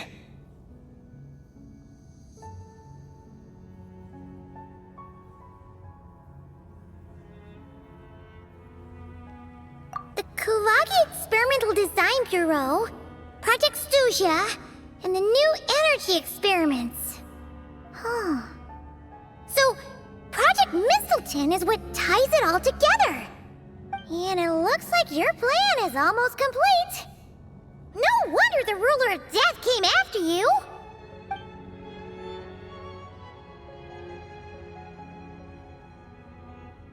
Her Majesty the Tsaritsa has embarked upon an expedition to vanquish a monster. Were it not for this, I imagine she would have been delighted to grant you an audience. Seems like the powers that be in Snezhnaya don't intend to hold my past conflicts with the Fatui against me. The Harbingers have been granted significant autonomy in retrieving the Gnosis. But by the same token, they do not completely represent Snezhnaya's official stance. You read my mind. Speaking of the Gnosis, Paimon's been dying to ask this question since forever.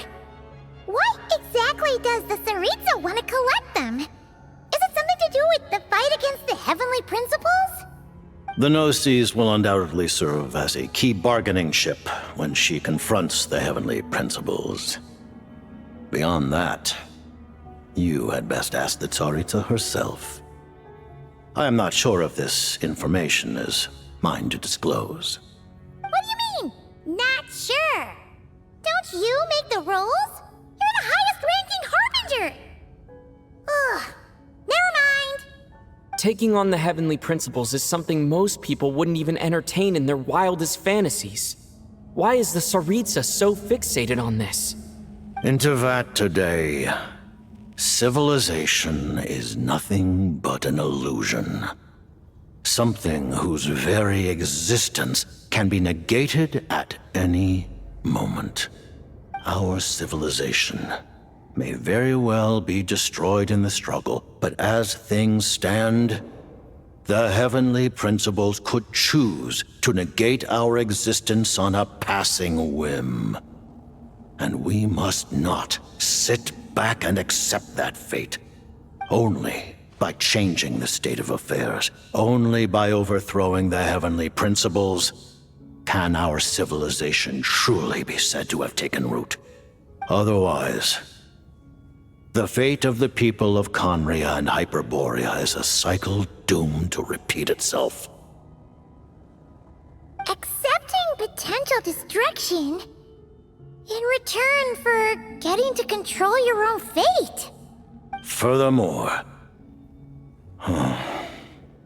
perhaps this is still somewhat difficult for you to understand. Are you aware that all the rules of this world are made up of curses? Huh? All of them? Paimon knows about the curse of death you mentioned, and the curse of immortality that you and Dainsleif have. Then the birth of the Hilichurls, the rules of Natlan's Ode of Resurrection. Those are curses too? Farina's long life seems to stem from a curse placed on her by Focalor as well. Yes. Even a god's love for humanity is a curse the heavenly principles inflicted upon the gods. What? The Tsaritsa has always had ample reason to hate the heavenly principles. If she can seize their authority, she will reconstruct the entire world, and when that time comes, humanity will be completely liberated from curses and lies. Look forward to it. It will be a world beyond your imagination. Though the ordinary people of Snezhnaya may not understand these details, in this frigid land locked in a ceaseless struggle against the environment, in this nation to which the gods have never shown favor, we all believe that standing in solidarity with the Tsaritsa in our shared struggle will surely usher in a new and better world.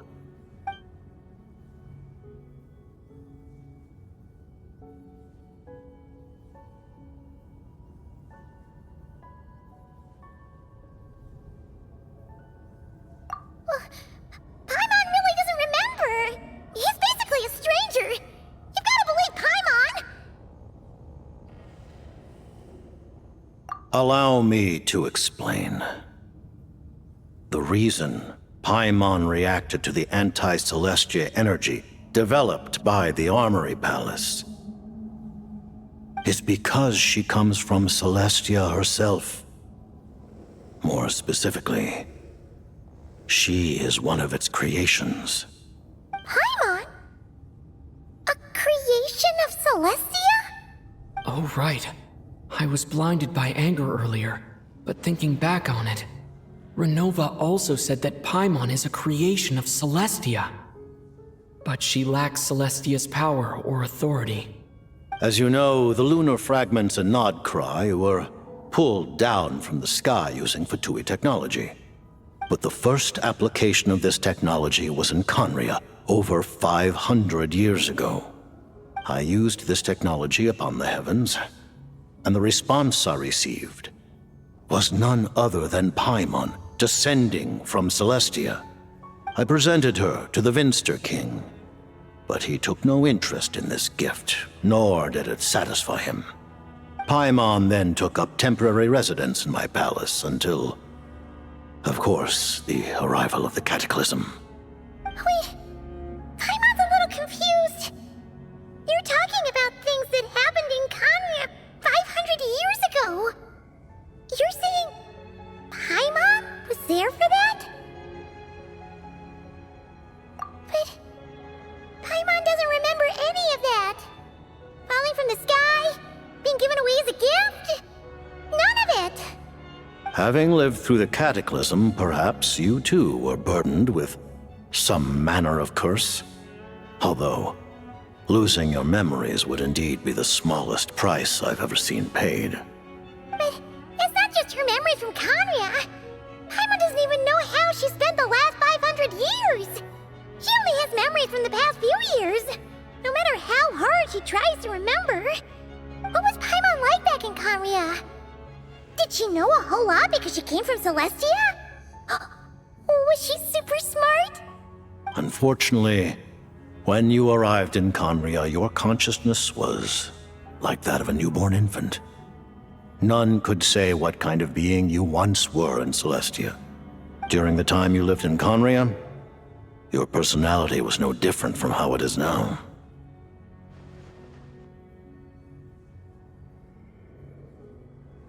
Aw, man! Paimon's plan to get her memories back and become super smart is ruined before it could even start. You know, even though Paimon lost her memories, she still feels weirdly close to you for some reason. That must mean you took pretty good care of Paimon back then, huh? On the contrary, I completely ignored your existence. I was entirely focused on my struggle against Tsaritsa the Wise. But now, as I see it, it is as if you are the only sane thing that survived that era of insanity. And thus, are worthy of protection. Noted. Man, Paimon's gotta stop projecting friendship on everyone she meets. But, Traveler? Even though you know Paimon's some creation of Celestia now, you still want her, right? You're not going to abandon her? Oh, phew! That's a relief. Paimon's just learning about this too. She's barely even processed it.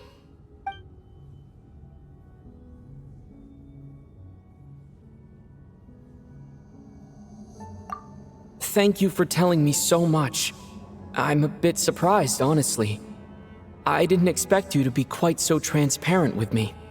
Given the circumstances, the Fatui need not hide anything from our allies. Allies? To advance Project Mistleton, we must first resolve our issue with the Ruler of Death. And, if I presume correctly, you have no intention of letting her actions go unpunished either, do you? That's right. Ever since she said she intends to reclaim Paimon when we next meet, I figured reconciliation was out of the question. Against an opponent of this caliber, deliberating over our allegiances would waste time we do not have. We must join forces unreservedly with whomever we can, if we are to stand anything like a fighting chance. You're going to challenge the Ruler of Death? Just for Paimon? But Paimon's only...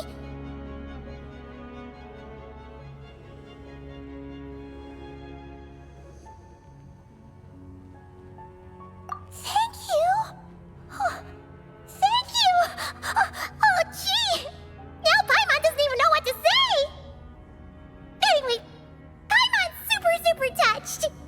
The Tsaritsa will return in triumph in short order, and the Fatui shall hold internal discussions regarding the enemy.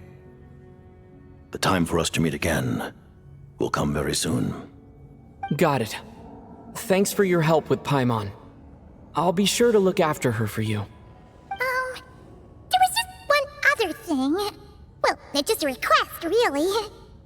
Paimon really wants to see what this Mistleton thingy you're gonna use against the Heavenly Principles looks like. Of course, Paimon knows it's top secret and stuff, but she just had to ask. It's okay if the answer's no. Certainly you may. Whoa, for real? Actually, maybe it's best not to. What if her Nova suddenly pops up again? She might take this chance to... While the technology is not yet fully developed, it has nevertheless reached the stage where Celestia's creations are unable to damage it. In that regard, you may rest assured. Oh. Wow. No wonder Paimon felt so out of sorts recently, even though it was super far away.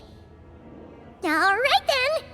Paimon's ready to take a sneaky peek at this top secret super weapon!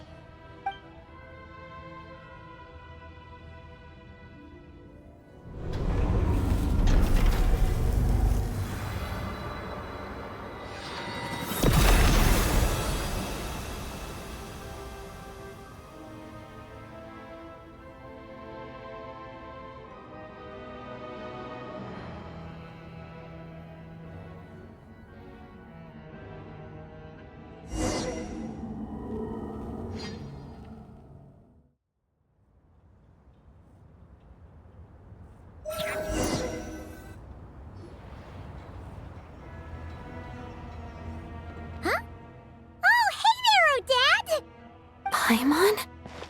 You're okay. Thank goodness. You look well. Have you recovered? Long story short, yep, Paimon's all better. What are you doing here? Were you waiting for us? That's right.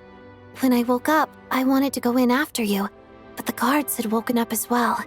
It would have been tough to take them on alone, and there was no easy way to sneak past them. So I returned the way I came and waited for you here. It was thanks to you that my soul found its way back to my body so quickly. Thank you. Huh. That actually worked? Nice. I just figured I'd try my luck when that ominous feeling struck me. Really, you should be thanking this thing instead. Anyway, now that things here are all taken care of, I have other things I should get back to.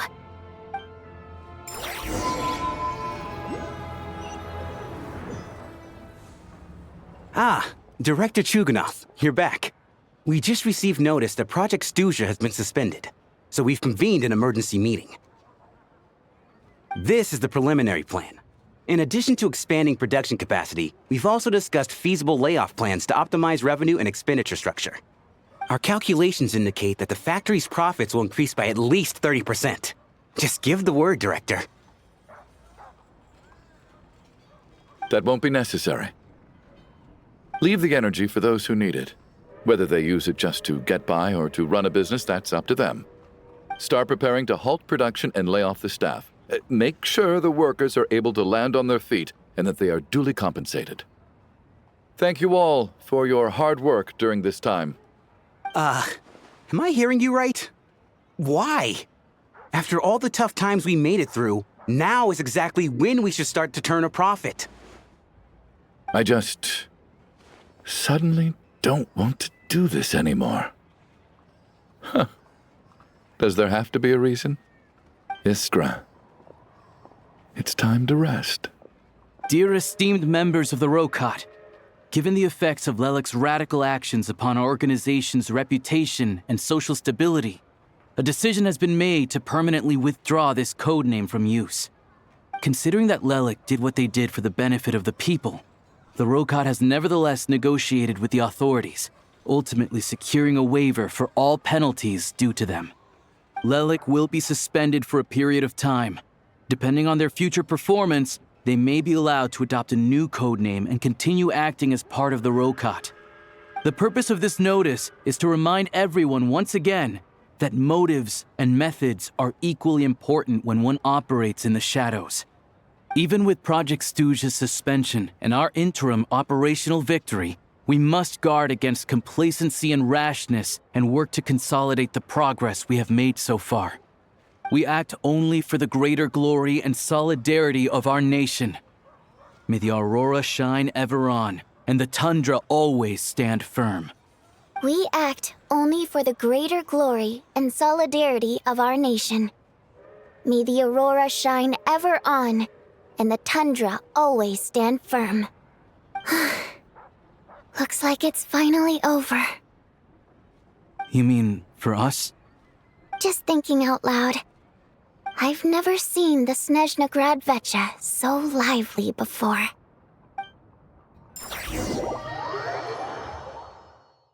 I never once thought I'd come here. But I understand everything now, Rosaline.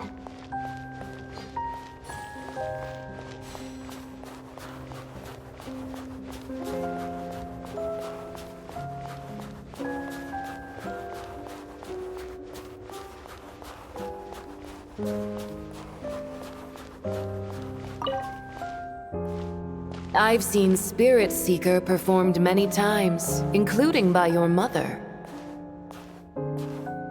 Why do you bring that up all of a sudden? Even though the choreography is always identical, every dancer finds a way to make it her own.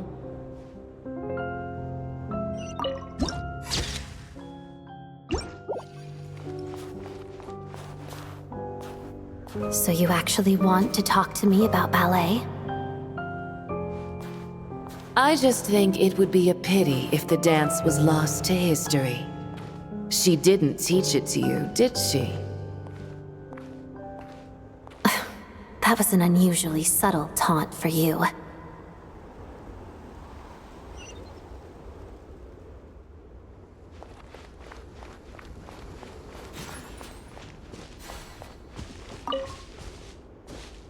We embraced one another on the snow-swept plains, melting the ruthlessness of time. But when our bodies, in pieces, are cast to the winds, what of our love will remain behind?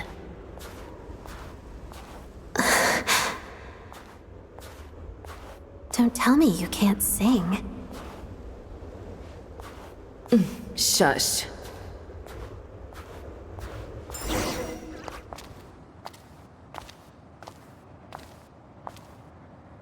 I understand her hatred.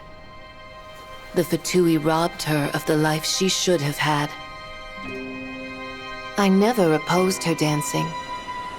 Yet still I became an enemy of her ballet. I'll just keep my distance. Many despise me. I'm used to it. You're certainly not one to shy away from confrontation. But children, they need a different approach. I'm hardly the most maternal figure. Yet, she is a child. In my experience, while a father commands authority, he must still yield to love. You should tell her what you think about her dancing.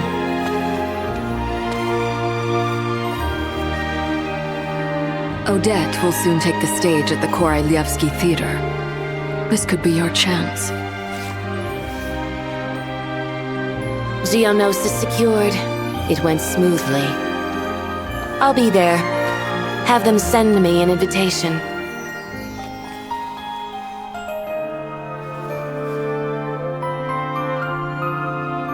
Sadly, things didn't work out. Her final words are inside that block of ice. This? Aren't these for monitoring her subordinates? Not yours. This one isn't her witch's flame, but my two worlds' flames. The two worlds' flames can burn away memories. It was my parting gift to Rosaline.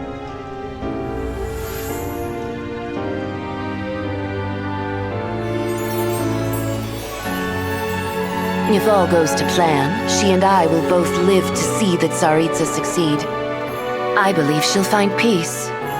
But if anything happens to me, she needn't follow in my footsteps. The cryo-energy will fade away in time. Then the two worlds' flames will burn away all memories of the Fatui. She'll be free to dance. She deserves this. I will handle the aftermath. The choice is yours, child.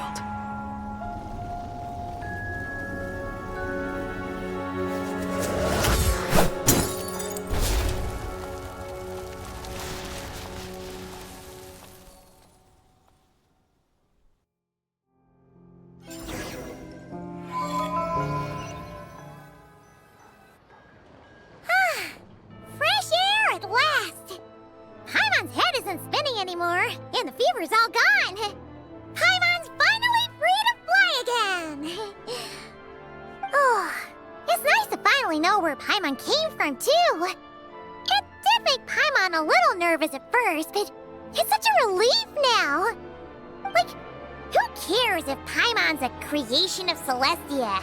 She's probably not anyone that important. Probably just the fairy of food and fun or something. And like you said, this doesn't have to change anything between us. You're not gonna just... Hey! Hurry up! Why are you walking so slowly? You've spent the last few days lying in bed and stuffing your face. I didn't think you'd be able to fly this fast. Says who? Paimon's as agile as ever. They don't call her White Floaty for nothing.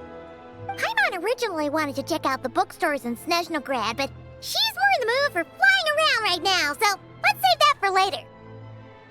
Wait, they've got light novels from Yai Publishing House here too. Huh? And this is Paimon's favorite mystery story from Fontaine! Wow! It got a sequel! The local Snezhnaya books look pretty interesting too, but also kinda heavy. Not the easiest things to look around. I thought you were in the mood for flying around. Paimon can read while she flies. Hey! Look at these two dolls! Which do you like better?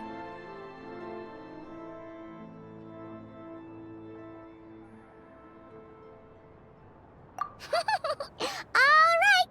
Boss, we'll take both. Paimon will have the other one. Oh, I thought we were only getting one. All right, fine. I'll pay. There you are. Thanks for visiting. Paimon will grab this and then... Huh? Huh? Huh?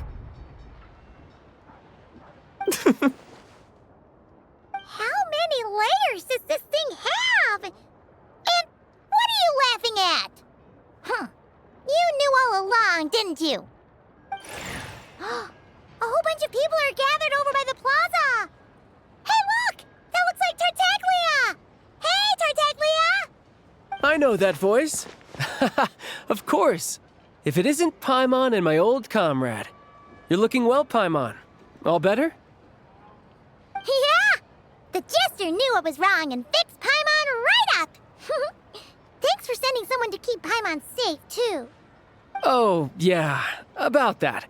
That was kind of embarrassing. Who could have known that our director would go looking for you in person? So sorry for the misunderstanding. Oh, right. Let me introduce you. This is my little sister, Tonya. Hello, Tonya. Hello.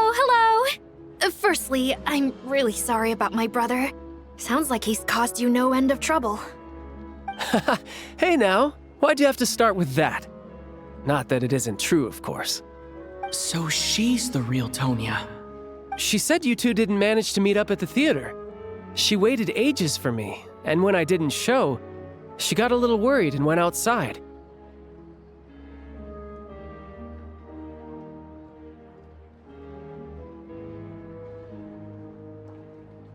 I know, right? He didn't bother to say a word to me. I searched up and down the city for him, and he only told me about it when I finally caught him at the gates of Glupov. I've been rushed off my feet lately, so I didn't get the chance to go home. I just figured the Traveler would fill you in when he got there. Well, the snow was bad, and you're never late. So I was really worried about you. How was I supposed to know that you'd stood me up? I'm sorry, Tonya. I really am. I'll make it up to you somehow. Just... please don't tell Mom and Dad. Although the mix-up led to a series of misunderstandings, it's probably for the best that the real Tonya didn't get caught up in that mess. Besides, it's obvious that Tartaglia isn't usually one to break a promise. He only gave his ticket to me because he had to look into Lelik. No, it's fine. It just meant I didn't get to see the show in the end. By the way, what did you think? You were one of the first people to see it, you know? I would say... the best is yet to come. Huh? What kind of review is that? Hey, look!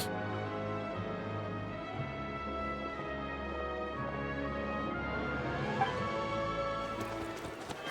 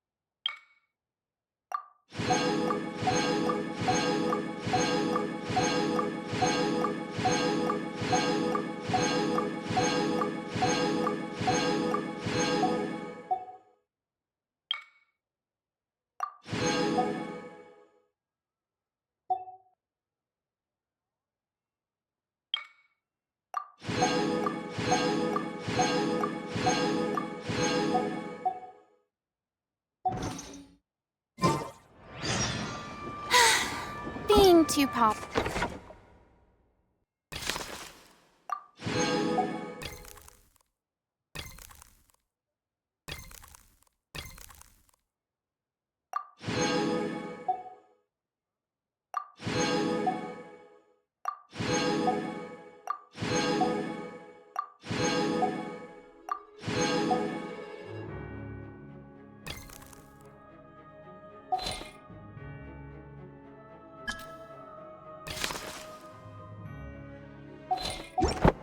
Can be such a hassle.